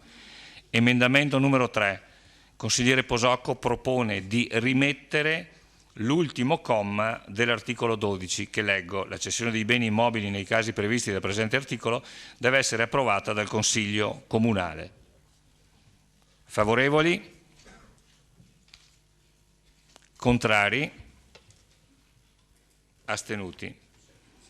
5 favorevoli, 11 contrari, 1 astenuto. L'emendamento è respinto. A questo punto metto in votazione il punto numero 4 dell'originale ordine del giorno, modifica al regolamento per l'alienazione dei beni immobiliari di proprietà comunale, approvazione. Con l'emendamento accolto numero 1 del consigliere Posocco alla fine dell'articolo 4. Favorevoli? Contrari? Astenuti? 11 favorevoli, 6 contrari. Gli scrutatori mi danno conferma.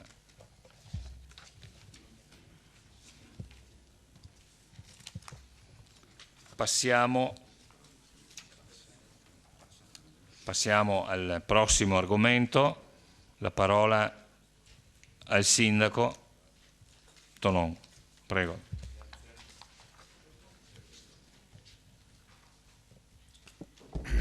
L'argomento posto all'ordine del giorno questa sera riguarda l'aspetto futuro di alcune parti importanti della città e del territorio comunale. Innanzitutto una premessa. Lo scorso 10 novembre 2014 il Comune ha sottoscritto con il Ministero della Difesa e l'Agenzia del Demanio un protocollo d'intesa per la valorizzazione delle aree militari dismesse presenti in città. Il decreto Sblocca Italia prevede, in uno specifico articolo, la possibilità di attivare tale valorizzazione anche prevedendo la modifica della destinazione d'uso delle aree mediante accordo di programma. Valorizzare dei beni significa comunque aumentarne il valore. Scegliere di aumentare il valore di aree di proprietà pubblica vuol dire consentire il reperimento di risorse da reinvestire a favore della collettività e in questo caso anche a favore diretto della nostra comunità vittoriese. Le aree militari dismesse in città sono note, è meglio comunque richiamarle: Palazzo d'Oro Altan e Caserma Marinotti a Ceneda, Palazzo Piccingia sede del comando del Quinto Corpo d'Armata, Caserma Gotti, Caserma Tandura a Costa, Aerocampo di San Giacomo di Veglia. Si tratta quindi di aree di notevoli dimensioni, diversamente collocate nel tessuto cittadino, che attualmente costituiscono dei vuoti urbani e che nel tempo, se non utilizzate, potrebbero diventare luoghi degradati. Il recupero urbano delle aree militari è un tema entrato anche nel dibattito culturale italiano ed è riconducibile al tema generale della rigenerazione urbana sostenibile. Pensare alle aree militari vittoriese dismesse, quindi, significa inevitabilmente pensare allo sviluppo e al futuro della città. Per questo, definirne gli obiettivi di trasformazione comporta confrontarsi con il programma dell'amministrazione e con le recenti innovazioni ormai introdotte anche a livello normativo nelle leggi di governo del territorio. Migliorare la qualità per preservare, mantenere, ricostruire e rivitalizzare il patrimonio edilizio esistente sono le finalità poste alla base anche del piano casa della Regione del Veneto. Orientare gli interventi di trasformazione edilizia urbanistica prioritariamente verso le aree già urbanizzate, degradate o dismesse o sottoutilizzate ai fini della loro riqualificazione e rigenerazione è una delle finalità del progetto di legge regionale numero 14 sul contenimento del consumo di suolo all'esame della Regione, oltre che obiettivi del programma di mandato di questa amministrazione. Proprio per questo si è sviluppato da tempo un dibattito politico in merito con varie proposte e prese di posizione sia generali che puntuali sull'argomento, tutte meritevoli di rispetto e considerazione.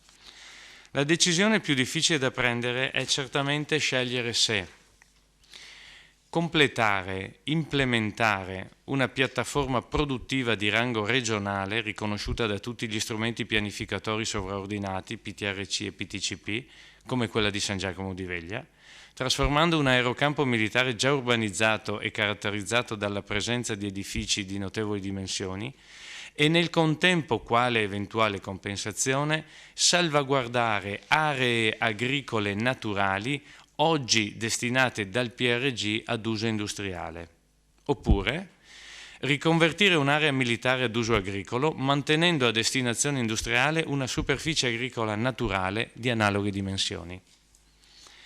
Salvaguardare un territorio significa prioritariamente riconoscerne l'identità e quindi creare le condizioni affinché tale identità venga conservata e consolidata in funzione delle mutate esigenze legate all'evoluzione del tempo. Riconvertire ad uso civile dei siti militari non significa consumare territorio, Consumare territorio è piuttosto rendere accessibili ed urbanizzare superfici ancora naturali. Tutto ciò premesso, unitamente ad alcune manifestazioni di interesse recentemente emerse, si rende opportuna una pausa di riflessione per approfondire questi aspetti e prendere quindi una decisione ponderata. Con questo intendo anche rispondere alla richiesta del consigliere Darè di una maggior partecipazione. La rassicuro sul fatto che l'amministrazione si esprimerà in base alle indicazioni del Consiglio Comunale. Proprio per questo sarà proposto un atto di indirizzo prima delle varianti urbanistiche. È pleonastico dire che seguiremo le procedure previste per legge in raccordo con PAT, VAS e quant'altro le norme prevedano. Propongo quindi il ritiro del punto all'ordine del giorno con l'intendimento di riportare l'argomento in Consiglio entro il mese di ottobre. Grazie.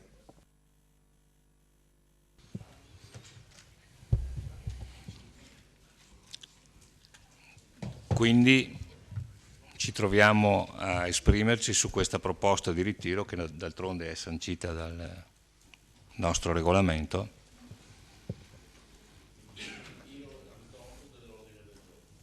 Questo è quello che ha. Quindi punto 5. All'ultimo del giorno viene il punto numero 5 e quindi a questo punto io metto in votazione allora sul ritiro, allora metto in votazione il ritiro del punto numero 5 all'ordine del giorno, attuazione del protocollo d'intesa con il Ministero della Difesa e Agenzia del Demanio. Favorevoli? Contrari? Manca uno scrutatore. Eleggiamo scrutatore, il terzo scrutatore Carnelos. Allora, deve essere minoranza. Fasan, consigliere Fasan? Fasan, Darcier e Dus scrutatori. Favorevoli al ritiro? Contrari? Astenuti? Allora, siamo in 16, un contrario, 15 favorevoli e sono 16 presenti, giusto? Consigliere Fasan, tornano i conti.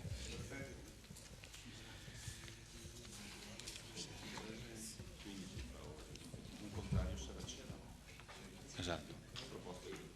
La proposta quindi è ritirata.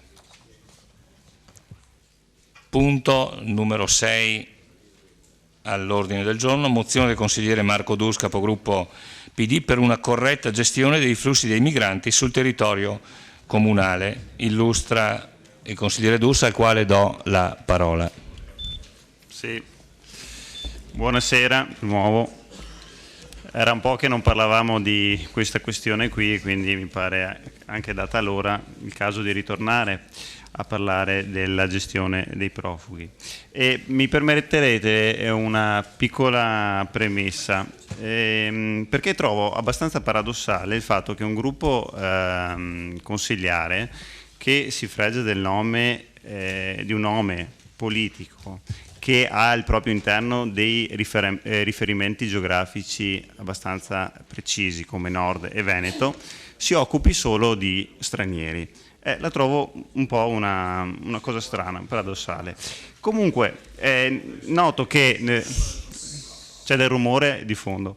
E noto che all'ordine del giorno il gruppo Lega Nord, Lega Veneta ha presentato solo interrogazioni su questioni inerenti ai richiedenti asilo. Evidentemente le questioni legate ai cittadini vittoriesi non interessano molto.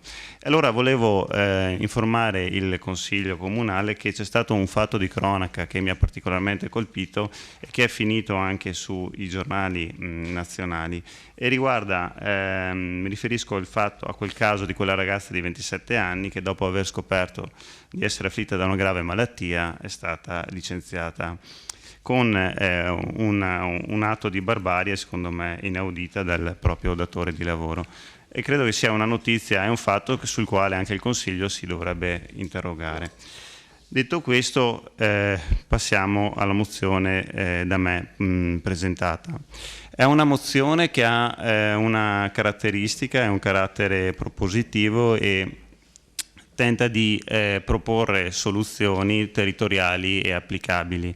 Non è una mozione che si basa su massimi sistemi o denuncia solo situazioni locali, ma ripeto, è una mozione che ritengo propositiva. Con questa mozione si vogliono dare delle proposte di risposta e non formulare solo domande o ipotesi immaginifiche.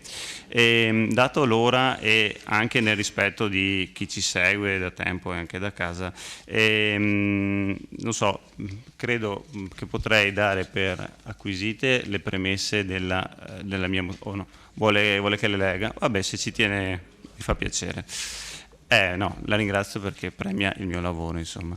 Allora, mozione, oggetto, mozione ai sensi del titolo terzo, capo primo dell'articolo 22 del regolamento sull'organizzazione e sul funzionamento del Consiglio Comunale e delle commissioni consiliari. Mandato al sindaco Roberto Tonon per una corretta gestione dei flussi di migranti sul territorio comunale di Vittorio Veneto. Premesso che negli ultimi mesi, a fronte della collocazione da parte della Prefettura di richiedenti asilo nei propri territori, alcune amministrazioni locali subiscono una gestione emergenziale che impone loro presenze numeriche non omogeneamente distribuite in proporzione alla popolazione residente e devono, nel contempo, preoccuparsi di garantire di fatto idonee condizioni igienico-sanitarie e rispetto della legalità. Premesso che i comuni, privi di alcune potestà dirette in materia, non possono essere lasciati soli nell'affrontare questa situazione. Premesso che vi è la carenza di una seria politica di cooperazione interistituzionale, della quale la Regione dovrebbe essere principale artefice, in seguito alle decisioni assunte il 10 luglio 2014 dalla Conferenza Stato-Regioni, per costruire, attraverso la collaborazione dei diversi livelli di governo, un percorso civile e condiviso di solidarietà. Premesso che la giurisprudenza costituzionale ha in più occasioni rimarcato il principio di leale collaborazione tra istituzioni, in particolare tra Regione e Stato, premesso che vi è stata una notevole riduzione negli anni dei posti disponibili nei CEI, centri di edificazione e espulsione, e i tempi per la trattazione delle pratiche di asilo da parte delle commissioni risultano enormemente lunghi. Premesso che non sono trascurabili i problemi correlati all'ordine e alla sicurezza pubblica, in quanto alcuni profughi si sottraggono all'identificazione impedendo il successivo controllo degli spostamenti sul territorio italiano ed europeo, premesso che è necessario coinvolgere ed informare in modo trasparente ed esauriente i cittadini e residenti, così da evitare l'insorgere di situazioni suscettibili di creare forme di allarme sociale presso la popolazione, spesso strumentalmente, premesso che spesso alla popolazione locale si stanno creando degli stati d'animo esagerati relativi a insicurezza nel vedere degli estranei comportarsi a volte senza alcun riguardo verso la comunità locale che li ospita, con la conseguente necessità di interventi di rassicurazione e interventi punitivi se del caso, bisogno di uguaglianza, specie fra le fasce di popolazione a più basso reddito, in quanto ogni benefico concesso ai richiedenti asilo viene visto come una sottrazione agli italiani. Per il bene delle nostre comunità è importante la cooperazione tra amministrazioni per individuare le soluzioni più decorose e meno impattanti per il territorio, contemperando il principio di accoglienza con le esigenze di sicurezza. È necessario soffermarsi a riflettere su questo problema in termini di soluzioni possibili in modo realistico per attenuare le conseguenze negative, evitando semplicismi, rimedi immaginari e strumentalizzazioni. Ci troviamo di fronte ad un fenomeno perdurante di vaste proporzioni, cominciato all'inizio degli anni 90, che non si esaurirà nel breve periodo, caratterizzando sicuramente gli anni futuri e che proprio per questo chiede un approccio responsabile a vari livelli, europeo, nazionale, regionale e locale, nel quale ciascuno è chiamato a fare la propria parte. C'è la necessità di una lettura attenta, capace di distinguere aspetti tra loro diversi, quali il fenomeno dell'immigrazione economica da quello dell'arrivo dei profughi, evitando approcci riduttivi che si illudono di rimuovere la questione con soluzioni improvvisate. Specificare che il fenomeno riguarda sostanzialmente due tipologie, quella di persone che fuggono da guerre e o da dittature e quelle che provengono da paesi poveri e cercano una prospettiva di vita migliore. Gli arrivi dal Nord Africa e Medio Oriente sono determinati da fattori contingenti come guerre locali, purtroppo sempre più diffuse, da scelte di politiche internazionali inadeguate, ma anche da fenomeni più profondi e consolidati come quelli determinati dalle disuguaglianze economiche.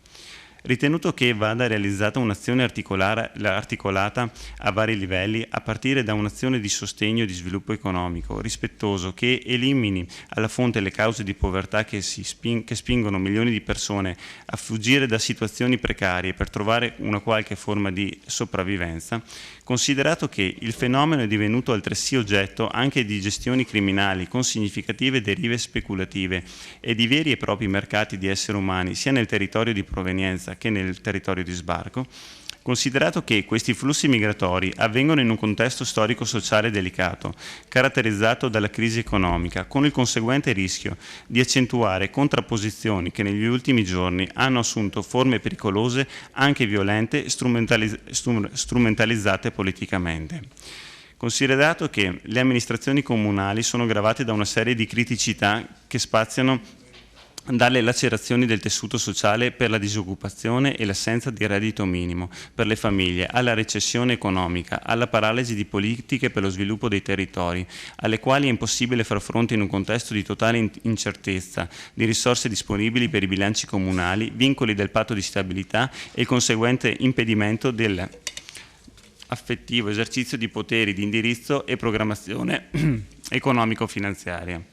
Appreso che la presenza di migranti regolari stranieri in Veneto è segnata come tratti salienti da una presenza maggioritaria di donne, il 52% del totale, occupato soprattutto nel settore dell'assistenza, e da una presenza di cittadini stranieri provenienti in particolare dai paesi dell'Est Europa, quindi con una progressiva europeizzazione della provenienza.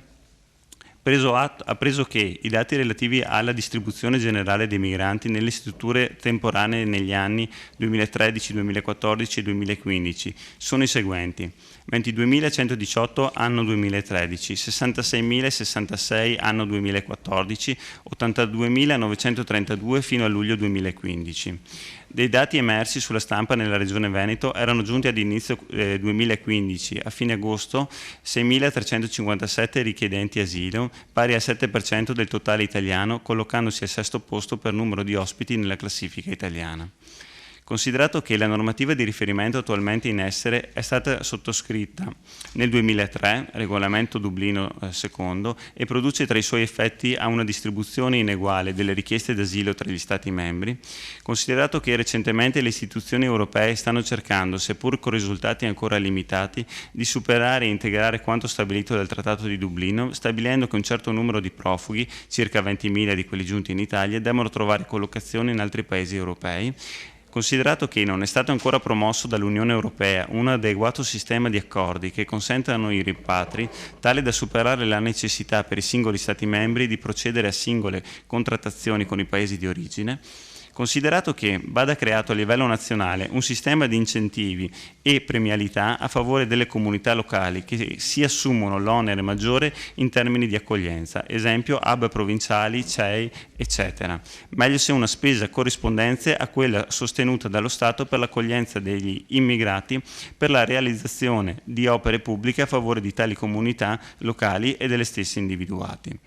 Considerato che anche il Presidente della Repubblica Sergio Mattarella ha più volte sollecitato l'Europa a fare la sua parte, considerato che si rammentano l'appello e la testimonianza del Papa, che ha scelto significativamente di effettuare il suo primo viaggio apostolico a Lampedusa nel luglio del 2013, a poche settimane dalla sua elezione, e che ha invitato più volte, anche recentemente, a dare risposte umanitarie adeguate, incoraggiando l'opera di quanti portano loro un aiuto e auspicando che la comunità internazionale agisca in maniera concorde ed efficace per prevenire le cause delle immigrazioni forzate. Ritenuto che, a fronte di quanto fin qui evidenziato, questa problematica vada affrontata ai vari livelli, a partire dall'assunzione di responsabilità politica di tutti i paesi europei e del governo centrale, delle stesse regioni, ma che la stessa non ci sottrae ad un ruolo e ad una responsabilità diretta a livello locale, in un'ottica dove è senz'altro preferibile per le amministrazioni comunali governare il problema sedendo al tavolo di concertazione piuttosto che subire le scelte calate dall'alto. Ritenuto che sia opportuno che il Governo predisponga un piano più adeguato di accoglienza nazionale come in altri paesi europei. Ritenuto che siano aumentati i posti disponibili nei CEI, ritenuto che siano ridotti i tempi per la definizione delle pratiche di asilo da parte delle commissioni istituite sul territorio, aumentandole se necessario e modificando radicalmente il sistema dell'impugnazione dei dinieghi di riconoscimento della protezione internazionale, oggi affidato alla giustizia civile ordinaria già al collasso. Ritenuto che non vadano potenziati gli accordi bilaterali di rimpatrio degli immigrati, ambito nel quale l'UE deve assumere un ruolo di primaria importanza, ritenuto che venga aggiornato e ristretto il numero di paesi dei quali la fuga possa essere giustificata in base a ragioni umanitarie, ritenuto che a coloro ai quali è riconosciuta la protezione internazionale va garantito un periodo minimo di assistenza finalizzato al reperimento di una nuova collocazione e alla consegna della documentazione attestante la titolarità della protezione concessa, ritenuto che vadano snelliti e resi più efficienti gli attuali sistemi di allontanamento e rimpatrio degli immigrati che si sono resi colpevoli di reati, ritenuto che è necessario modificare gli accordi tra Ministero dell'Interno ed enti gestori che garantiscano l'accoglienza dei profughi, prevedendo che la gestione dei contributi pubblici sia assolutamente trasparente per evitare i rischi di gestione poco chiare, mirate a forme speculative più che a logiche di integrazione. Ritenuto che la rete SPRAR, sistema di protezione ai richiedenti asilo o rifugiati, costituisca un approccio fondato sulla programmazione pubblica territoriale, che da almeno un decennio rappresenta un modello sostenibile in grado di offrire accoglienza dignitosa ai richiedenti asilo e ai titolari di protezione internazionale, ma che nel contempo ha dimostrato il proprio assoluto limite nella volontarietà dell'adesione, che fa sì che non vengano messi a disposizione posti sufficienti per l'entità dell'accoglienza richiesta. Ritenuto che a suddetta rete restituisca all'ente locale la possibilità di governare ciò che succede nel proprio territorio e attraverso il principio dell'accoglienza diffusa. Ritenuto che vadano coinvolti nel processo di accoglienza tutti i comuni in modo proporzionale rispetto al numero degli abitanti. Ritenuto che, tuttavia, sia necessario, in un contesto emergenziale, superare la logica della spontanea adesione da parte degli enti locali di buona volontà per garantire un'uniforme distribuzione del carico dell'accoglienza su tutto il territorio, anche al fine di limitare l'impatto su singole aree ed evitare gli effetti negativi di concentrazioni numericamente rilevanti. Ritenuto che il Comune di Vittorio Veneto ha già da oltre un anno una presenza molto consistente al CEIS che risulta sproporzionata rispetto ad altri comuni della provincia e non rispondente al principio dell'accoglienza diffusa. Ritenuto che sia necessario favorire su tutto il territorio nazionale il dialogo e il confronto tra prefettura e sindaci con la possibilità di condividere realmente le scelte operative. Ritenuto che sia indispensabile un immediato cambio di prospettiva nell'accoglienza dei richiedenti asilo che si allontani da logiche di buonismo assistenziale e mero accudimento e miri invece alla creazione di consapevolezza ed autonomia nei migranti. Ritenuto che a tal fine si ritiene fondamentale consentire ai richiedenti asilo di offrire un segno di impegno attraverso il volontariato per le comunità che li ospita, ritenuto tuttavia a tal fine che non è sufficiente l'impegno dell'ente territoriale locale, ma è indispensabile il coinvolgimento diretto della prefettura e attraverso la stessa degli enti che si fanno carico dell'accoglienza diretta dei richiedenti asilo, anche mediante la stipula di apposite convenzioni. Ritenuto pertanto, per quanto fin qui esposto e considerato, di approvare la presente mozione conferendo mandato al Sindaco affinché svolga nelle sedi opportune tutte le iniziative necessarie a garantire una corretta gestione dei flussi migranti sul nostro territorio. Considerata la competenza del Consiglio Comunale nell'approvazione di mozioni e ad esprimere indirizzi ai sensi dell'articolo 42 del decreto legislativo 18/8/2000 numero 267, tutto quanto sopra espresso, il Consiglio Comunale, e spero che ciò accada, approva la sua esposta mozione e conferisce mandato al Sindaco affinché svolga nelle sedi opportune tutte le iniziative necessarie al fine di garantire una corretta gestione dei flussi migranti sul territorio comunale. Ribadisca alla Prefettura la necessità di un coinvolgimento attivo dell'amministrazione in tutte le fasi della gestione dei migranti, del prolungamento dell'assistenza ai richiedenti asilo che abbiano ottenuto la protezione internazionale sino al momento in cui viene loro consegnata la documentazione comprovante il nuovo status, della stipula della Convenzione quadro provinciale finalizzata allo svolgimento di attività di volontariato da parte dei richiedenti asilo, di garantire da parte delle istituzioni proposte la massima trasparenza nell'utilizzo dei fondi per i profughi, solleciti le associazioni di volontariato e le realtà sociali del territorio perché di concerto con gli enti deputati all'accoglienza dei richiedenti asilo, contattino i richiedenti asilo stessi e li stimolino all'adesione a progetti di volontariato, così da offrire un segno di impegno attraverso il volontariato per le comunità che li ospita. Ribadisca agli organi competenti la necessità di modificare le procedure per il riconoscimento della protezione internazionale, continui a verificare, avvalendosi degli uffici preposti, le condizioni di agibilità e igienico-sanitarie degli immobili in cui i richiedenti asilo sono al momento alloggiati. Solleciti la Regione affinché individui quote di accoglienza per ogni comune del Veneto proporzionali alla popolazione residente e coordini i singoli enti locali affinché tutti aderiscano alla rete SPRAR. Solleciti una maggiore assunzione di responsabilità da parte dell'Europa, del Governo centrale e della Regione Veneto nei termini in premessa indicati. Trasmetta la presente mozione ai parlamentari del territorio, al Presidente della Regione, al Presidente della Provincia di Treviso, ai sindaci dei comuni della provincia e alla Prefettura provinciale. Grazie. Grazie consigliere Dus per l'illustrazione.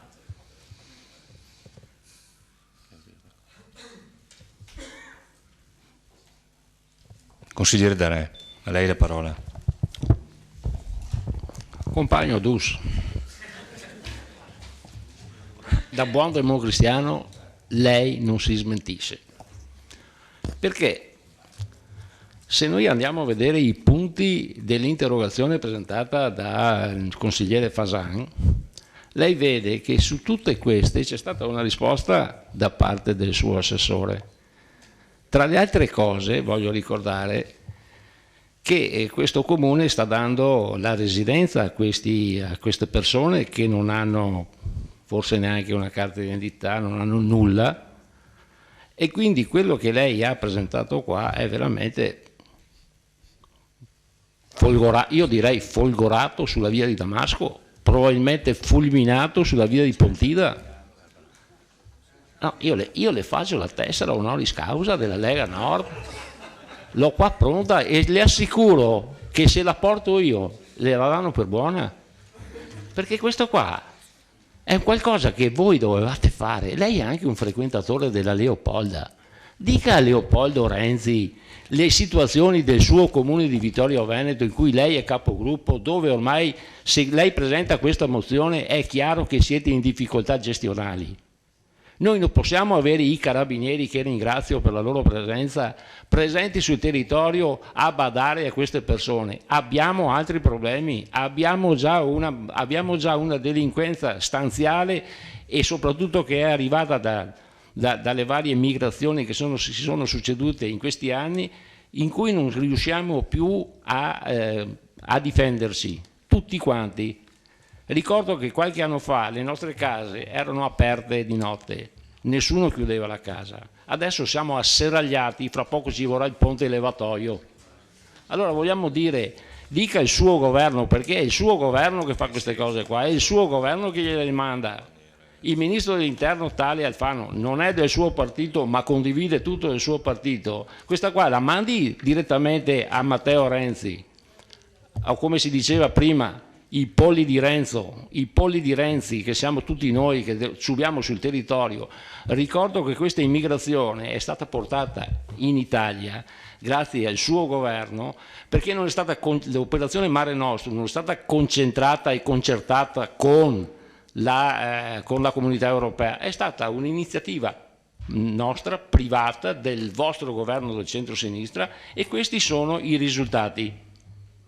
Adesso siete incapaci di gestire, vi appellate alla regione e alla provincia, No, bisogna togliere la marina militare dalle coste libiche, si arrangiano, rimangono di là, no andiamo a prenderli, se no portate la costa a crociere così almeno, perché è ora di finirla, di dire che questi attraversano l'oceano, il mare, il deserto spendendo 5-6 mila euro, perché con 800 euro si va dall'Africa in qualsiasi parte dell'Europa in volo aereo in cui ti danno da mangiare e anche da bere.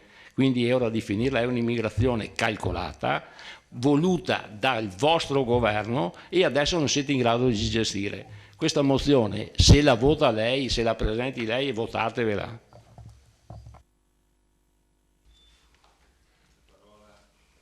La parola al consigliere Saracino. Sì, e volevo ringraziare l'assessore De Nardi per l'intervento che ha fatto alle interpellanze del consigliere Fasan, che sono state esaustive e molto chiare.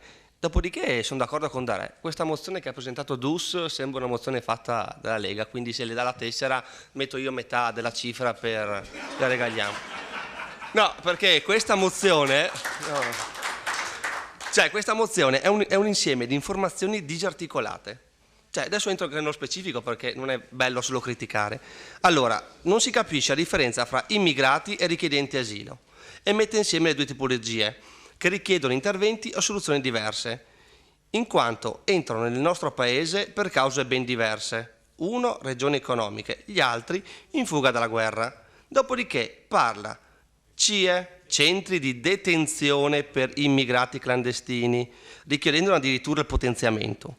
Gli hub regionali, che sono grossi centri di prima accoglienza per i rifugiati, e gli SPRAR, che invece è un sistema diffuso di accoglienza per i richiedenti asilo, che sono tutt'altra cosa e che devono essere richiesti e gestiti dai comuni e quindi anche dal sindaco e dall'assessore competente.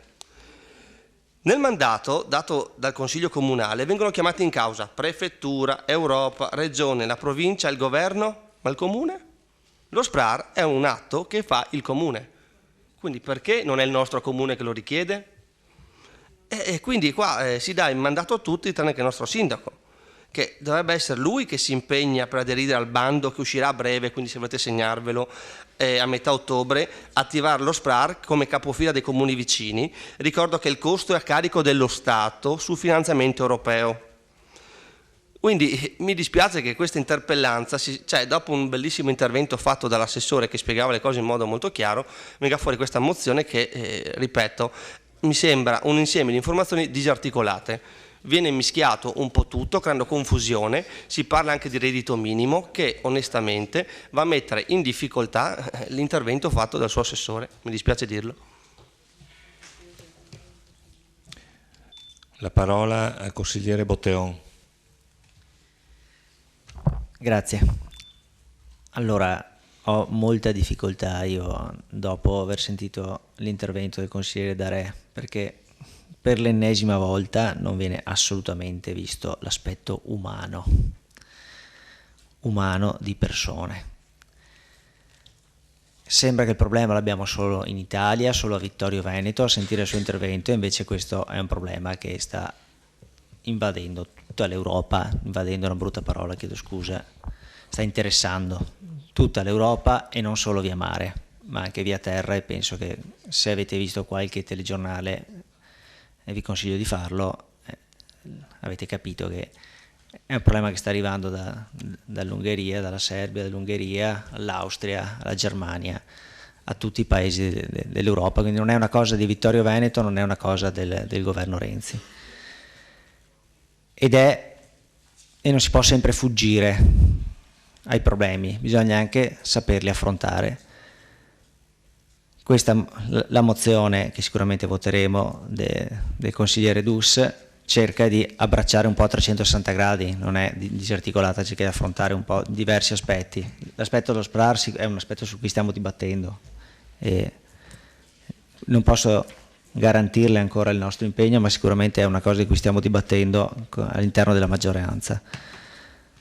E vi voglio dare anche un elemento aggiuntivo, perché effettivamente è stato apportato anche il tema dei richiedenti asilo che poi ottengono la protezione internazionale, e anche su questo stiamo dibattendo, abbiamo dibattuto all'interno del Partito Democratico e su questo siamo arrivati a una posizione che posso tranquillamente esporvi, cioè il Comune di Vittorio Veneto deve ottemperare agli obblighi di legge, deve garantire il minimo vitale per la sopravvivenza di coloro che hanno ottenuto la protezione internazionale, ricercando la minor spesa possibile per il Comune.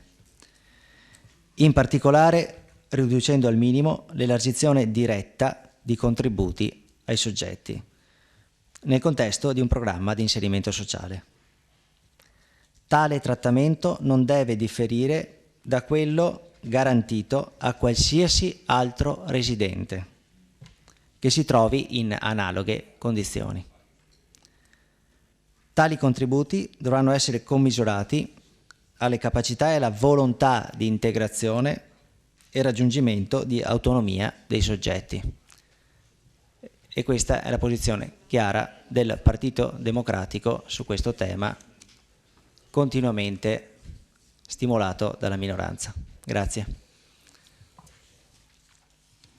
La parola al consigliere Dus per Sì, così una piccola risposta, prego. Una breve risposta, nel senso che volevo ringraziare i due consiglieri Tarea e Saracino per... Vabbè, dopo...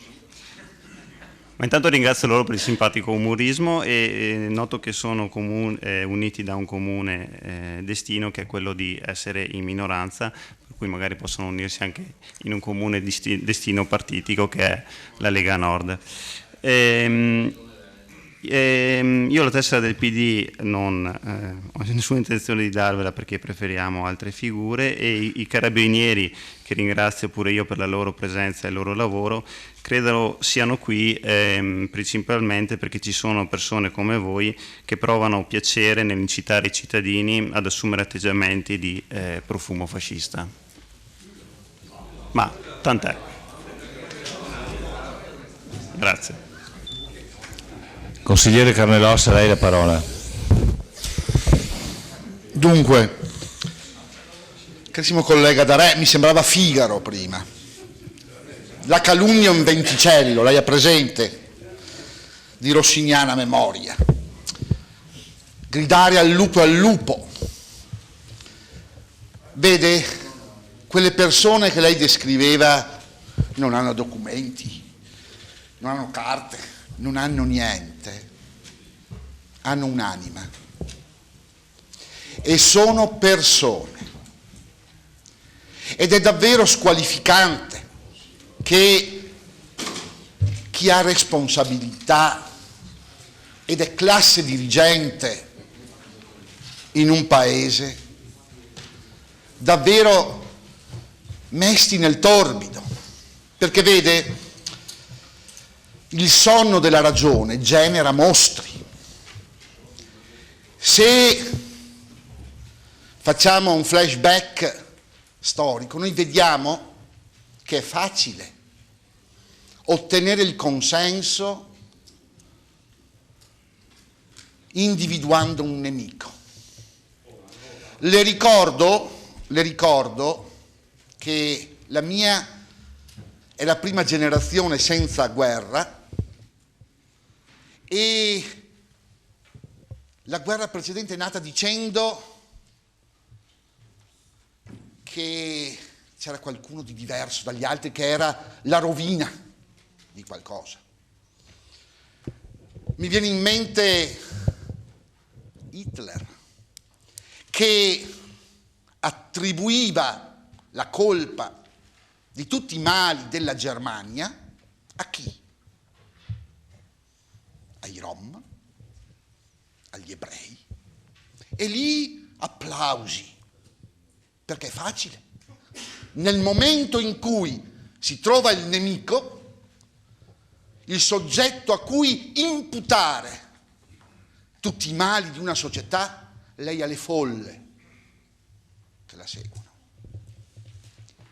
E è davvero singolare che ora il nemico chi è? L'extracomunitario. Ricordo qualche anno fa il nemico era l'albanese, il macedone, il rumeno.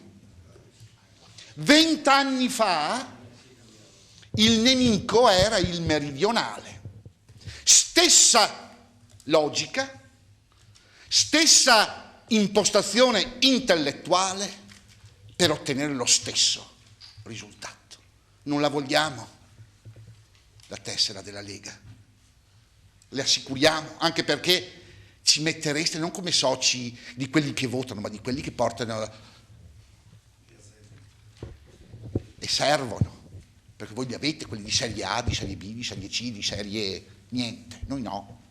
Quindi stiamo hic manembibus optime, direbbero i latini.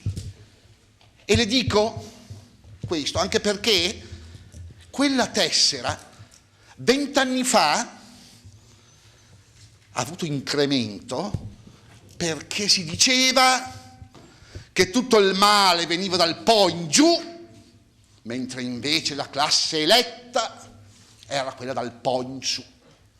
E applausi, e gente, e pontide. Poi, a dire la verità, non bastava. Il Nord, naturalmente, adesso si accorgeva che evidentemente non si può governare con una sola parte del paese. Ricordando che, fra l'altro, nello statuto vostro, all'articolo 1, esiste ancora quell'affermazione. Poi però si cambia. Anche i meridionali possono servire meglio. Altri nemici sono i rumeni, macedoni, gli stupri, tutti loro. Incidenti stradali, tutti loro. E anche lì applausi, perché è facile. Nel momento in cui ci si dice noi non commettiamo nulla, tutto quello che avviene, il male, è nell'altro, per forza arrivano gli applausi e le urne piene. Ma vede, non è bastato neanche quello, perché poi potevano servire, non si sono accorti quelli, c'è qualcun altro ancora. Tant'è vero che di quell'articolo 1, di quella Padania inventata e inesistente, esistono le regioni. La pianura padana è un'altra cosa. La pianura padana è un ente geografico. No, la pianura padana è un'altra cosa. Perché noi in Edisalie Montanari, i bolognesi, io ci ho studiato, e gli emiliani, si dicono noi siamo quelli delle Alpi, non siamo pianura padana. Se lei ci pensa. Tra l'altro siamo prealpini anche, quindi questo è il dato. E vede, a quel punto vanno bene anche i voti di Napoli, Palermo, ma c'è Lega, bisogna camuffare qualcosa, noi con Salvini. Vede, sono partito... Un minuto, consigliere. Finisco. Grazie. Primo intervento. Allora, le dicevo, ecco perché la calunnia è un venticello, perché è facile, perché parlando alla pancia, parlando solo alla pancia, noi commettiamo, chi è classe politica e classe dirigente sbaglia, perché fra l'altro poi sa una cosa, i nodi vengono sempre al pettine. E dicevo prima del flashback storico, tenga presente che noi, chi vive nella pianura padana, secondo l'establishment storico del passato, erano i barbari immigrati. I civis romani, l'impero civilizzato di allora, come civilizzati noi siamo adesso, dicevano che le orde che erano venute da Nord Europa, nella pianura padana, in Padania.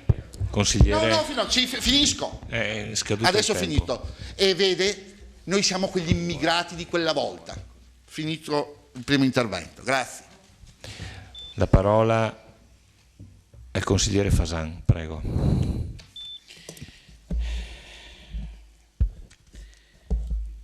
Canelos dice che siamo un po' cambiati. Ricordo che i democristiani erano antagonisti dei comunisti, anzi dicevano che mangiavano i bambini. Noi leghisti non abbiamo mangiato i bambini, eppure i democristiani sono andati con i comunisti. Non so come hai fatto, Canelos. Basta. Bon, ecco. Giusto? Ecco. Botteon, consigliere Botteon cerca di salvare il salvabile, no? Perché ho visto un po' di maretta fra quei... E dice che c'è una discussione interna nel partito. Va bene, discussioni servono per chiarirsi e per crescere. Un bravo Adus, nemmeno io avrei scritto in modo migliore, ma te lo dico serenamente, un po' lunghetta, forse ancora più di quello che faccio io, però l'hai scritta bene e posso garantirti che l'hai concordata con il tuo sindaco, perché non è possibile che il capogruppo del PD presenti una mozione d'ordine senza nemmeno concordarla con il sindaco. Pertanto un bravo anche il sindaco Tonon. Anzi, ti darò copia di quello che mi ha dato il tuo assessore Denardi, così se tu gliela davi prima magari mi risparmiava la metà delle risposte, perché non è possibile che l'assessore difenda bravamente, che poi io avrò tempo per rispondere, perché lei mi dice in 40 minuti tutte le cose che poi io in 2 minuti devo ricordare e rispondere. Avrò tempo anche di sondare parola per parola e rispondere a tema. Però bravo Dus, e ti voterò. Lui non ti lo vota, ma io te lo voto. La parola al consigliere Maset. Prego. Grazie Presidente. No, io volevo un attimo correggere i colleghi e amici Tony Darè e Bruno Fasan, perché in effetti questa mozione presentata dal collega Dus sì, rispecchia un po' i nostri ragionamenti, ma poi sostanzialmente, come ha detto bene, ripeto, il collega Darè e anche il collega Saracino, è un mix ma soprattutto di contraddizioni. Ve ne dico una su tutte. Lei, tra i tanti ritenuto che ha citato, dice sia indispensabile un immediato cambio di prospettiva nell'accoglienza dei richiedenti asilo, che si allontani da logiche di buonismo assistenziale, eccetera, eccetera. Poi però chiede che il Consiglio Comunale si impegni affinché ci sia il prolungamento dell'assistenza. Allora, lei deve capire bene se vuole allontanarsi dal buonismo assistenziale o se vuole che l'assistenza continui vita naturale durante, perché voglio dire, insomma, abbiamo visto notizie che sono apparse anche su quotidiani nazionali, su reti nazionali, anche sul discorso di Roma Capitale, che è venuto fuori come questi flussi migratori siano legati poi alla malavita e a tutto un sistema perverso che c'è sotto. Detto questo, poi volevo dire anche al collega Carnelos, anzi poi se nel secondo intervento le lo chiedo cortesemente, magari parla un po' più piano, concilia anche un po', sai, il rilassamento magari nella sua omelia, invece di... Ecco. Detto questo, non è vero che non c'è, che noi, la nostra generazione e queste generazioni sono prive di guerra. Non è vero, collega consigliere.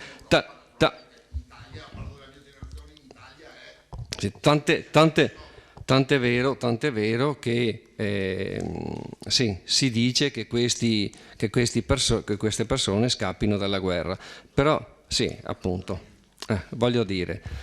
Poi il Mare Nostrum, è vero che noi abbiamo il mare, però non siamo obbligati ad andare a prenderli e portarli tutti qua. Poi è altrettanto vero, è vero che abbiamo firmato il Trattato di Dublino come l'hanno firmato tutti gli altri paesi aderenti della Comunità Europea, però è altrettanto vero che la Francia, e non è l'ultimo paese dell'est, la Francia ha chiuso le frontiere e a 20 miglia ci ha pensato la polizia e i carabinieri italiani a sgomberare tutto quell'ambaradan. Poi altri paesi, sempre della comunità europea, le hanno fatte, le stanno potenziando, stanno tirando sui muri, i fili spinati e quant'altro. Quindi il problema, ma è innegabile che è un problema questa immigrazione, però non deve essere un problema italiano e deve essere gestito in maniera diversa anche dall'Italia.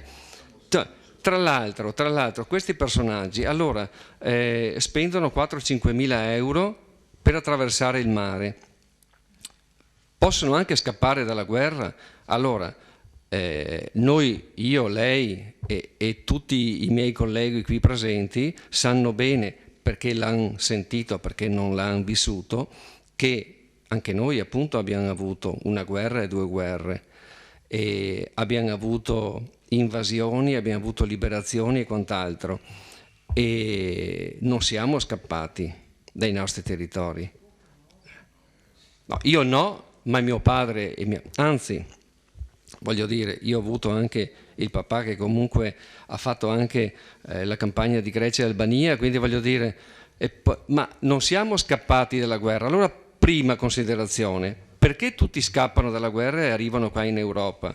Ma seconda considerazione che si collega proprio subito, se anche scappi, te ne vai con i documenti, te ne vai con qualcosa di certo e tu dici io sono questo, perché nessuno ha i documenti? No, queste sono considerazioni che nessuno fa, perché va bene far così, perché va bene costruire l'assistenza, perché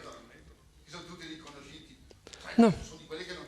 Ah, guardi, no, sì, guardi, no.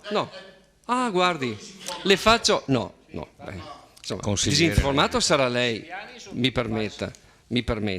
Io, guardi, come azienda, quindi qualche anno fa, 2 o 3 anni fa, c'è stato un ragazzo pakistano con tanti documenti, perché lui quando è arrivato ha dichiarato che si chiamava Tizio Caio, che arrivava che era nato ecco, abbiamo scoperto dopo 2 anni che si chiamava in un altro modo, perché lui quando è arrivato senza documenti e praticamente quello prima di lui si chiamava così, lui ha cambiato una lettera, tanto ha detto vabbè, va bene lo stesso. Ecco, questo è il modo di identificare le persone. Ora mi dica lei se va bene, se ha il coraggio però di dirmi che una cosa così va bene. Allora, questa è una realtà che le porto io e che è scusate, che è inconfutabile, però voglio dire, quanti ce ne saranno così? Allora c'è qualcosa sotto. Questo è un problema. Il secondo problema invece che lei dice che noi parliamo alla pancia della gente. Allora vada lei, collega consigliere Carnello, e comunque voi tutti, se credete, a dire a quelle persone che comunque, a quell'automobilista che ha avuto la macchina sfasciata perché c'è stato così, se gli parlano alla pancia o se il problema è reale, che probabilmente è ancora là con la sua macchina perché poi nessuno gli va a rifondere il danno che ha avuto. Forze dell'ordine, qui un po' tutti ha ringraziato le forze dell'ordine, tra l'altro adesso non vedo neanche più i carabinieri, quindi collega Dus, forse lei è preoccupato adesso perché ci sarà il movimento dei fascisti, no? E quindi dorma preoccupato probabilmente. Però no, assolutamente no, l'ha detto lei che qui è pieno di fascisti. Consigliere Masè, le ricordo solo la scadenza del tempo. Niente. Allora volevo dire che le forze dell'ordine davvero bisogna ringraziarle perché fanno un lavoro immane, l'hanno sempre fatto ma ulteriormente, tra l'altro si trovano ad operare con delle leggi inadeguate in momenti veramente difficili, quindi a loro rivolgo il mio veramente di cuore grazie. La parola al consigliere Posocco. Sì, grazie. Non volevo intervenire, poi 2 cose le devo per forza dire. Mi dispiace che ogni volta che si cerchi di presentare un problema, quello che la gente sa dirmi, la gente che non è d'accordo con me, mi accusa di razzismo, o sento profumo di fascista, oppure parlo alla pancia della gente. In realtà, ragazzi miei, questo è un problema vero che abbiamo cominciato ad affrontare noi in quest'aula più di un anno fa. Ci sono i documenti che parlano, le interrogazioni, le domande di attualità. E vi dicevamo una cosa importante: vi manca tutta la capacità gestionale del problema. Non è il discorso scappano dalla guerra, non scappano dalla guerra, poveri, non poveri. No, lasciamo stare l'immigrato, il profugo, questa povera gente. Il problema grosso è che non avete saputo gestirla e il problema immenso, gigantesco, vi sta capitando per le mani adesso e vi capiterà ancora più grande nei prossimi mesi, nei prossimi anni. Perché? Perché adesso non ottengono lo status di profugo. Se ottengono lo status di profugo devono andarsene da dove sono alloggiati. Dove vanno? Ce lo siamo chiesto. Quelli che devono essere rimpatriati, sapete che con le nostre leggi se ne andranno in giro chissà dove. Quindi adesso andremo ad affrontare un problema ancora più gigantesco. Ma perché? Perché non siete stati capaci all'inizio di capire l'entità del problema e come gestirlo. In più ci avete messo del vostro, 40 euro al giorno a chi li ospitava, bravissimi, e quindi questo è diventato business. Togliete i 40 euro a chi li ospita, voglio vedere chi si presenta. Sono 42, dipende dai bandi, sono sempre più IVA. No, sono 30. Adesso, prima erano 40 l'anno scorso. Vabbè, sono 30 più IVA, 36 a casa mia, 36 e 40. No, sono 30 euro consigliere Pusocco. Sono 30 euro. Sono 30 euro. Sono 30 euro. Mi inviti in prefettura che vengo volentieri. No, l'accompagno volentieri. Sono 30 euro, sono soldi. Sono soldi. Consigliere Pusocco, se aspetta un secondo. Sono 30 euro in caso di convenzione stipulata con i bandi. Siccome in gran parte dei casi, ci spiegava il prefetto anche all'ultima riunione del Comitato Ordine Pubblico e Sicurezza in quest'aula svolta qualche giorno fa alla presenza dei sindaci del territorio, in gran parte appunto questi bandi vanno deserti perché nessuno si presenta a contrattare. Vengono fatti con trattativa privata e l'importo si riduce ulteriormente. Assessore, i bandi della prefettura sono pubblici, la invito ad andarli a leggere. 1. 2. Si è notato quante associazioni sono nate negli ultimi anni per la gestione dei profughi. Io non so se lucrano o c'è il requisito per cortesia di mi risponda dopo. C'è il requisito per di 2 anni cortesia di mi esperienza. risponda dopo. Io voglio invitarvi su questo ragionamento. Quanti sarebbero disposti ad ospitare queste persone se non fosse dato loro un riconoscimento, dei soldi? Vorrei vedere, e sarebbe più giusto, carità cristiana, tutto quello. Uno di tasca sua li ospita, li mantiene, bellissimo, allora sono d'accordo. Ma quando si fa del business su queste cose, no, non lo accetto. E poi sono accusato di razzismo, non lo accetto di nuovo. Perché qui si sta accogliendo, però nessuno accoglie gratis. Poi, perfetto, l'attività del comune, sta inserendo questi migranti nelle associazioni, li sta facendo lavorare, li sta coinvolgendo. Benissimo, date il tempo che avete speso per queste persone, vi onora.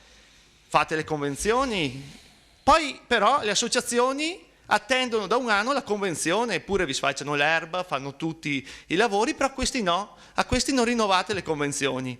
Pensate però agli altri, quello sì. Quindi vorrei che ci fosse un po' di meno ideologia e un po' più di concretezza in queste cose e cortesemente mi farete un piacere se finite di sempre accusare chi non la pensa come voi, di razzismo o di altre cose che non è affatto così. È un discorso di gestione e di visione futura del problema. Grazie. Consigliere Saracino, a lei la parola. Sì, no, semplicemente ringrazio Dus per gli insulti, non è la prima volta in un consiglio comunale, mi ha ricordato che ero qua perché è subentrato, oggi mi ha ricordato di essere la minoranza, fila è vero, però darmi del fascista onestamente questo, guarda, non mi arrabbio neanche, è un momento di rabbia tua perché non si è potuto rispondere alle mie interpellanze, per l'amor di Dio, però essere accusato di fascismo a uno che è stato tra i primi consiglieri, tra l'altro non eletto direttamente, a portare degli ordini del giorno, interpellanze sul CEIS, sulla rete solidale e portare questo problema. Io ti ho fatto delle critiche motivandole, se tu per piacere mi rispondi a quello che io ti ho detto, bene, però rifugiarti nell'insulto, no, grazie. Prima di continuare col secondo giro, e vedo altre due prenotazioni, c'è l'assessore De Nardi e il sindaco che mi chiedono la parola. Sì, grazie per qualche chiarimento. Allora, alcune precisazioni. Non è che si chieda che ci sia una visione distorta per cui si dice una cosa in questa mozione e poi il contrario. Quando si chiede il prolungamento dell'assistenza, non c'è scritto lo fa il comune. Intanto buonismo assistenzialista è una cosa, assistenza è un'altra, e poi in maniera proprio precisa è scritto l'impegno del Consiglio Comunale che il sottoscritto ribadisca alla Prefettura la necessità del prolungamento dell'assistenza ai richiedenti asilo che abbiano ottenuto la protezione internazionale sino al momento in cui viene loro consegnata la documentazione comprovante il nuovo status. Orientativamente 20 giorni. Non è, allora, l'ha detto anche benissimo il mio segretario, assistenzialismo no. Un conto è l'assistenza finalizzata a fare in modo che uno sia sempre più autonomo. Assistenzialismo no, ma con nessuno. Poi un'altra cosa preciso, sì è vero, si parla di accoglienza, peccato che l'ultima volta che è stato fatto il bando SPRAR nessun comune abbia partecipato. La sollecitazione, la leggo, solleciti il sindaco, la regione, affinché individui quote di accoglienza per ogni comune del Veneto, anche la regione dovrebbe fare il proprio mestiere, proporzionali alla popolazione residente, e coordini i singoli enti locali affinché tutti aderiscano allo SPRAR. Noi soliti 3 buoni, che poi Massa Boni sappiamo cosa significa, che tutti aderiscano obbligatoriamente, mentre qualcuno a queste proposte non ha mai risposto. La Regione in questo caso ha fatto sempre scena muta. Evidentemente il coordinamento regionale, che sarebbe sommamente necessario in questo caso, non c'è stato. Poi per quanto riguarda la residenza, c'è una norma molto chiara, anche perché chi arriva al richiedente, questa è la norma, questa che vi è stato gentilmente donato dall'assessore De Nardi prima, al richiedente è rilasciato un permesso di soggiorno, non è che non abbiano documenti. Poi qualcuno ha detto ormai tanti stati si stanno chiudendo, sì, tentano, perché c'è un certo Orban, se non ricordo male, in Ungheria, che non è proprio il compagno Don Camillo. Nonostante il filo spinato, mi pare che anche lì dopodiché si dice che a causa, ha detto il collega Del Re, a causa del Mare Nostrum, che poi adesso non è più Mare Nostrum, ma non importa, noi siamo in questa situazione. Domanda, il Mare Nostrum della Germania qual è? 260.000 in un mese ne sono arrivati, non uno, 260.000 in un mese. Per cui se lei mi spiega qual è il Mare Nostrum della Germania, quindi non è un problema di Renzi, meglio, è un problema di Renzi in quanto capo del governo, ma non è un problema dell'Italia, è un problema dell'Europa intera. È un problema dell'Europa intera. Chi non li voleva se li è trovati. Ci sono trovati le stazioni dei treni piene, ma non in Italia, in qualche altro paese d'Europa. Quindi trattare francamente l'argomento come fosse non sapete gestire il problema.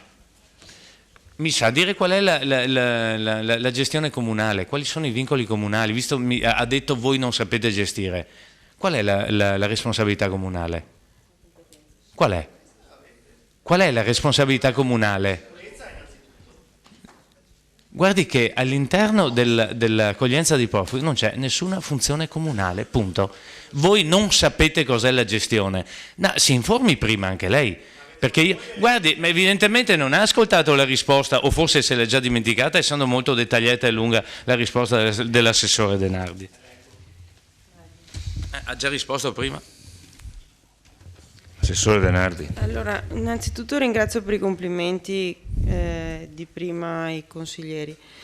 Credo però che il problema da una parte e dall'altra sia quello di rimanere ristretti entro i propri recinti mentali, per i quali non si riesce a guardare oltre il proprio piedino, oltre la posizione del proprio partito, e non si riesce a capire che molto probabilmente confrontandosi e allargando gli orizzonti si possono trovare soluzioni o visioni o parziali ipotesi positive anche dall'altra. Innanzitutto io non mi sento in imbarazzo per la mozione che ha presentato il consigliere Dus, che anzi ringrazio per averla depositata, perché non ha nulla in contrasto con quello che è stato detto. Il Comune di Vittorio Veneto fino ad ora ha fatto quello che è nelle sue possibilità e nelle sue competenze. Come ha detto prima correttamente il consigliere Saracino, il bando SPRAR non partirà che dopo la metà di questo mese. Non a caso tutti i comuni della provincia di Treviso sono stati convocati dal prefetto il 15 di ottobre presso la prefettura per discutere del nuovo bando SPRAR, che modificherà completamente le regole rispetto a prima, per cui stiamo parlando di qualcosa che nessuno di noi in questa stanza conosce ancora perché non è ancora stata pubblicata. Mentre prima parte, almeno a quanto le voci di corridoio dicono, parte delle somme necessarie alla gestione dello SPRAR erano a carico dei comuni, pare che il nuovo bando preveda che tutto sia a carico dell'ente statale, però appunto ci riserviamo di vedere il testo quando ce lo presenterà la prefettura, che colgo l'occasione di ringraziare per dare la possibilità a tutti i comuni della provincia di conoscere insieme le nuove possibilità. Come diceva appunto prima il sindaco, un conto è che aderiscano in due, un conto è che aderiscano tutti. In provincia di Treviso fino ad ora non ha mai aderito nessuno. E per il semplice motivo che far aderire 2, 3, un comune fa sì che quello che sceglie di essere disponibile sia quello che poi fa il lavoro anche per gli altri e crea quello che è successo a Vittorio Veneto con il CEIS, cioè concentrazioni che sono oltre la percentuale che in teoria sarebbe attribuibile se tutti quanti facessero la loro parte.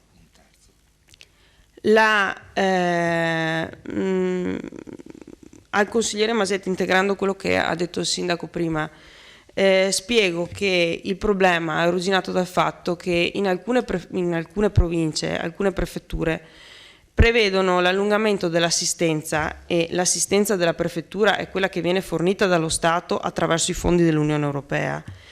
Il prolungamento dell'assistenza sino al giorno in cui il già richiedente asilo che ha ottenuto la protezione internazionale e non è stato riconosciuto come profugo, ma è stato riconosciuto secondo una delle varie tutele internazionali relative, non ottiene la documentazione che attesta il suo nuovo status giuridico, perché ci vogliono un po' di giorni materialmente per compilare tutta la documentazione. Siccome sono circa, come diceva il sindaco, una ventina di giorni di lasco, in alcune prefetture si prevede il prolungamento dell'assistenza sino a quel giorno.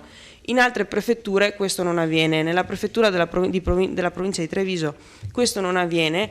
Ho sollecitato anche una quindicina di giorni fa il prefetto in questo senso a uno degli ultimi tavoli immigrazione, perché appunto questa difformità di comportamenti tra le prefetture è originata da una difficoltà di interpretazione della norma, per cui alcune prefetture si ritengono obbligate nell'ambito dell'assistenza a fornire l'assistenza sino esclusivamente al giorno in cui viene comunicato al richiedente asilo che è stata accolta la richiesta, altre ritengono di essere obbligate all'assistenza sino alla data successiva.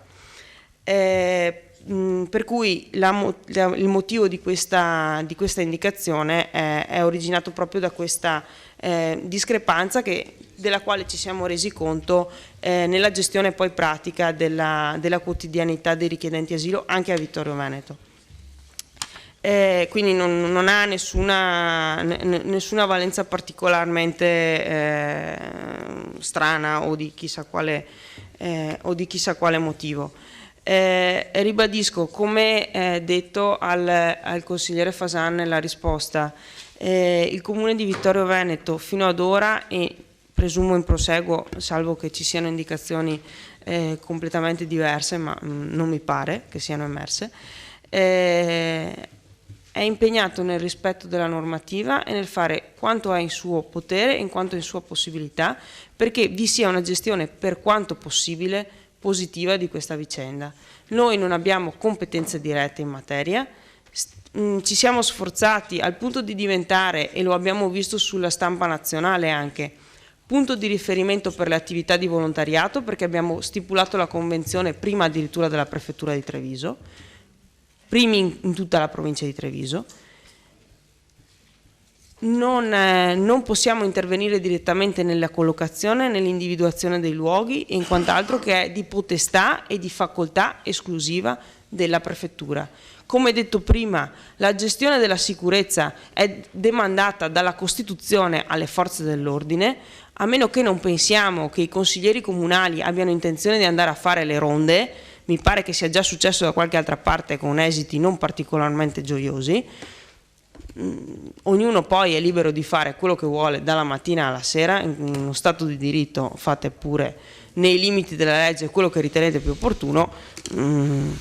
Sì, ma se vogliamo, come diceva qualcuno, usare parole in libertà, fate pure, ma credo che soprattutto con quel testo giallo canarino che ho scelto come colore in modo che ve lo ricordiate abbastanza bene nella vostra libreria, possiamo anche ragionare in termini seri e coerenti. Grazie, la parola al consigliere D'Alè per il secondo intervento.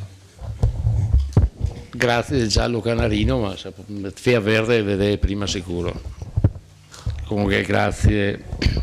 No, ma vorrei, non confondo niente. Guardi, fortunatamente ancora sono capace di...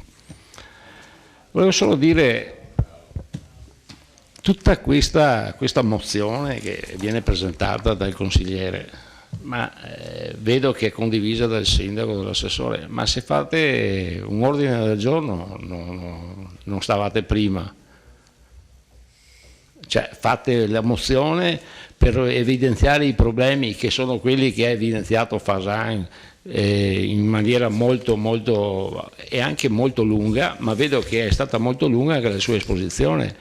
Allora, il problema che è arrivato a Vittorio Veneto, e qua intervengo con il sindaco, ma quando Don Gigetto ha fatto quel cambio da CEIS, che era il CEIS nasce con un alto auspicio per il recupero dei tossicodipendenti soggetti a regime di libertà in regime carcerario e di libertà vigilata, e quindi il trasferimento dal carcere al CEIS.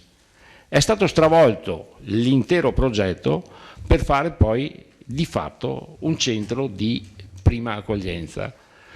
Stabilire di portarne 100 o stabilire di portarne 50 era solo ed esclusivamente un compito del comune e del sindaco, punto.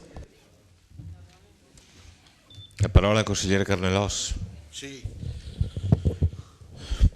Non ci sto a certe affermazioni, perché, e lo dico al consigliere Posocco e al consigliere Maset, emerge chiaro qual è la soluzione che hanno proposto: lasciamoli morire, non raccogliamoli, che ce ne frega. No, mi spiace, qui non è questione di ideologia, qui è questione di umanità, e chi lascia morire delle persone è disumano. E su questo io almeno dal mio punto di vista non transigo, vi sono dei principi inderogabili che assolutamente nella dialettica non devono essere dimenticati. Mi dispiace, il governo che io sostengo li salva gli uomini e le donne, non li lascia morire. Noi non siamo fuggiti, a dire la verità, dimentica la storia. La seconda guerra mondiale era una guerra mondiale, da qualsiasi parte si andasse c'era la guerra. Terza cosa, lo saprà benissimo, gli sfollati. Ce n'erano tanti qua da noi dalle città, non rimanevano mica là, doveva starsene là, perché non se ne stavano là? Fare i suoi, ma è normale che quando uno sta male voglia andare dove sta, pensa di stare meglio e ci va rischiando di morire e molti muoiono. E noi ci arrabattiamo nel dire che sono bestie, che rimangano dove sono. Siamo uomini? È umanità? Dare dice a Vittorio ce ne sono 100, se se ne fossero 50 non si direbbe nulla. In qualsiasi consiglio comunale della provincia di Treviso, dove non ce ne sono neanche, i discorsi della vostra parte politica sono gli stessi. Anche dove non ce n'è neanche uno, si dice gli immigrati, i rifugiati, e non ne hanno neanche uno. E questa è la prova provata che il discorso è solo strumentale. Vi dico di più, io ci sono stato nei luoghi che non avrebbero la conformità urbanistica, che dovrebbero la TARI, la TASI, la TIL e tutto quello che ci va dietro. Vi invito ad andarci e a vedere quell'umanità dolente, quegli occhi tristi. Andate qua in via Vittorio Emanuele, all'Antoniano, andate, ci sono 12 ragazze. Guardate che delinquenti che sono, che ci rubano qualcosa. Dovremmo, e questo lo dico a tutti, su certi temi non dobbiamo aggredirci politicamente, perché poi raccogliamo i cocci di situazioni come queste. Qui mi fermo. Una cosa e una risposta la merita il collega Fasan, a cui è piaciuto tornare indietro al secolo scorso. Sì, alla fine del Novecento, se ci pensi, non erano gli anni 2000. E sì, il secolo scorso, al secolo delle ideologie che avevano una ragion d'essere. Perché vedi, hai parlato di certe parti politiche e ti rammento che a quell'epoca proprio la contrapposizione nasceva da muri. Se ricordate, nel Novecento, alla fine c'era un muro che divideva l'est e l'ovest. E dicevamo che oltre il muro c'era, giustamente, molti di noi dicevano, che c'era la disumanità. Per fortuna il muro è crollato e guarda caso che in quel momento, oddio, i rumeni, i bulgari, ma come? Non dicevamo che bisognava, come si può dire, umanizzare quell'est? Poi non va più bene. Muri ancora, vero? Io dico ponti, non muri. E se ci riflettiamo, e finisco, se noi per un momento pensassimo che quelle persone sono come i nostri figli, i nostri nipoti, hanno la stessa età, hanno avuto meno fortuna, probabilmente ci verrebbe in testa del pensare che nel creato gli esseri umani sono tutti uguali. E se noi solo per un momento ci dimentichiamo di questo, lo spazio è solo alla barbarie. E guardate cosa sta succedendo, dove altri predicano che da st'altra parte c'è l'infedele, cosa salta fuori. Consigliere. Finisco allora, e ho finito. Tornerò in altre occasioni. Consigliere Dus, a lei la parola. Sì, solo una risposta brevissima al consigliere Saracino che mi accusava di avergli dato del fascista. E c'è un noto film che a me piace molto e anche probabilmente a tutta la parte politica che qui umilmente rappresento, il cui regista, che è anche attore di quel film, dice a un certo momento: le parole sono importanti.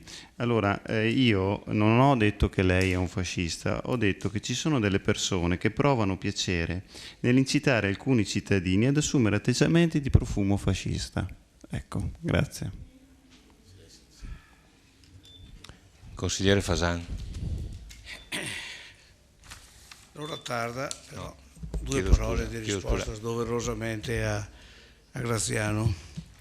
Allora, Graziano ha la rara virtù di farsi ascoltare anche se va fuori tema. Per me, Graziano, sei andato fuori tema, hai fatto l'apologia dell'accoglienza e tutto.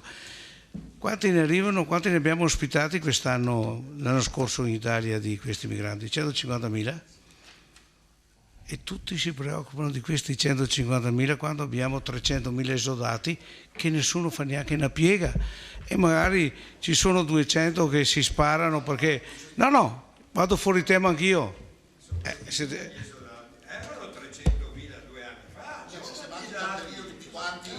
Saranno 150.000 adesso. Prego i consiglieri di non parlare fuori microfono. Fasan, finisca pure il suo intervento. Quante? Allora diamo per buono, Fasan, diamo invito per buono a continuare che il sono suo 70.000 intervento. dopo l'intervento di Renzi. Doveroso direi, no? Perché vabbè. Se Beppi va a casa che è tardi, che a femmina ti aspetta, giusto? Allora, Presidente, Consiglieri, vi prego. Ecco, Consigliere Fasan ha la parola, finisca pure. Volevo solo ribattere un po' agli argomenti, alle argomentazioni di Graziano Carneloschi, che può, dal punto di vista cristiano umano, trovarmi anche concorde, però Costa dovrebbe fare il dottore, no, fare il consigliere comunale, perché l'ultima parola è sempre la sua. Va bene, basta così. Voi avete capito tutti quello che volevo dire, no? Non occorre che mi espliciti oltre. Cioè, troppa attenzione per i problemi degli altri, i problemi in casa, no? 42% di disoccupati, nessuno ne ha parlato, diceva il consigliere Dus, mi sembra prima, no? Che i problemi nostri sono solo di chi li ha. Invece i problemi di quelli che vengono dall'Africa andiamo a prenderli con la nave. Grazie. Basta così. Consigliere Maset, spero che sia l'ultimo intervento. Grazie Presidente. Sì, no, diciamo che in parte il collega Fasan mi ha anticipato, perché il ragionamento era quello. Aggiungo solo, è chiaro che il collega Carneloschi, condivido che è anche piacevole da sentire, perché comunque, e condivido che quel che ha detto non si può non condividere assolutamente, che poi, tra parentesi, se urla un po' meno, caro collega, voglio dire, lo ascoltiamo lo stesso, perché comunque lei ha l'arte oratoria, quindi può anche parlare serenamente e saprà. Però voglio dire, gli occhi tristi, sì, lei ha visto gli occhi tristi di queste persone, ma avrà visto anche gli occhi tristi di chi ha perso il lavoro? di chi lo ha perso da anni, di chi va in cerca e non lo trova, di chi si è laureato o diplomato e qui non trova lavoro e deve correre all'estero, di chi laureato o diplomato si trova un lavoro perché per tantissime ragioni non va all'estero e si accontenta di 200, 300, 400 euro al mese perché chiaro? Perché c'è una legge nazionale che lascia fare questo, quindi ci sono delle persone che spendono magari 100-150 euro solo di benzina per andare a lavorare e ne prendono 400, questa è la realtà. Allora voglio dire, questi ospiti, ma veramente glielo dico proprio sinceramente, li vorrei accogliere tutti. Tenga presente che non loro, ma chi li accoglie, ecco, si prende 1.000 euro al mese. Allora, il mio ragionamento era semplice: se una nostra ragazza, un nostro ragazzo prende 300-400 euro al mese perché si accontenta e i nostri ospiti prendono 1.000 euro, lei capisce che insomma non serve che la Lega Nord lo dica alla gente, non loro, chi li accoglie, gliel'ho premesso prima, non loro poveri, chi li accoglie, ma è sempre un business. Allora voglio dire, chi accoglie queste persone si prende 1.000 euro a cranio e chi va a lavorare 8 ore al giorno in ufficio piuttosto che in fabbrica si prende 400 euro, perché adesso, allora, l'amico vostro Matteo Renzi, adesso che ha fatto i contratti finito il tempo indeterminato perché non è più di moda, ma è assurdo fare i contratti a tempo indeterminato, ma l'ha detto lui, è assurdo, li facciamo determinati, li facciamo a chilometri zero o 0, quindi a tre no, ma consigliere, no, non ho mai interrotto nessuno. Mi era sempre sembrato di essere seduto in un consiglio comunale e non nel mercato del mercoledì. Forse mi sono sbagliato. Ha la parola consigliere Masè, la invito a proseguire. Quindi no, ho terminato. Questi sono tutti i ragionamenti, ma tutti i ragionamenti che la gente fa, cari colleghi. Non solo la Lega Nord o chi simpatizza per la Lega Nord, la gente comune che può avere 18 anni, che può averne 30, 40, 70, 80. Grazie. Grazie, vedo che non ci sono più discussioni, quindi salvo dichiarazioni di voto metterei in votazione il punto numero 6 all'ordine del giorno. Ci sono eventuali dichiarazioni di voto? No, allora metto in votazione la mozione del consigliere Marco Dus per una corretta gestione dei flussi dei migranti sul territorio comunale. Quindi metto in votazione la delibera. Favorevoli? Contrari? 1, 2, 3, 4, 5, 6. 6 contrari, 11 favorevoli. Ho contato da Re, consigliere Bastiani, siamo in 17, mi confermate? Sì. Quindi la delibera è approvata. La mozione è approvata. Esatto, 11 favorevoli, 6 contrari. Punto numero... Sì, lo so, ci sono delle sollecitazioni contrastanti sulla opportunità di proseguire questo Consiglio Comunale. D'altronde il Sindaco prima si è espresso sulla necessità di fare un Consiglio Comunale entro la fine di ottobre, quindi fra pochi giorni. Quindi io proporrei i punti numero 7, 13 e 14, scusa, 7, 8, 13 e 14 di portarli al prossimo Consiglio Comunale. Se i consiglieri sono d'accordo. La maggioranza è d'accordo? Credo sia l'unanimità. Mettiamo, no, facciamo le cose fatte bene. Beh, nel prossimo Consiglio Comunale... Nel senso che in questo si è discussa, perché c'è il limite di uno. La mozione era da discutere, può portare anche questo. viene rinviata al prossimo. Ho capito, siccome può presentarne solo 2, però lei questa, direi che un'interpretazione potrebbe essere anche questa, visto che lei l'ha presentata in questo Consiglio Comunale. Sì, abbiamo capito, però Posocco chiede esattamente il contrario, questa l'ho presentata adesso e viene forzatamente rinviata, quindi posso presentarne un'altra? Ritengo di sì, perché sono 2 consigli comunali diversi. Allora, mozione o interpellanza? Mozione. Lui ha una mozione e un'interpellanza. Mozione. Allora, facciamo una cosa formale, metto in votazione la sospensione del Consiglio Comunale. Favorevoli? Ci sono dei contrari?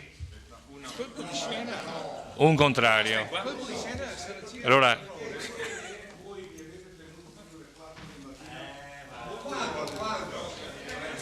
mettiamo pure a verbale che c'è il consigliere Fasan. Consigliere Fasan, se vuole rimaniamo io e lei, leggiamo la risposta così magari la capiamo una volta per tutte. Sì, ci sono tutti, perché si è fermato anche del consigliere De Bastiani. Gli ho detto, rimaniamo. Buonanotte a tutti, al prossimo Consiglio Comunale. Grazie.